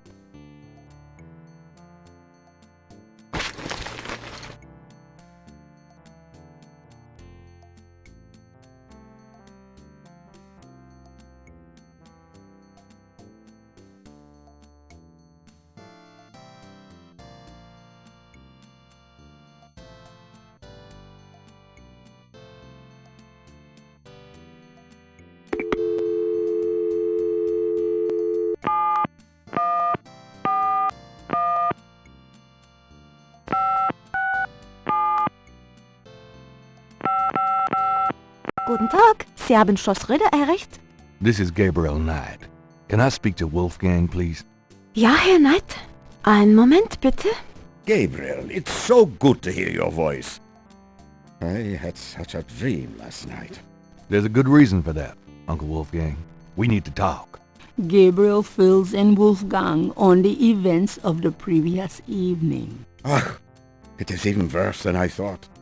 You bet it is. We have to talk about what I'm supposed to do.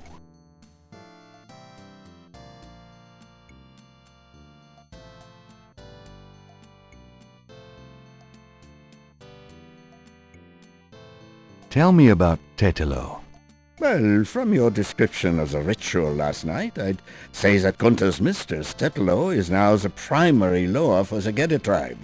It seems she still controls them by possessing her female descendants and speaking through them. Do you remember in Gunther's journal he said that Tetelo was possessed by her father's Loa during the killings in Charleston? This sounds similar, but Tetelo has obviously become a much more powerful Loa than her father ever was. Probably because of the added power of the talisman. Let's talk about the talisman.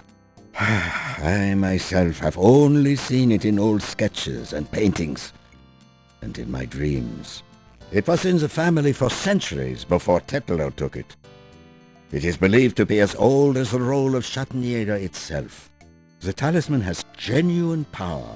I don't know how or why, but it is so. The Schattenjägers swore to use the power for good, never for evil. For defense, not offense. Since it fell into Tetlo's hands, I'm afraid to think what the power has been used for, or what it will be used for in the future. With the talisman, Tetlo has all the power and we none. The only possible way to fight her is to regain the talisman. Then we will at least be on more equal footing. How can we regain the talisman? We've been searching for the talisman for years, ever since we lost it. It's a terrible thing to know that something powerful that was entrusted to us is in the wrong hands. The talisman is probably buried with Tetlo's remains. That's what gives her Loa so much power. How would we find Tetelo's remains? Ha! We have pondered that question a long time, the Ritters. There are two probabilities. The first is that her remains are with the tribe at their current location. The other is that the remains were returned to a sacred place near the tribe's original homeland. We've tried to locate Tetlo's African homeland, but Gunther says so little in his journal about her tribe, and slaving records are practically non-existent. Also, Tetlo's tribe was utterly destroyed in its African form in the late 17th century. There was nothing like a census in Africa then. As for the other idea, we had no clue as to where Tetlo's people went after fleeing Charleston, until now. Let's discuss the possible African homeland. All right. Have you learned anything that might help us locate it? I spoke with the Professor Hartridge. Unfortunately for him, he thinks the tribe's name was Agri, and that they lived near the Fon tribe in what is now called the People's Republic of Benin. That is incredible, Gabriel. I must go research this new information in my library right now. Wait, what should I do? Stay low. If you get a chance, you might look into the possibility that Tetlo's remains are somewhere in New Orleans. But don't try to broach their private areas without my assistance, Gabriel. You will make a fine Schattenjäger, but only if you are not dead. Sure, I'll wait.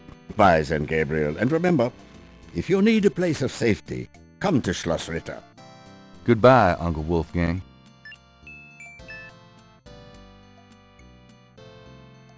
Gabriel.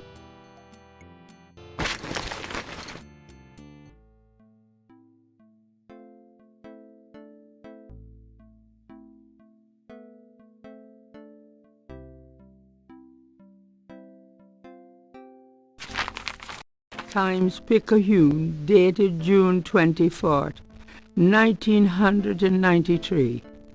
There's nothing about the Voodoo murders case in the papers today. Gabriel finds a humorous tidbit under the Life is Stranger Than Fiction column. Apparently, there were reports of ghosts in the Bayou Saint Jean last night. Various people called the newspaper with stories about hearing strange noises and seeing weird lights over the swamp. Some folks claim it's the ghost of Marie Laveau. The paper relates it to similar delusions that crop up every Halloween. Gabriel's horoscope today reads, "Wise is the warrior who knows when to fight and when to get the hell out of Dodge." God help me, I'm actually starting to listen to this guy.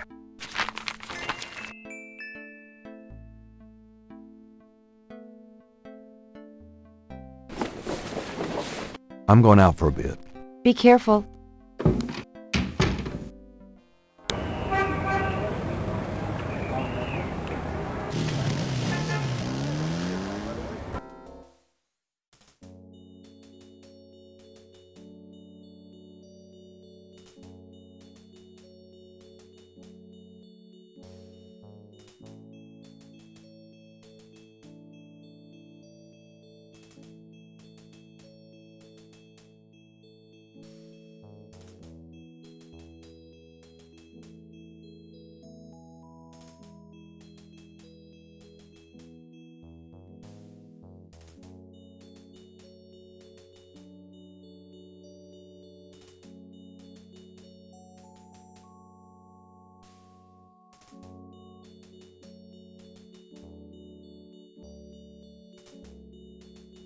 Gabriel hears the faint sound of breaking glass.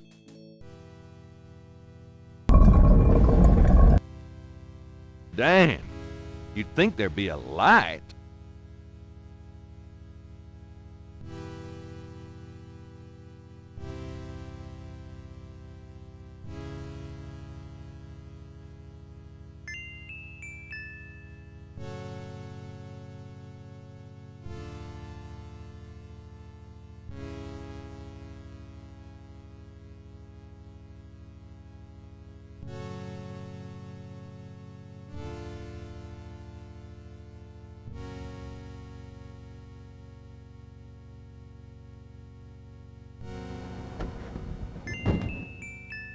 Mosley! Shit, I dropped my flashlight. Huh?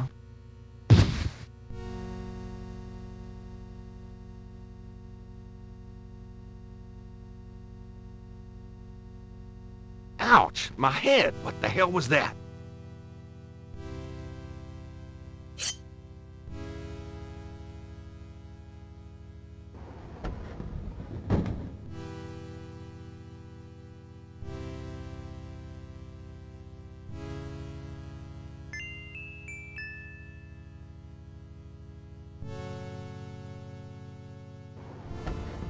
Gabriel doesn't.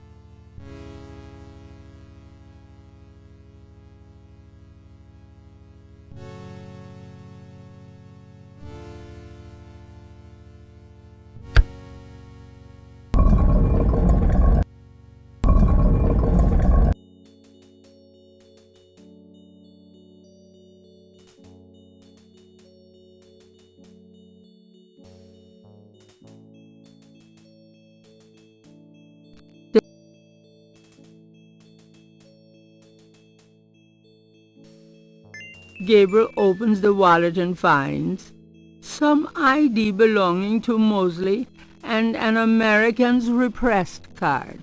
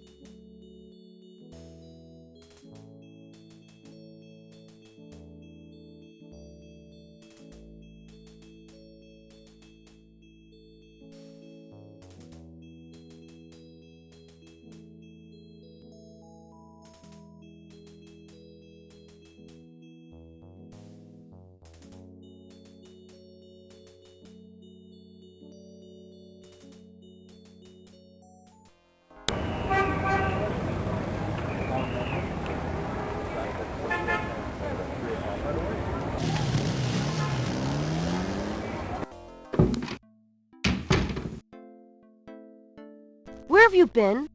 I was worried about you. For good reason, apparently. What happened?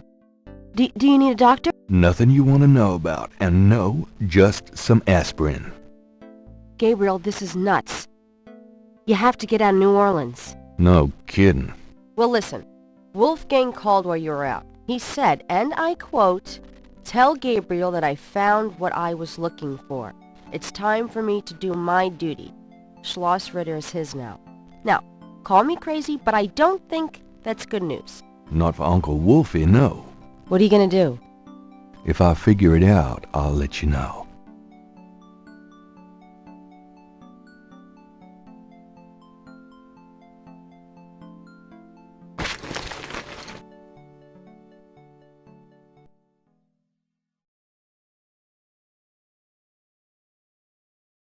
You've already got me.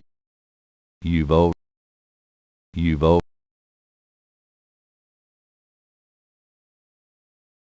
There's not...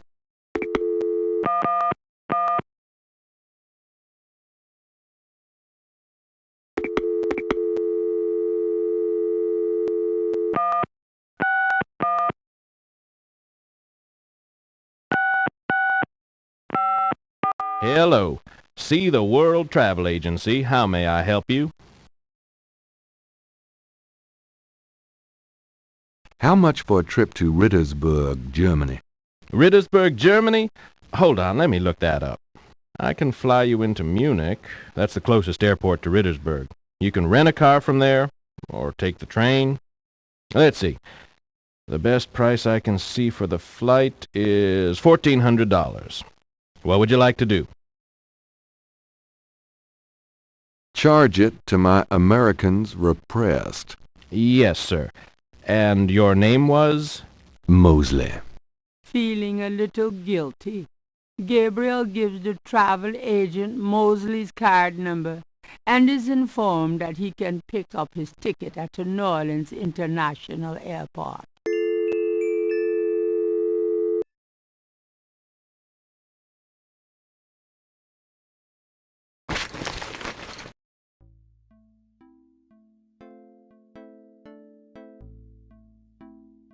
Guess what? I'm going to Germany. Really? That's great, but how on earth could you afford? A man's gotta do what a man's gotta do. Oh my God. I wouldn't like the sound of that even if you were a man. I'll miss you too, Grace.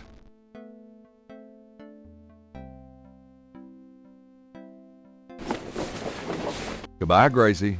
Good luck. Let me know what's going on, will you? Of course.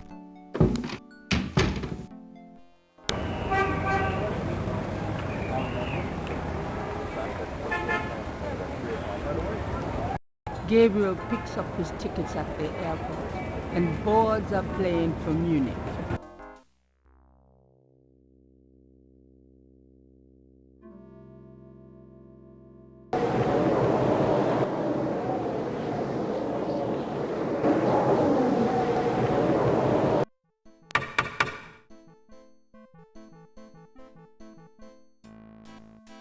Wolfgang? Hello. My name is Knight. Gabriel Knight. Herr Knight! Oh, kommen Sie bitte, Herren. Come in, please, Herr Knight. I was not expecting you. Has Wolfgang sent you here? Uncle Wolfgang? No, I came to see him. Isn't he here? No, he is gone. I'm sorry. You came all this way. Oh, great. That's all I need. Herr Knight, Wolfgang told me all about you and gave me instructions for you to feel welcome here. Please, this is your home. You are a Ritter, no? I am just doing some work. I will continue and you may make yourself comfortable. If there is anything you need, please ask me. You may use Wolfgang's bedroom. It is at the top of the stairs. Thank you, Miss, You may call me Gerda, Herr Knight.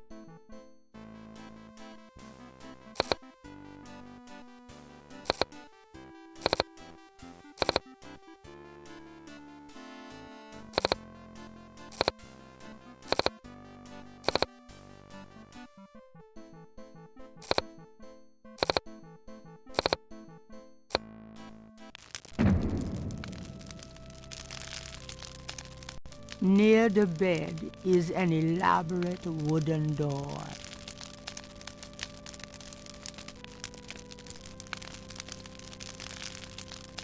The head of a lion near the near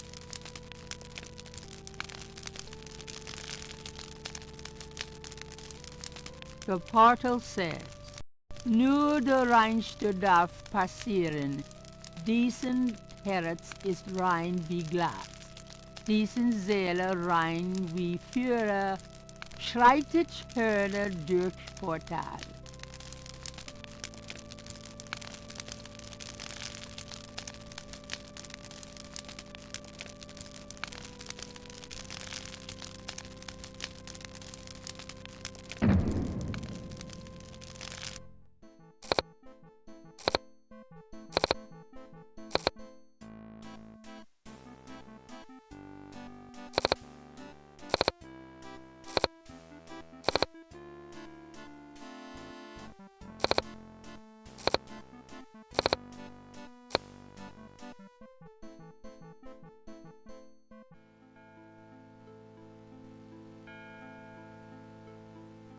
Three panels hang from each side of the chapel. Gabriel cannot determine what their purpose might be. Three panels. A magnificent stained glass window depicts the legendary battle between St. George and the dragon.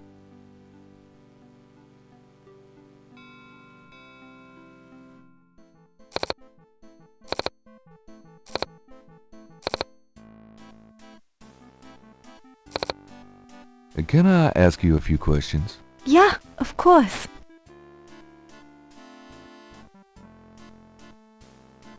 There are some words over the locked door in Wolfgang's bedroom.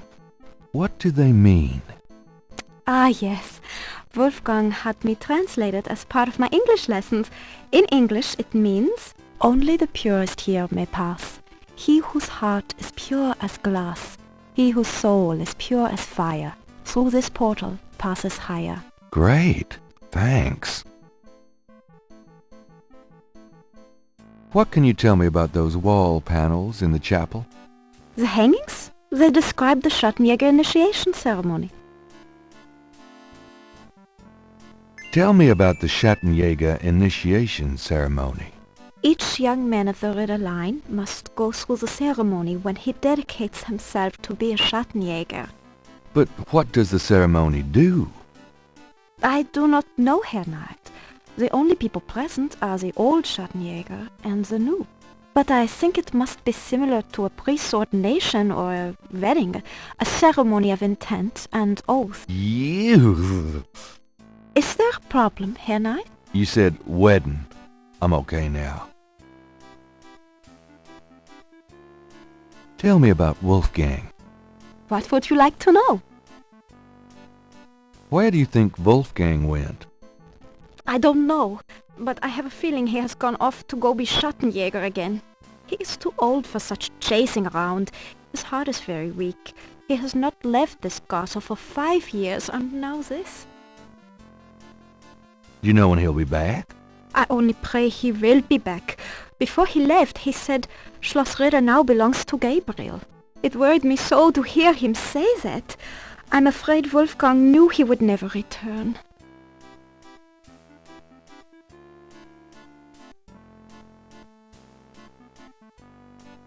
What is Wolfgang like? Wolfgang is a truly wise and good man, the best I have ever known.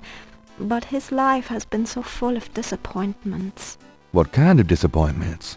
His only son died in infancy, so there was no one to carry on the family line. And the family's financial troubles have been hard on him.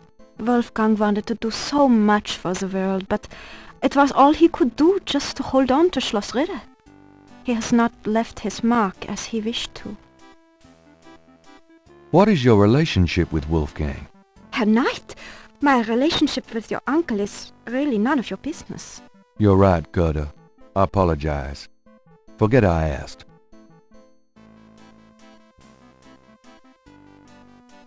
Oh, nothing, never mind. As you like, Herr Knight.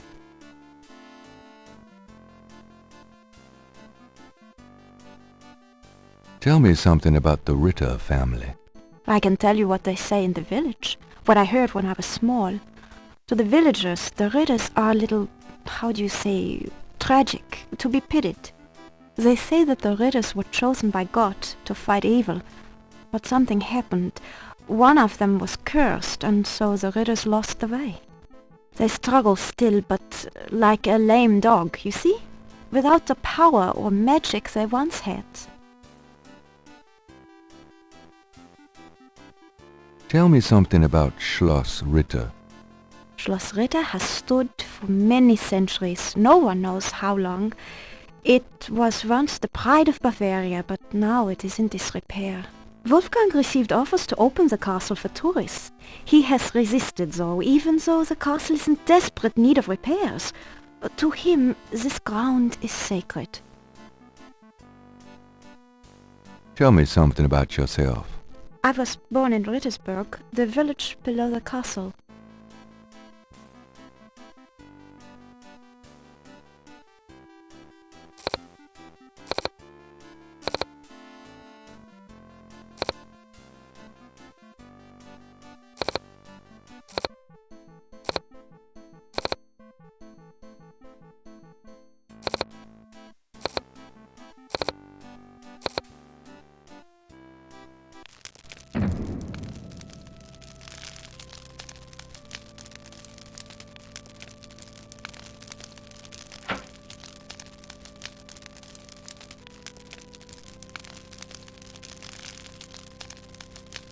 Thinking of the first chapel panel, Gabriel washes his hands in the snow.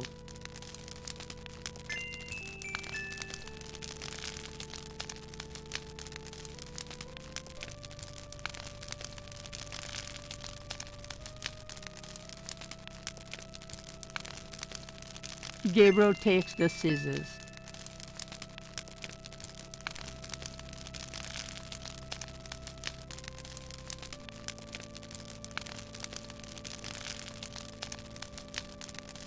Thinking of the second chapel panel, Gabriel cuts his hair. I hate this. There, that's plenty.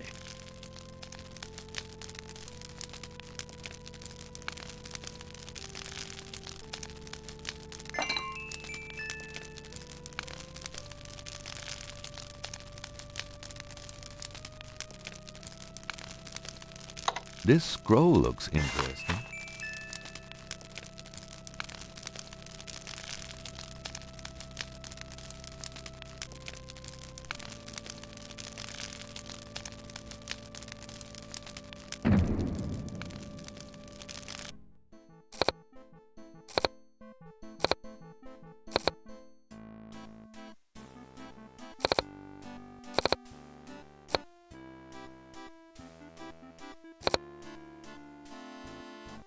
That weapon might be a bit much to carry round.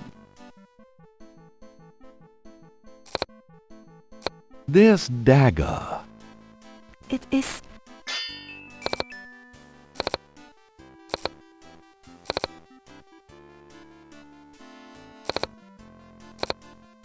Is that a shaker of salt? Yeah, salt. Mind if I take it? No. Thanks.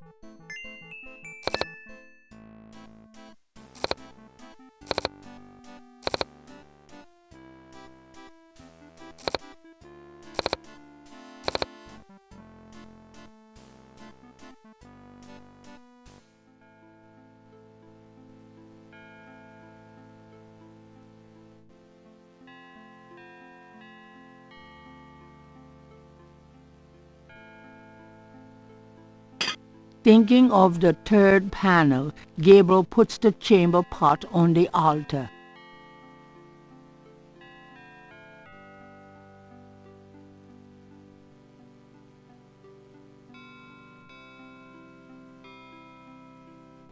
Gabriel knows the salt is important, but it doesn't seem right to put it on the altar in the shaker.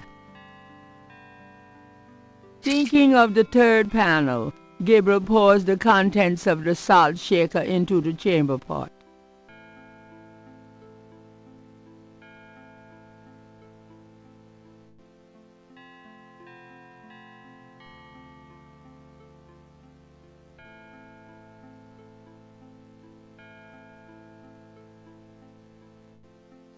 Thinking of the fourth panel, Gabriel holds his arm over the chamber pot and nicks it with the dagger.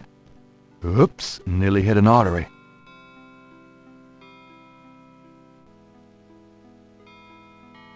Thinking of the fifth panel, Gabriel kneels at the altar.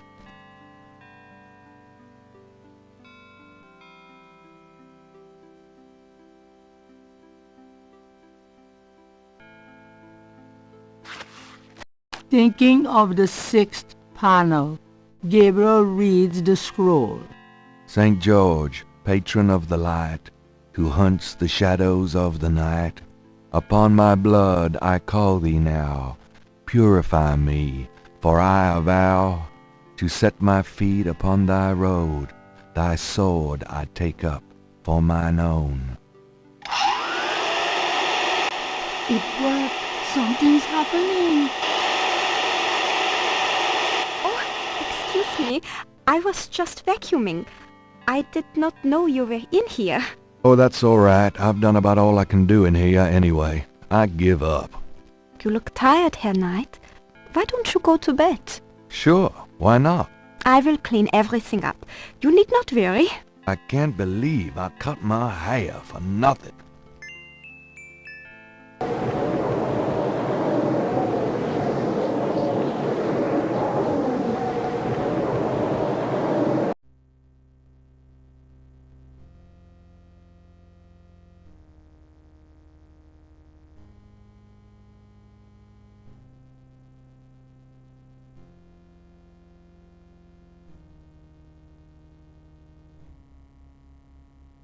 Your soul smells, Gabriel Knight. You seek to be Schattenjäger. I do. You must first burn away the past. How much sin do you have to burn?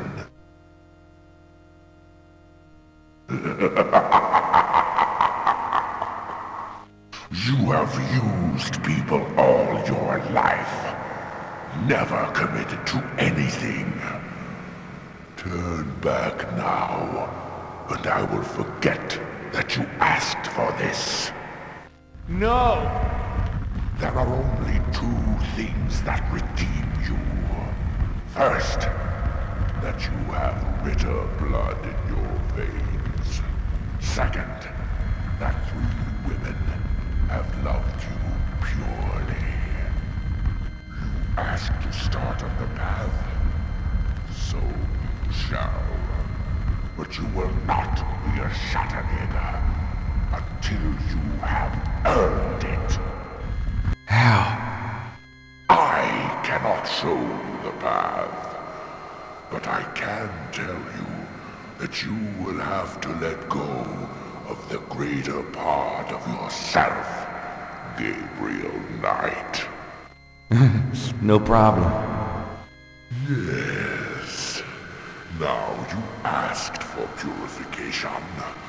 You shall have it.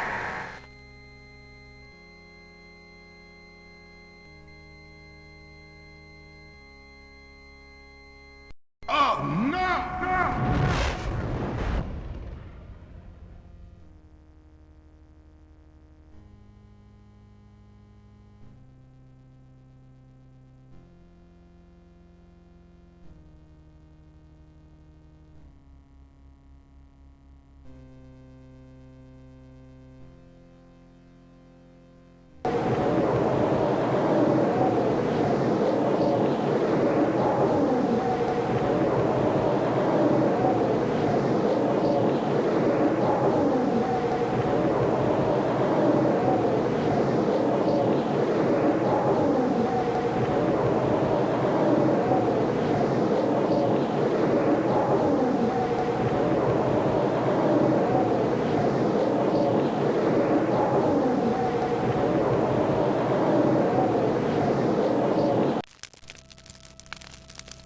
What a night. I'm sore all over.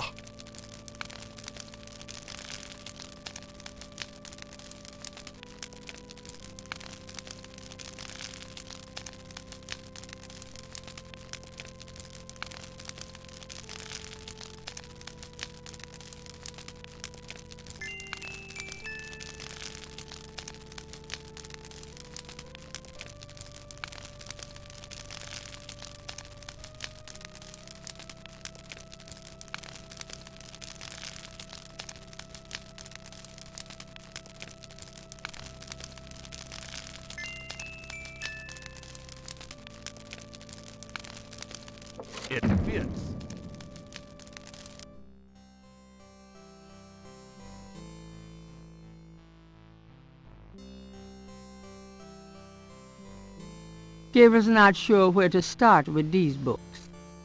Gabriel's not sure where to start with these books. Gabriel's not... Gabriel wouldn't know where to start reading the archaeology books. Gabriel wouldn't...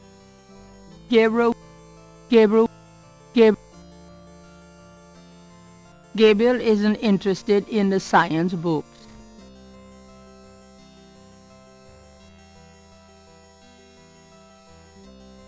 Although it probably won't shed any light on Wolfgang's whereabouts, Gabriel picks up a book from the Ritter section. The book is entitled Malleus Maleficarum, The Witch Hammer, dated 1486. It's a witch hunter's manual from the Inquisition. I'm not sure I'm really interested in knowing about some of my ancestors. Although it looks like a very interesting. It seemed that her husband, one Freiling Ritter, had rescued this woman from the clutches of the Marquis de Sade himself. This family tree really goes way back. Gabriel's not sure where to... Gabriel...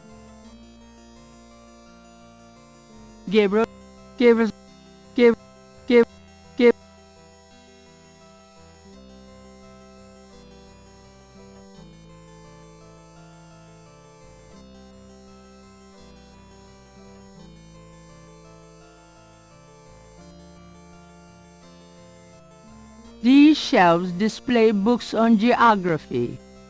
A title catches Gabriel's eye.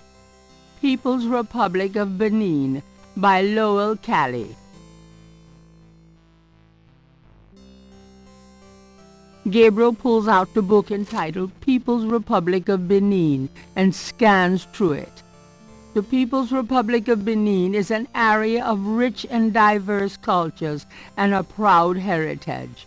Before slaving devastated many tribes, this area was populated by some of the oddest, fiercest, and most powerful tribes in tribal Africa, the Fans, the Dahomis, and the terrible Agris. The book, The Primal Ones, by John Roots, provides insight into these fascinating cultures.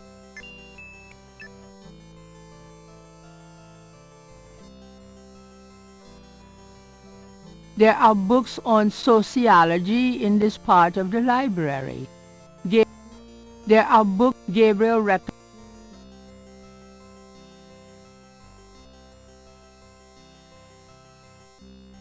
Gabriel takes down The Primal Ones and opens it. In contrast with the peaceful nomadic tribes of northern Africa, certain tribes of the southwest were vicious and xenophobic.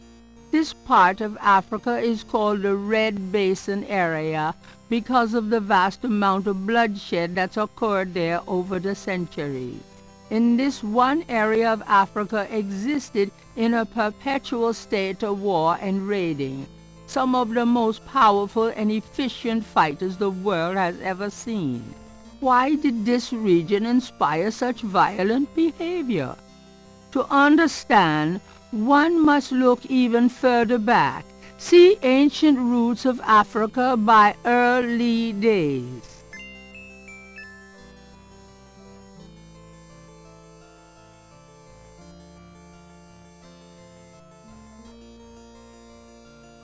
These shelves contain books on religions of all kinds. Gabriel peruses the titles with interest. These shelves, Gabriel, the candles for nighttime. These shelves Gabriel peruses the title. These shelves, the book. Gabriel would not.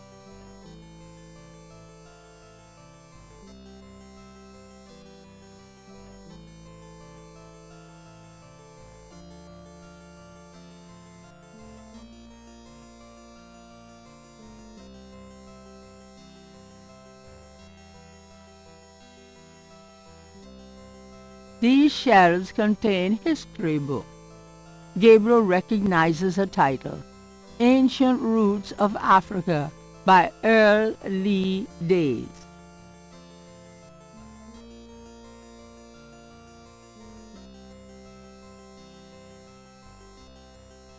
Gabriel removes Ancient Roots of Africa and browses through it.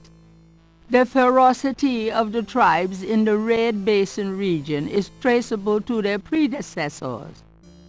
In Egyptian time, 4000 to 2000 BC, this region was ruled by powerful sun worshippers. We know a little about this mysterious cult by the remnants of ruins far older and of a culture far more advanced than any that exists in Africa today. See Sun Worshippers by A. Curate.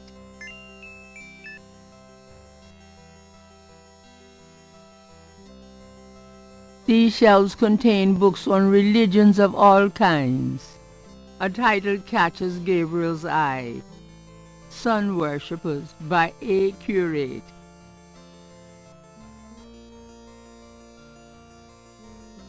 Gabriel takes down Sun Worshippers and scans it. One of the earliest religious practices was that of sun worship. The most powerful cults of sun worshippers lived on the continent of Africa. The African sun god was violent and terrible, and so became his worshippers. They practiced a particularly bloody form of ritual sacrifice. The homeland of this ancient cult is still considered a sacred site of power. See Ancient Digs of Africa by Professor Seymour Shards.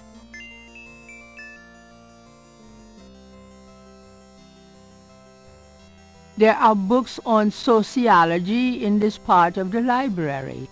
Gabriel recognizes a title, The Primal Ones by John Root. These shelves contain books on archaeology. Gabriel recognizes a title, Ancient Digs of Africa by Professor Seymour Shards. Gabriel takes Ancient Digs of Africa and opens it. The most fascinating archaeological site in Africa is the Great Snake Mound in the People's Republic of Benin, located 50 miles south of the capital in the Red Basin. Like the snake mounds of North America, the origin and meaning of these great mounds remains a mystery, though clearly they were the results of profound and urgent spiritual belief. Unlike other snake mounds, the African example is a double snake mound, a small snake ring within a larger snake ring. The mound is thought to have housed an ancient temple. Although archaeologists have explored the mound site, the interior remains largely unchanged from ancient times. This is partially due to stringent government regulations and partially to local superstitions. The local people regard the mound with fear and will not go near it. A double snake ring? Gabriel flips furiously looking for a picture. Oh my God! It's a wheel within a wheel. Gabriel decides to hang on to the snake mound book.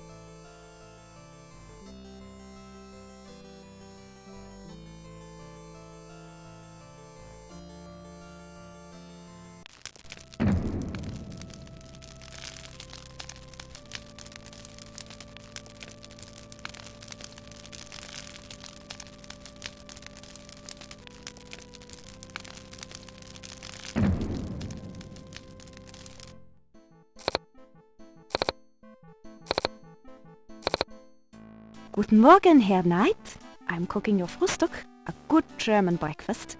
Please, feel at home.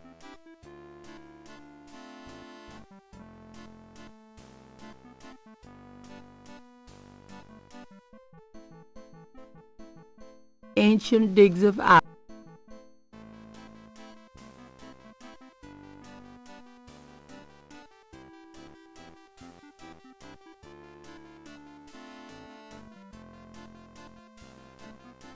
I found this book in the library. I think it might tell us where Wolfgang went. Africa? You think Wolfgang went to Africa? I know he did. Then I shall make you a plane trip right now, yeah? Well, I guess so. Good, good. My poor Wolfgang. You have money for the plane, yeah?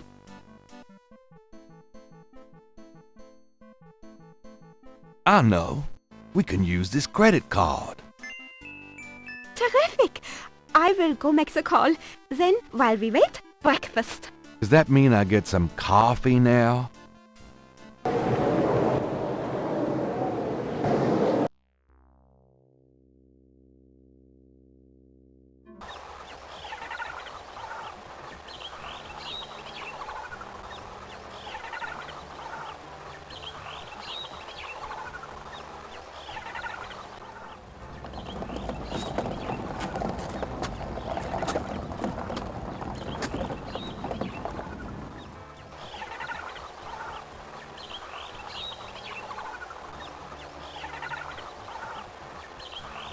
Wheel within a wheel. You want I stay here, right? It's a long walk back to the city. Yeah, sure. Wait here, please. Maybe a while, though. No problem. I could use a nap.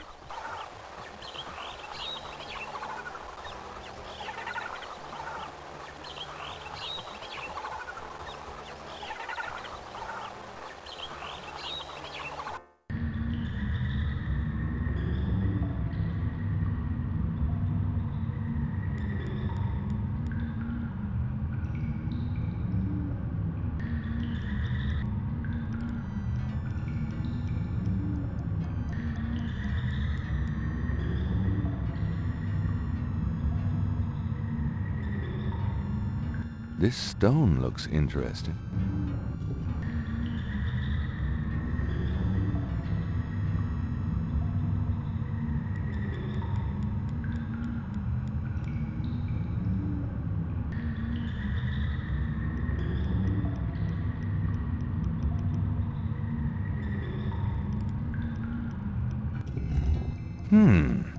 It's stuck.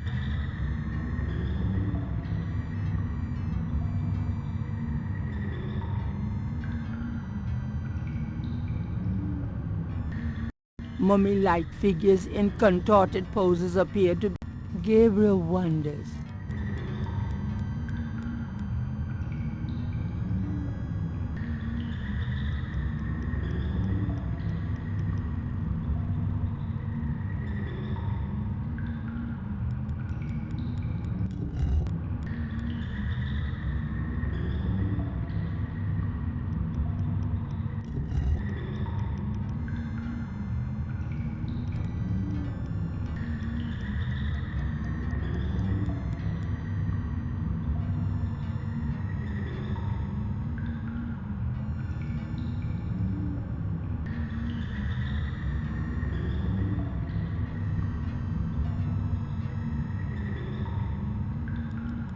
It's shaped a little like a snake.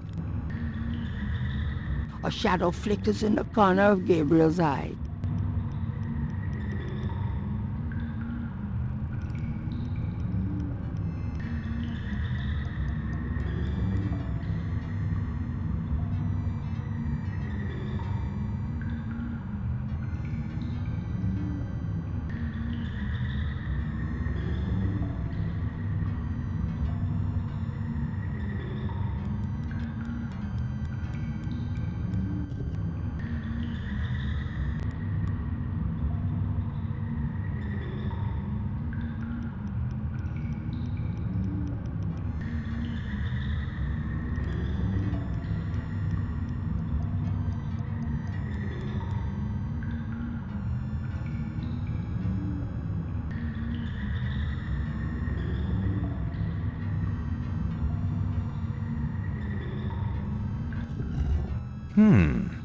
It's stuck.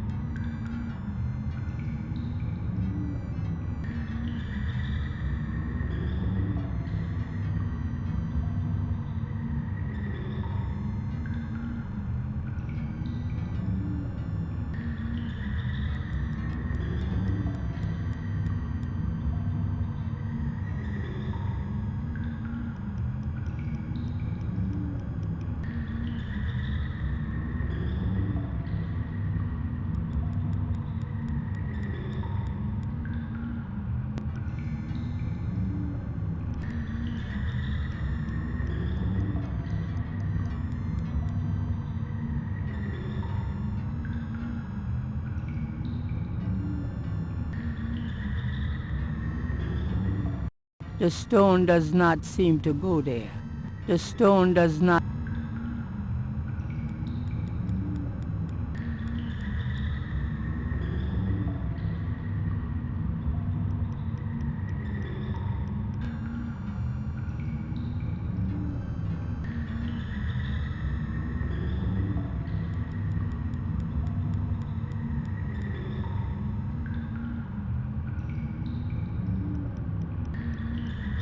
An etched stone is on the wall.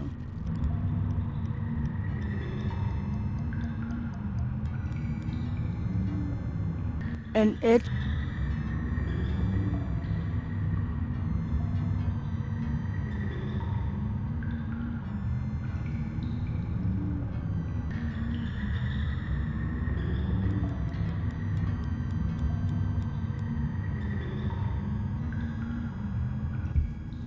It fits.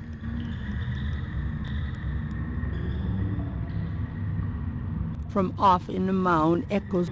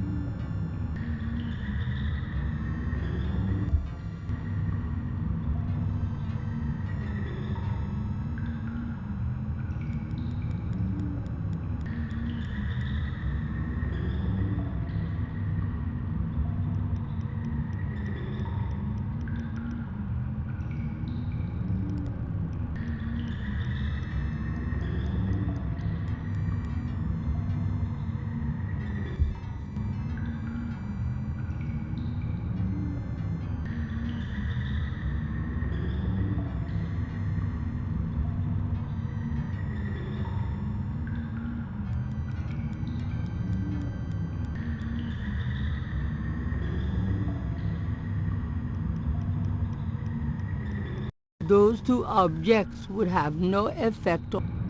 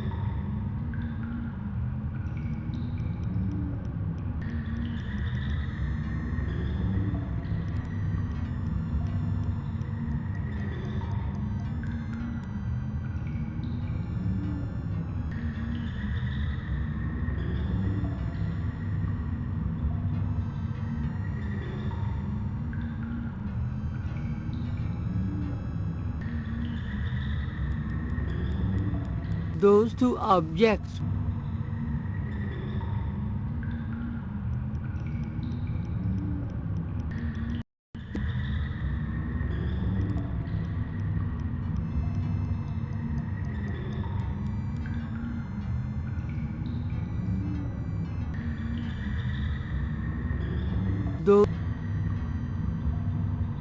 Gabriel has the creeping sensation he's being watched. The stone is etched with a peculiar snake design.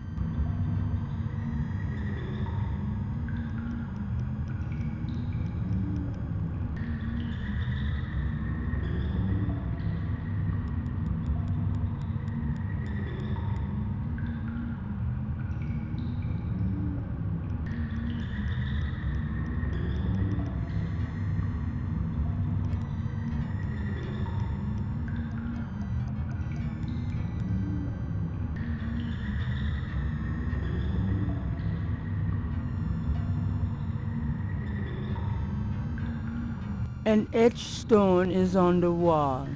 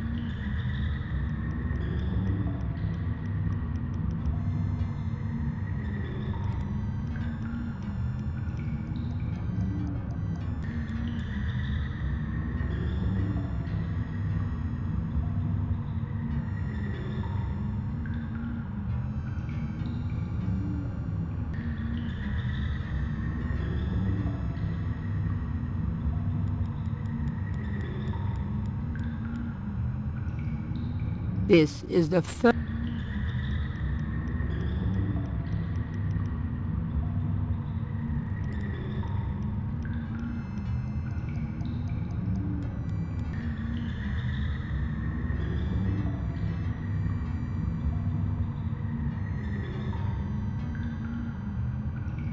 An etched stone.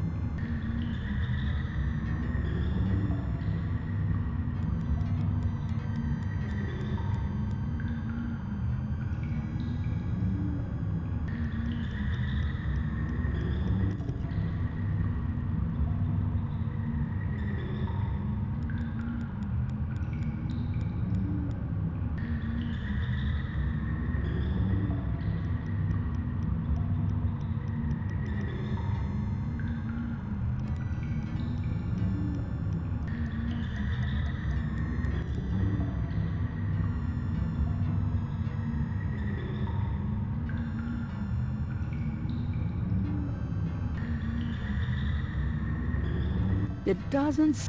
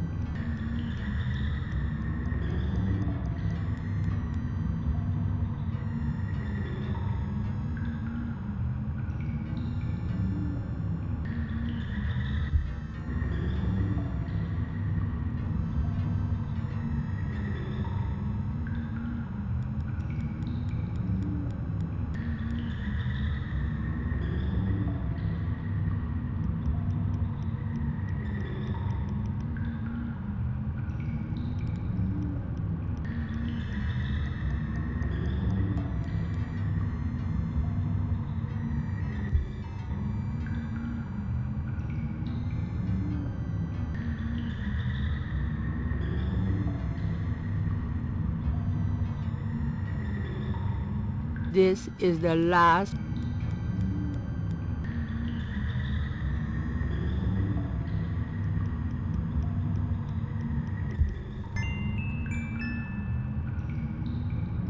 From off in the mound.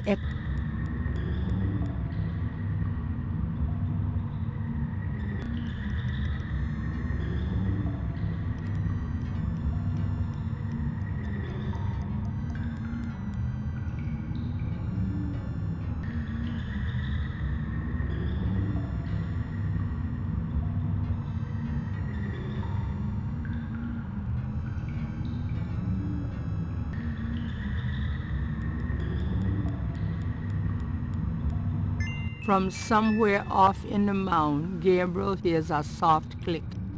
Then Uh-oh. I have a feeling that did something.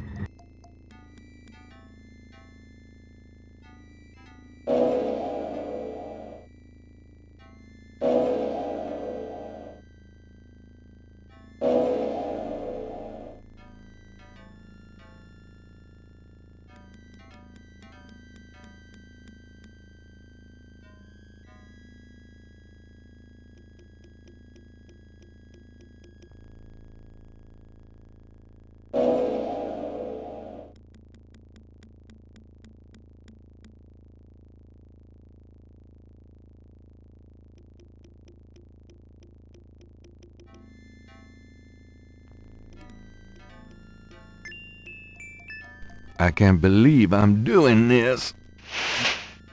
Oh, shit.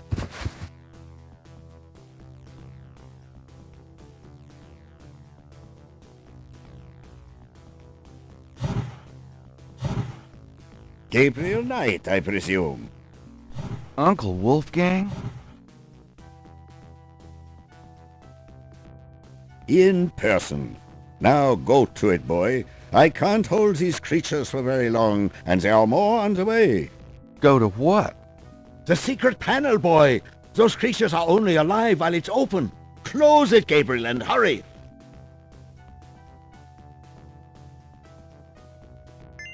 I think I found something. Very good, Gabriel. Now stand back.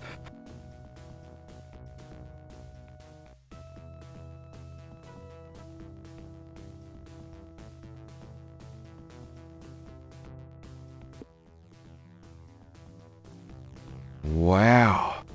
The inner wheel. Yes. Wheel within a wheel. Are you okay? You don't look so hot. I'm fine, Gabriel. The wheel. You dreamt it? Yeah. And you? Yes. I must congratulate you on the Three Snakes connection. I had missed it. You will make a wonderful Schottenjäger. Who? Me? Yes. It is a long path, my boy. I myself have still the last of my 3 quests to meet. But let us see what is here. You have found the heart of the apple, but it might be poisoned still.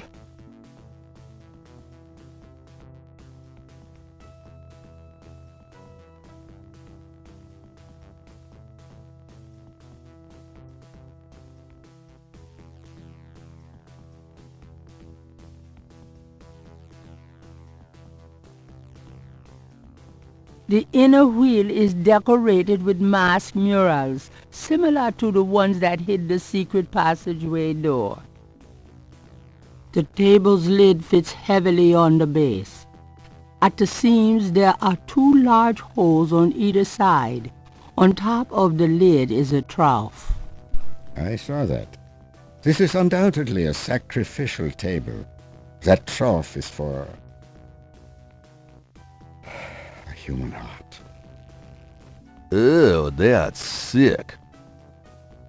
The table's lid fits heavily.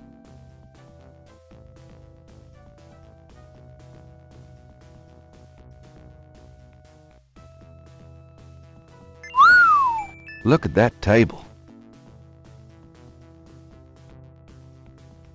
Yes, it is very old. There is a story being told through the carvings on the side. Can you make it out? Tribesman discovers a snake mound hidden in the jungle. He manages, after much time, to find the secret entrance to the inner wheel. In this room, he bows down to a small idol of some sort. The thing is radiating, like a sun. That explains the source of the Geddes' tribal power. They found this mound and the idol in it. Where the idol came from originally is hard to say, but it is definitely older than the Geddes. The idol was probably once kept in this table, but they would have it with them now. It must be destroyed.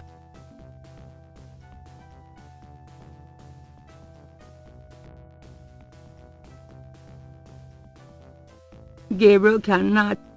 Gabriel can. What about these iron bars? Good idea. Let me help you.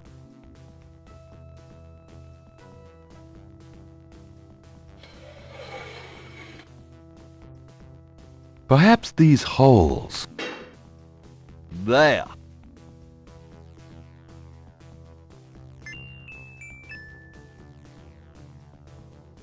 Let's get the other one.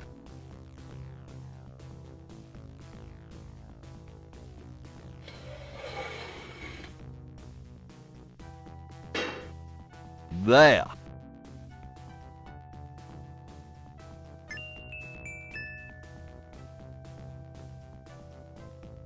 Let...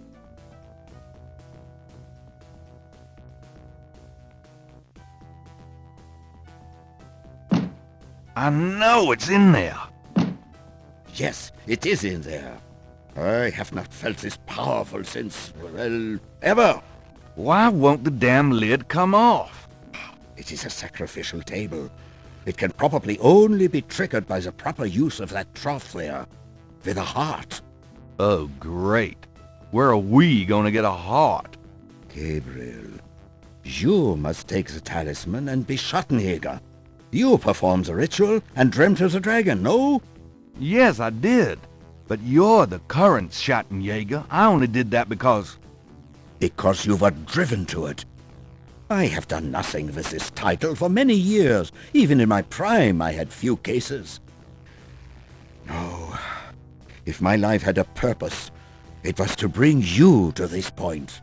But I have no idea what I'm doing. It is not a science, Gabriel. It is instinct. And you have it in your blood. Trust it. The castle is yours now. It has many documents and records which will help you in the future. Well, thanks for the confidence. But what about this table? I want you to go into the next room and get a heart from that dead creature on the floor. Will that work? Doesn't it need to be... fresh? Let us try. Perhaps there's some of the old Ritter magic left. Go on.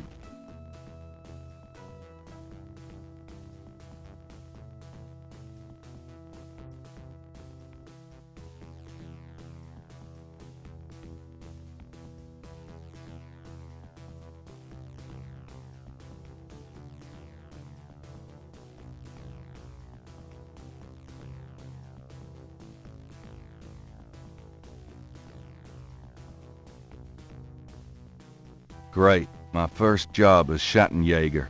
Cutting up dead monsters.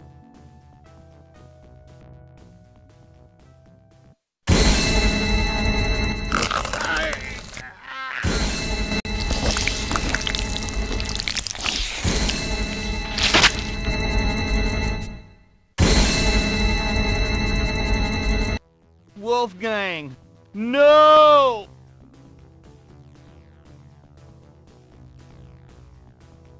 No!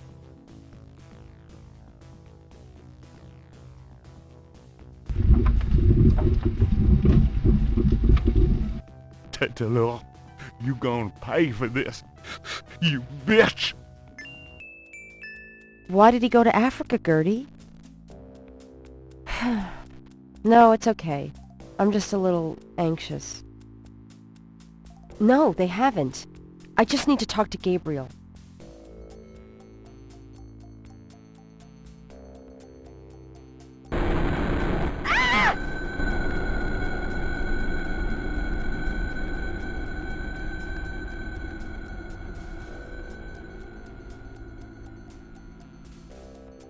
After arranging for the shipment of Wolfgang's body back to Rittersberg, Gabriel returns to New Orleans. He carries with him the Ritter talisman. He has not heard from Grace for over 24 hours, and he could not reach Malia by phone.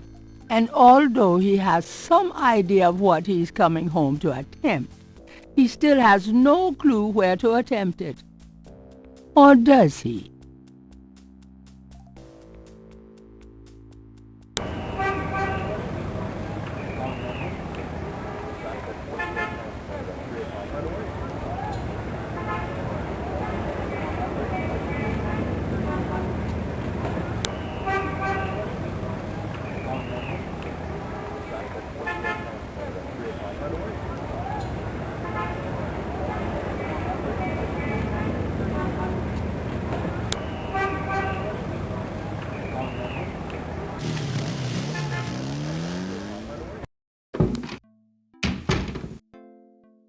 Grace, I'm home.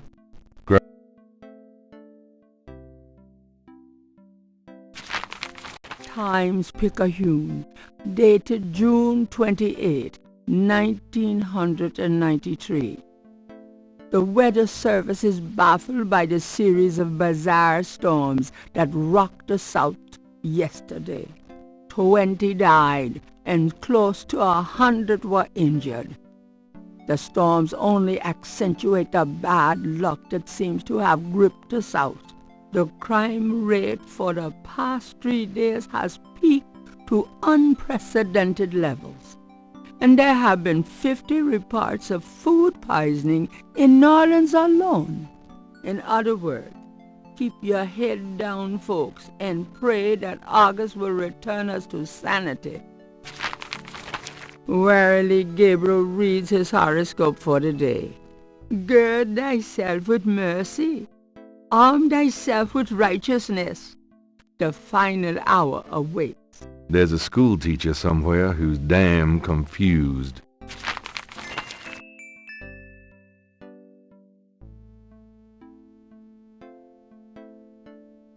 The note is from Malia. It say, Gabriel, I hope you survive long enough to get this. Tetelo knows you have the talisman. Your life is worth nothing, my love. I fight to save you, but she controls things far more than I. She has taken Grace. Return the talisman and leave New Orleans forever. If you don't, I can't help you. Please. I can't bear to see you die. Please believe me. I love you. Malia. Who's there? I have the talisman. Yeah? Good for you. I got a headache. You? Don't come near me. You're dead. Oh, was that you at the tube? You should have said something. You mean you weren't dead, you son of a bitch? Do I look dead? No, don't answer that. I was searching the tomb. When I heard someone coming, I broke the light and got in the drawer. Sorry I brained you, but I thought you were one of them. Christ, you about killed me. I said I was sorry. Besides, I owed you one for stealing my badge. If it makes you feel any better, I lost my wallet that day. Your wallet? Oh, I guess you're right. We are even. Like I said. Anyway, we shouldn't stand out here and gab. Someone on the street might see us. Let's go in back and talk.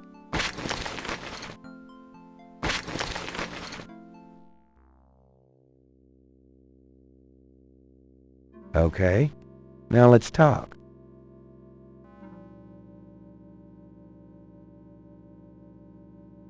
All right, let's talk.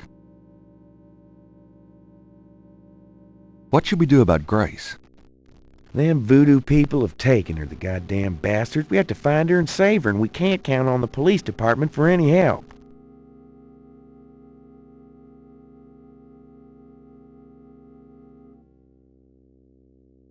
Do you know anything about a secret voodoo hound fool? Do you know where it is? I have an idea. Well, great. Let's talk about it when we make our plan.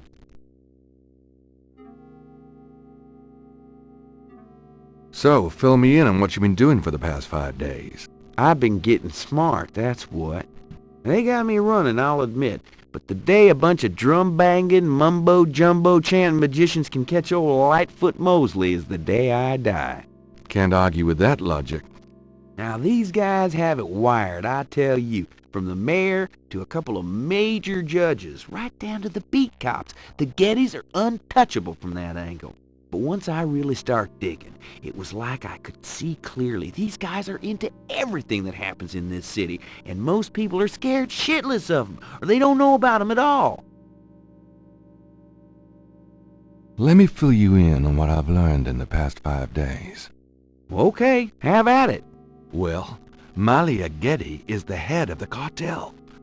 Dr. John is her right-hand man.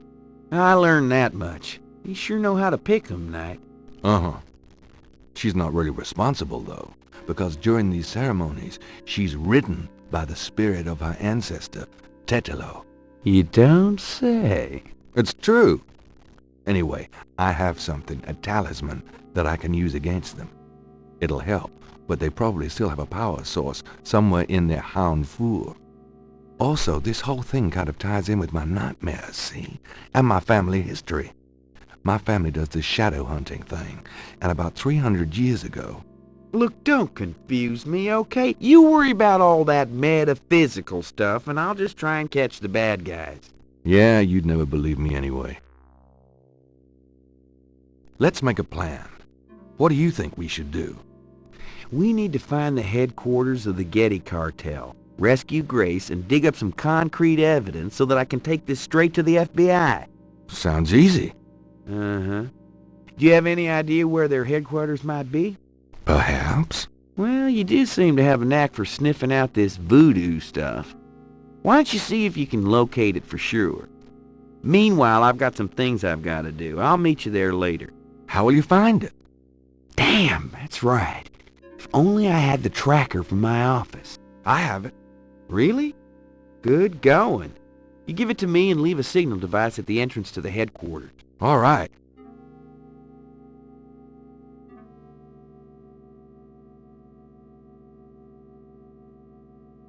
Here's the tracker. Great. Don't forget to leave the signal device near the entrance to the home floor. And be careful.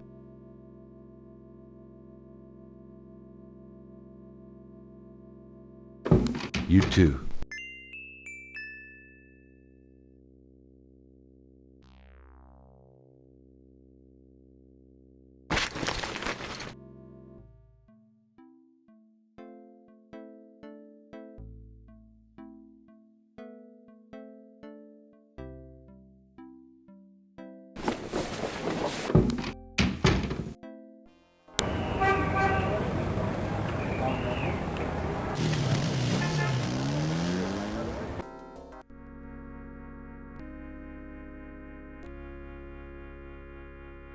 Gabriel cannot do anything with the chancel.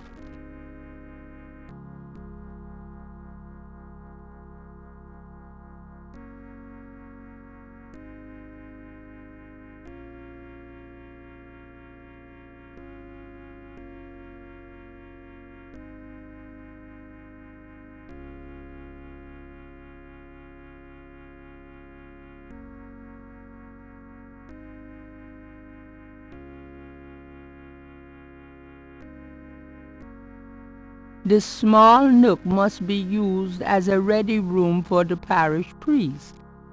It's small, cool, and has a faintly institutional feel.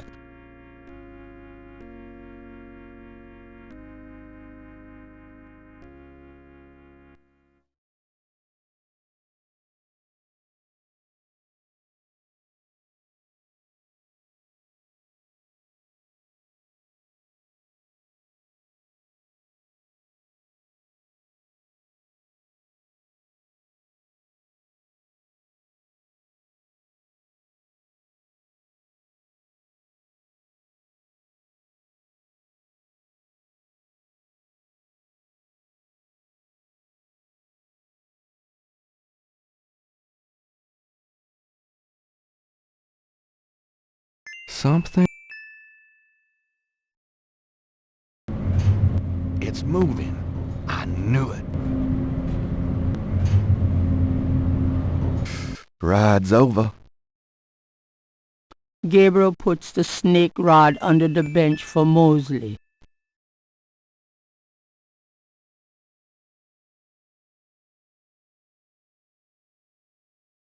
All right, Mosley. There's your signal.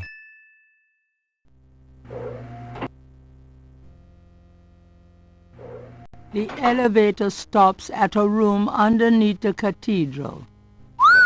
Express elevator to hell. That piece of art on the wall looks like something the Gettys had transplanted from Africa.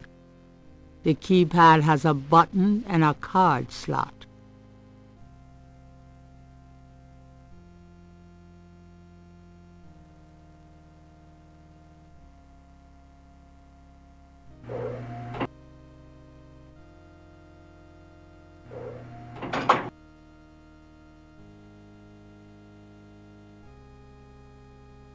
The houndful is decorated with priceless African art.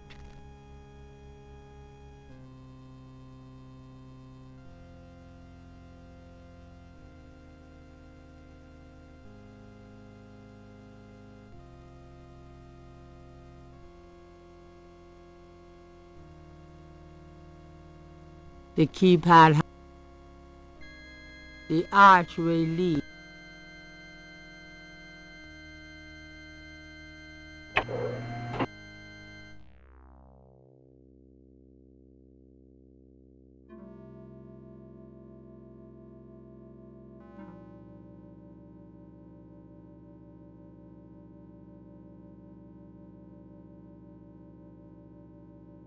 I think I'll take this wolf mask for me.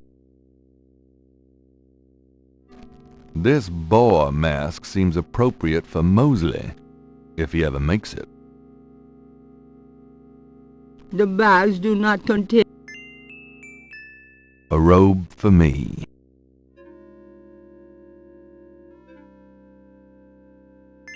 A robe for prosperity.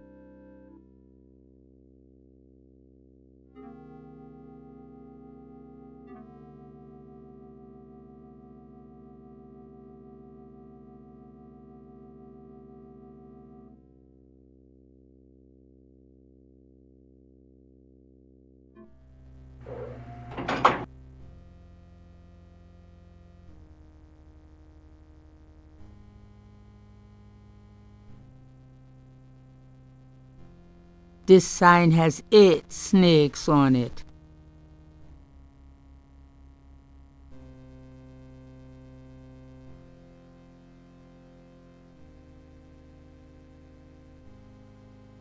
This sign has 9.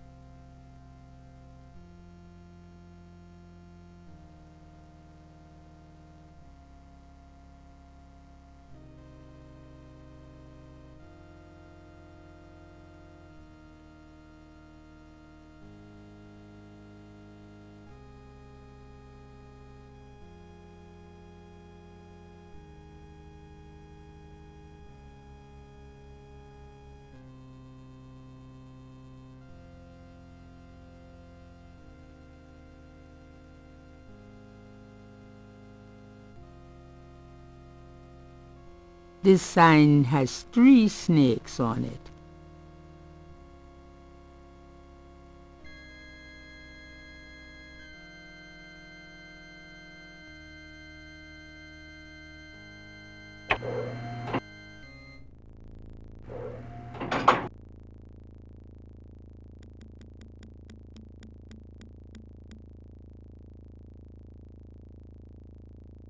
This record book might be the kind of thing Mosley wanted for the FBI.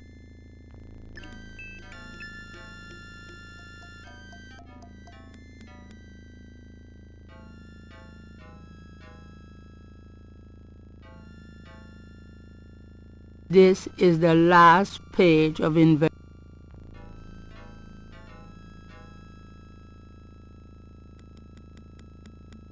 The Getty Tribe record book contains the names and rada drum codes for tribal members.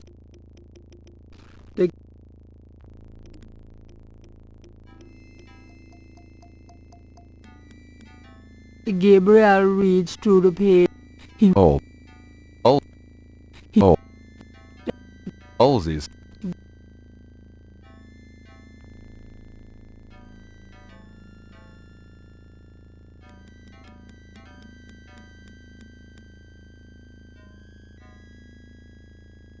Gabriel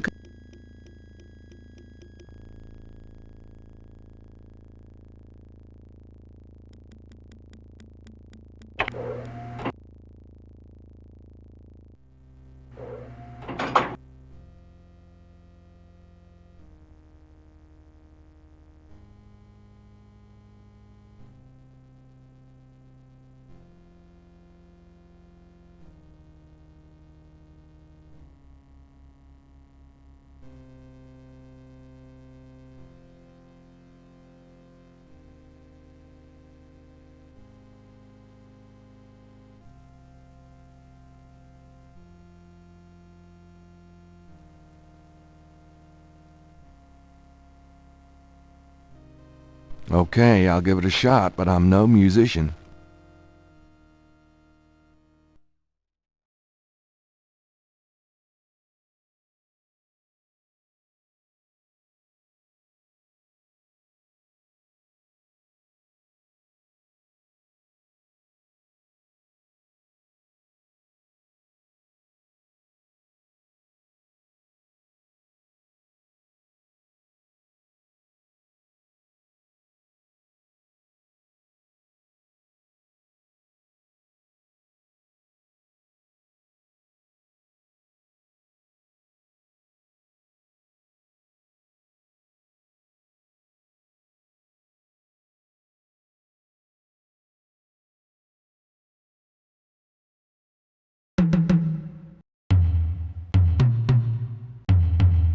A door opens in the distance.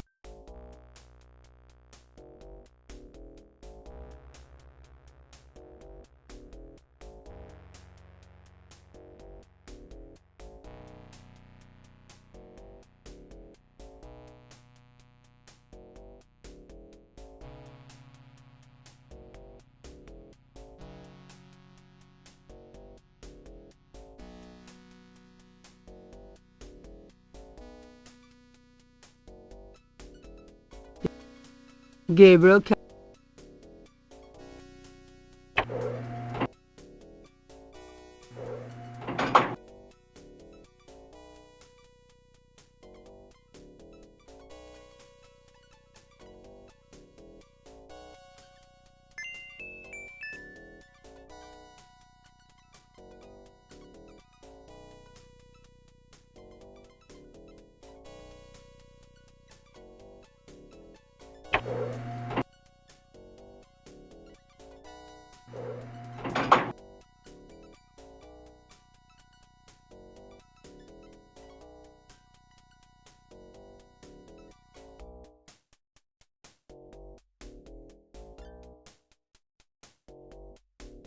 It's locked.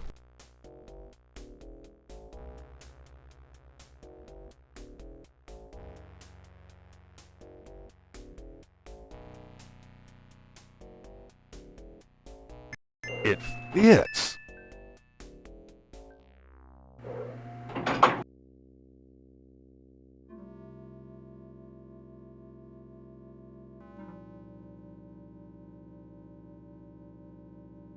I know it's dirty money, but it's for a good cause. Me.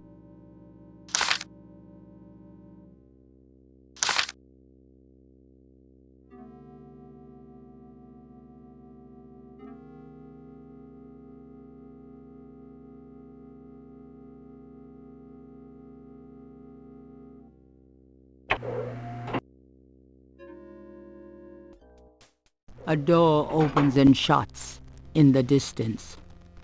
Dr. John must have returned to his room.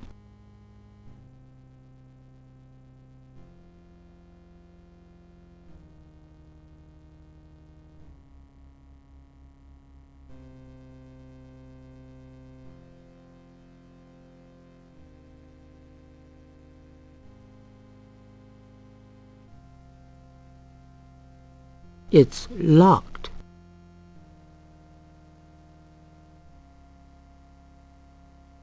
This sign has 11 snakes on it.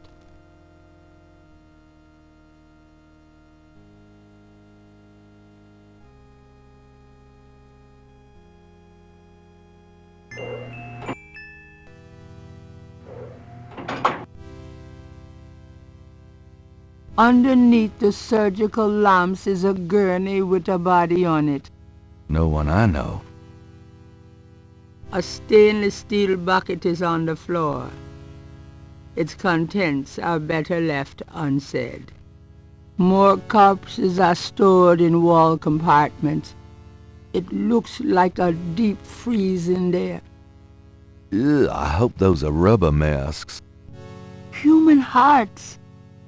So that's what they do with them. But why?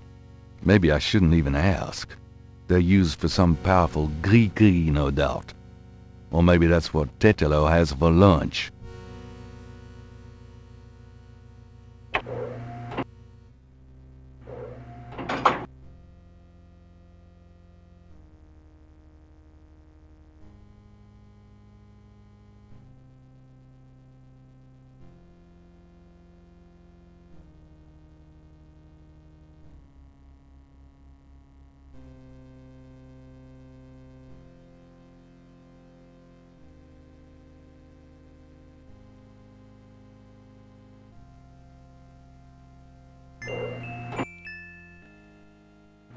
Grace!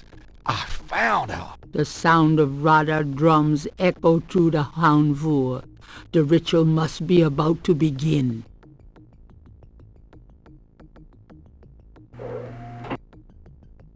Mostly, you made it. Thank God. I thought I saw you ducking in here.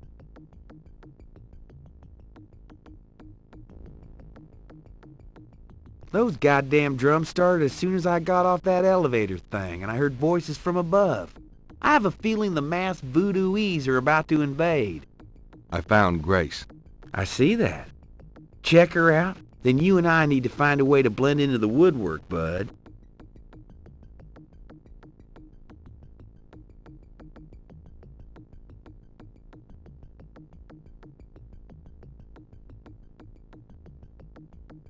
This talisman is supposed to have some sort of power.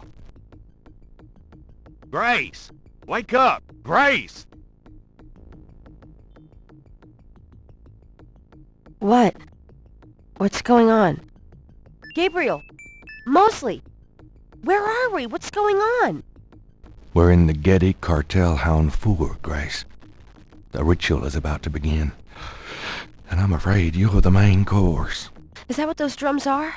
I heard them in my sleep. I couldn't wake up. Yeah. Makes you want to dance, don't they? Be serious. What are we gonna do now? All right, let's make a plan. What do you want us to do, Gabriel? You're asking me? Oh God, we're in trouble. Well, I realize I'm the professional, but you do know more about what we're up against here. Okay. Grace, they expect you to be unconscious, so you better fake it. That should put you in a good position when it's time. Mosley, you and I will be with the other ritualists. As for the ritual itself, I'd say Tetelo is our worst problem. I remember from the bayou that she didn't show up until Dr. John blew that drug on Malia's face. If I can prevent him from doing that, we can keep Tetelo out of it, I think. Well, how are you gonna do that? I don't know. I'll think of something. Uh-huh. What if Tetelo does show up? Let's just worry about making sure that doesn't happen. Okay, so you're gonna prevent this spirit thing from showing up. Fine. I'll take care of the big guy, Dr. John, when the time comes. And I can handle Malia herself, as long as she is Malia. Well, keep an eye on her, for her own good. But don't hurt her. Who? Me? We'll wait for your signal then. Fine. But you guys aren't gonna get far looking like that.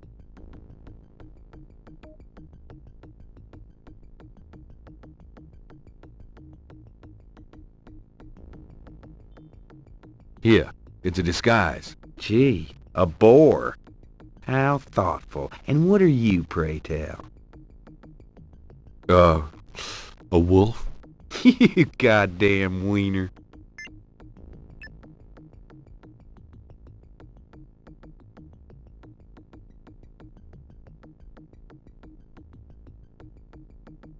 A wolf. How appropriate. Someone's coming. Grace, get down. What are you doing here? Thought this room was empty. Go to the circle. Now!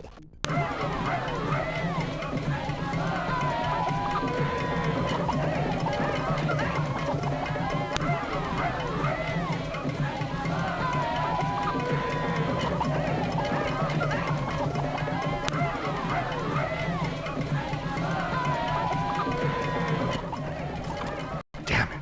She's already being ridden by Tetelo. What? What? But you said... Yeah, I know. Great, now what? I don't know.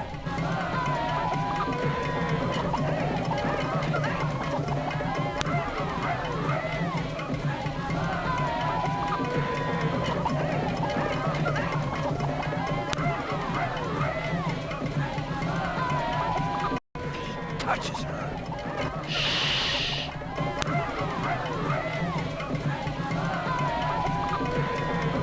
Oh, great Badagree, take this sacrifice. Do something quick!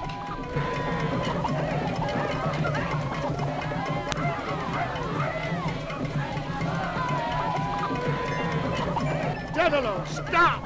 I won't let you kill her! What? You bastard of a bastard! You can't stop me. Watch your friend die. The talisman seemed to have little effect on protecting Grace from this distance. Get her, Dr. Jones! Kill her! We must have the sacrifice!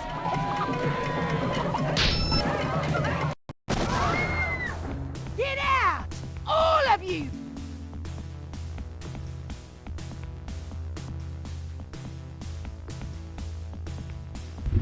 You have killed my chosen one, witch hunter! For that you shall pay!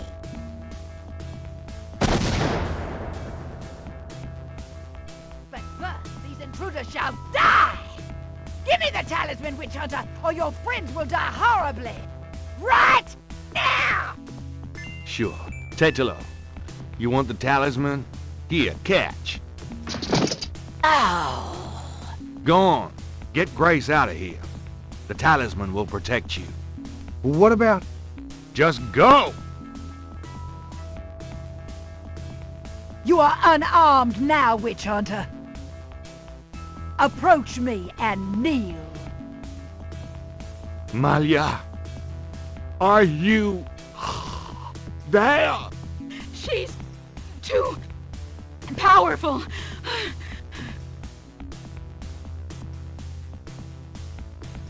No! Stop!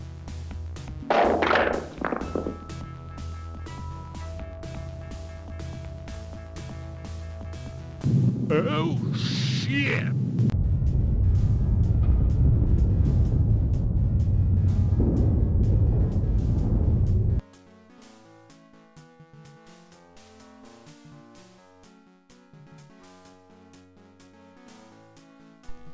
Go ahead. Destroy her. Destroy me. You are truly your father's son, witch hunter. Oh, Gabriel, please. I've got you, Malia. No. You will betray her, witch hunter. I won't let you kill her. Gabriel, you didn't betray me. I've got you. It's no good. It has to end with me. No! Don't let go! Damn it! Don't you let go! Goodbye, my love. No! I think it's over now. Yes. I'm sorry about Malia. I know you cared for her. You've changed, you know. Have I? Yeah. So, are you gonna do it? Be Schottenjäger? I'm gonna try. Don't worry, though. You'll be back at school, safe and sound. I don't have to go back. Grace, give up your PhD? There are things in this world, Gabriel. A spiritual path can be more important than a path of the mind. Spiritual path, huh? Well, you're welcome to stay, Gracie. Just as long as you don't expect me to know what I'm doing. This is a historical moment, isn't it? 300 years ago, the Ritter talisman was stolen by Tetelo. She used it to draw her family to power while your family withered. She helped provoke the slave revolt in Haiti. She's probably the reason for a lot of the flavor and history of New Orleans. Good and bad. Now she's gone and your family is restarting. Yeah, it almost makes you wonder, doesn't it? If it wasn't supposed to happen that way. You know, good coming from evil. You think too much. But really, I think the most tragic thing was all those generations of young women, like Maya, trapped by this large overriding personality forced into a life of horror. Yeah, kind of reminds me of living with you, Grace. You know when I said you've changed? Yeah? I was wrong. Are you sorry? Nah.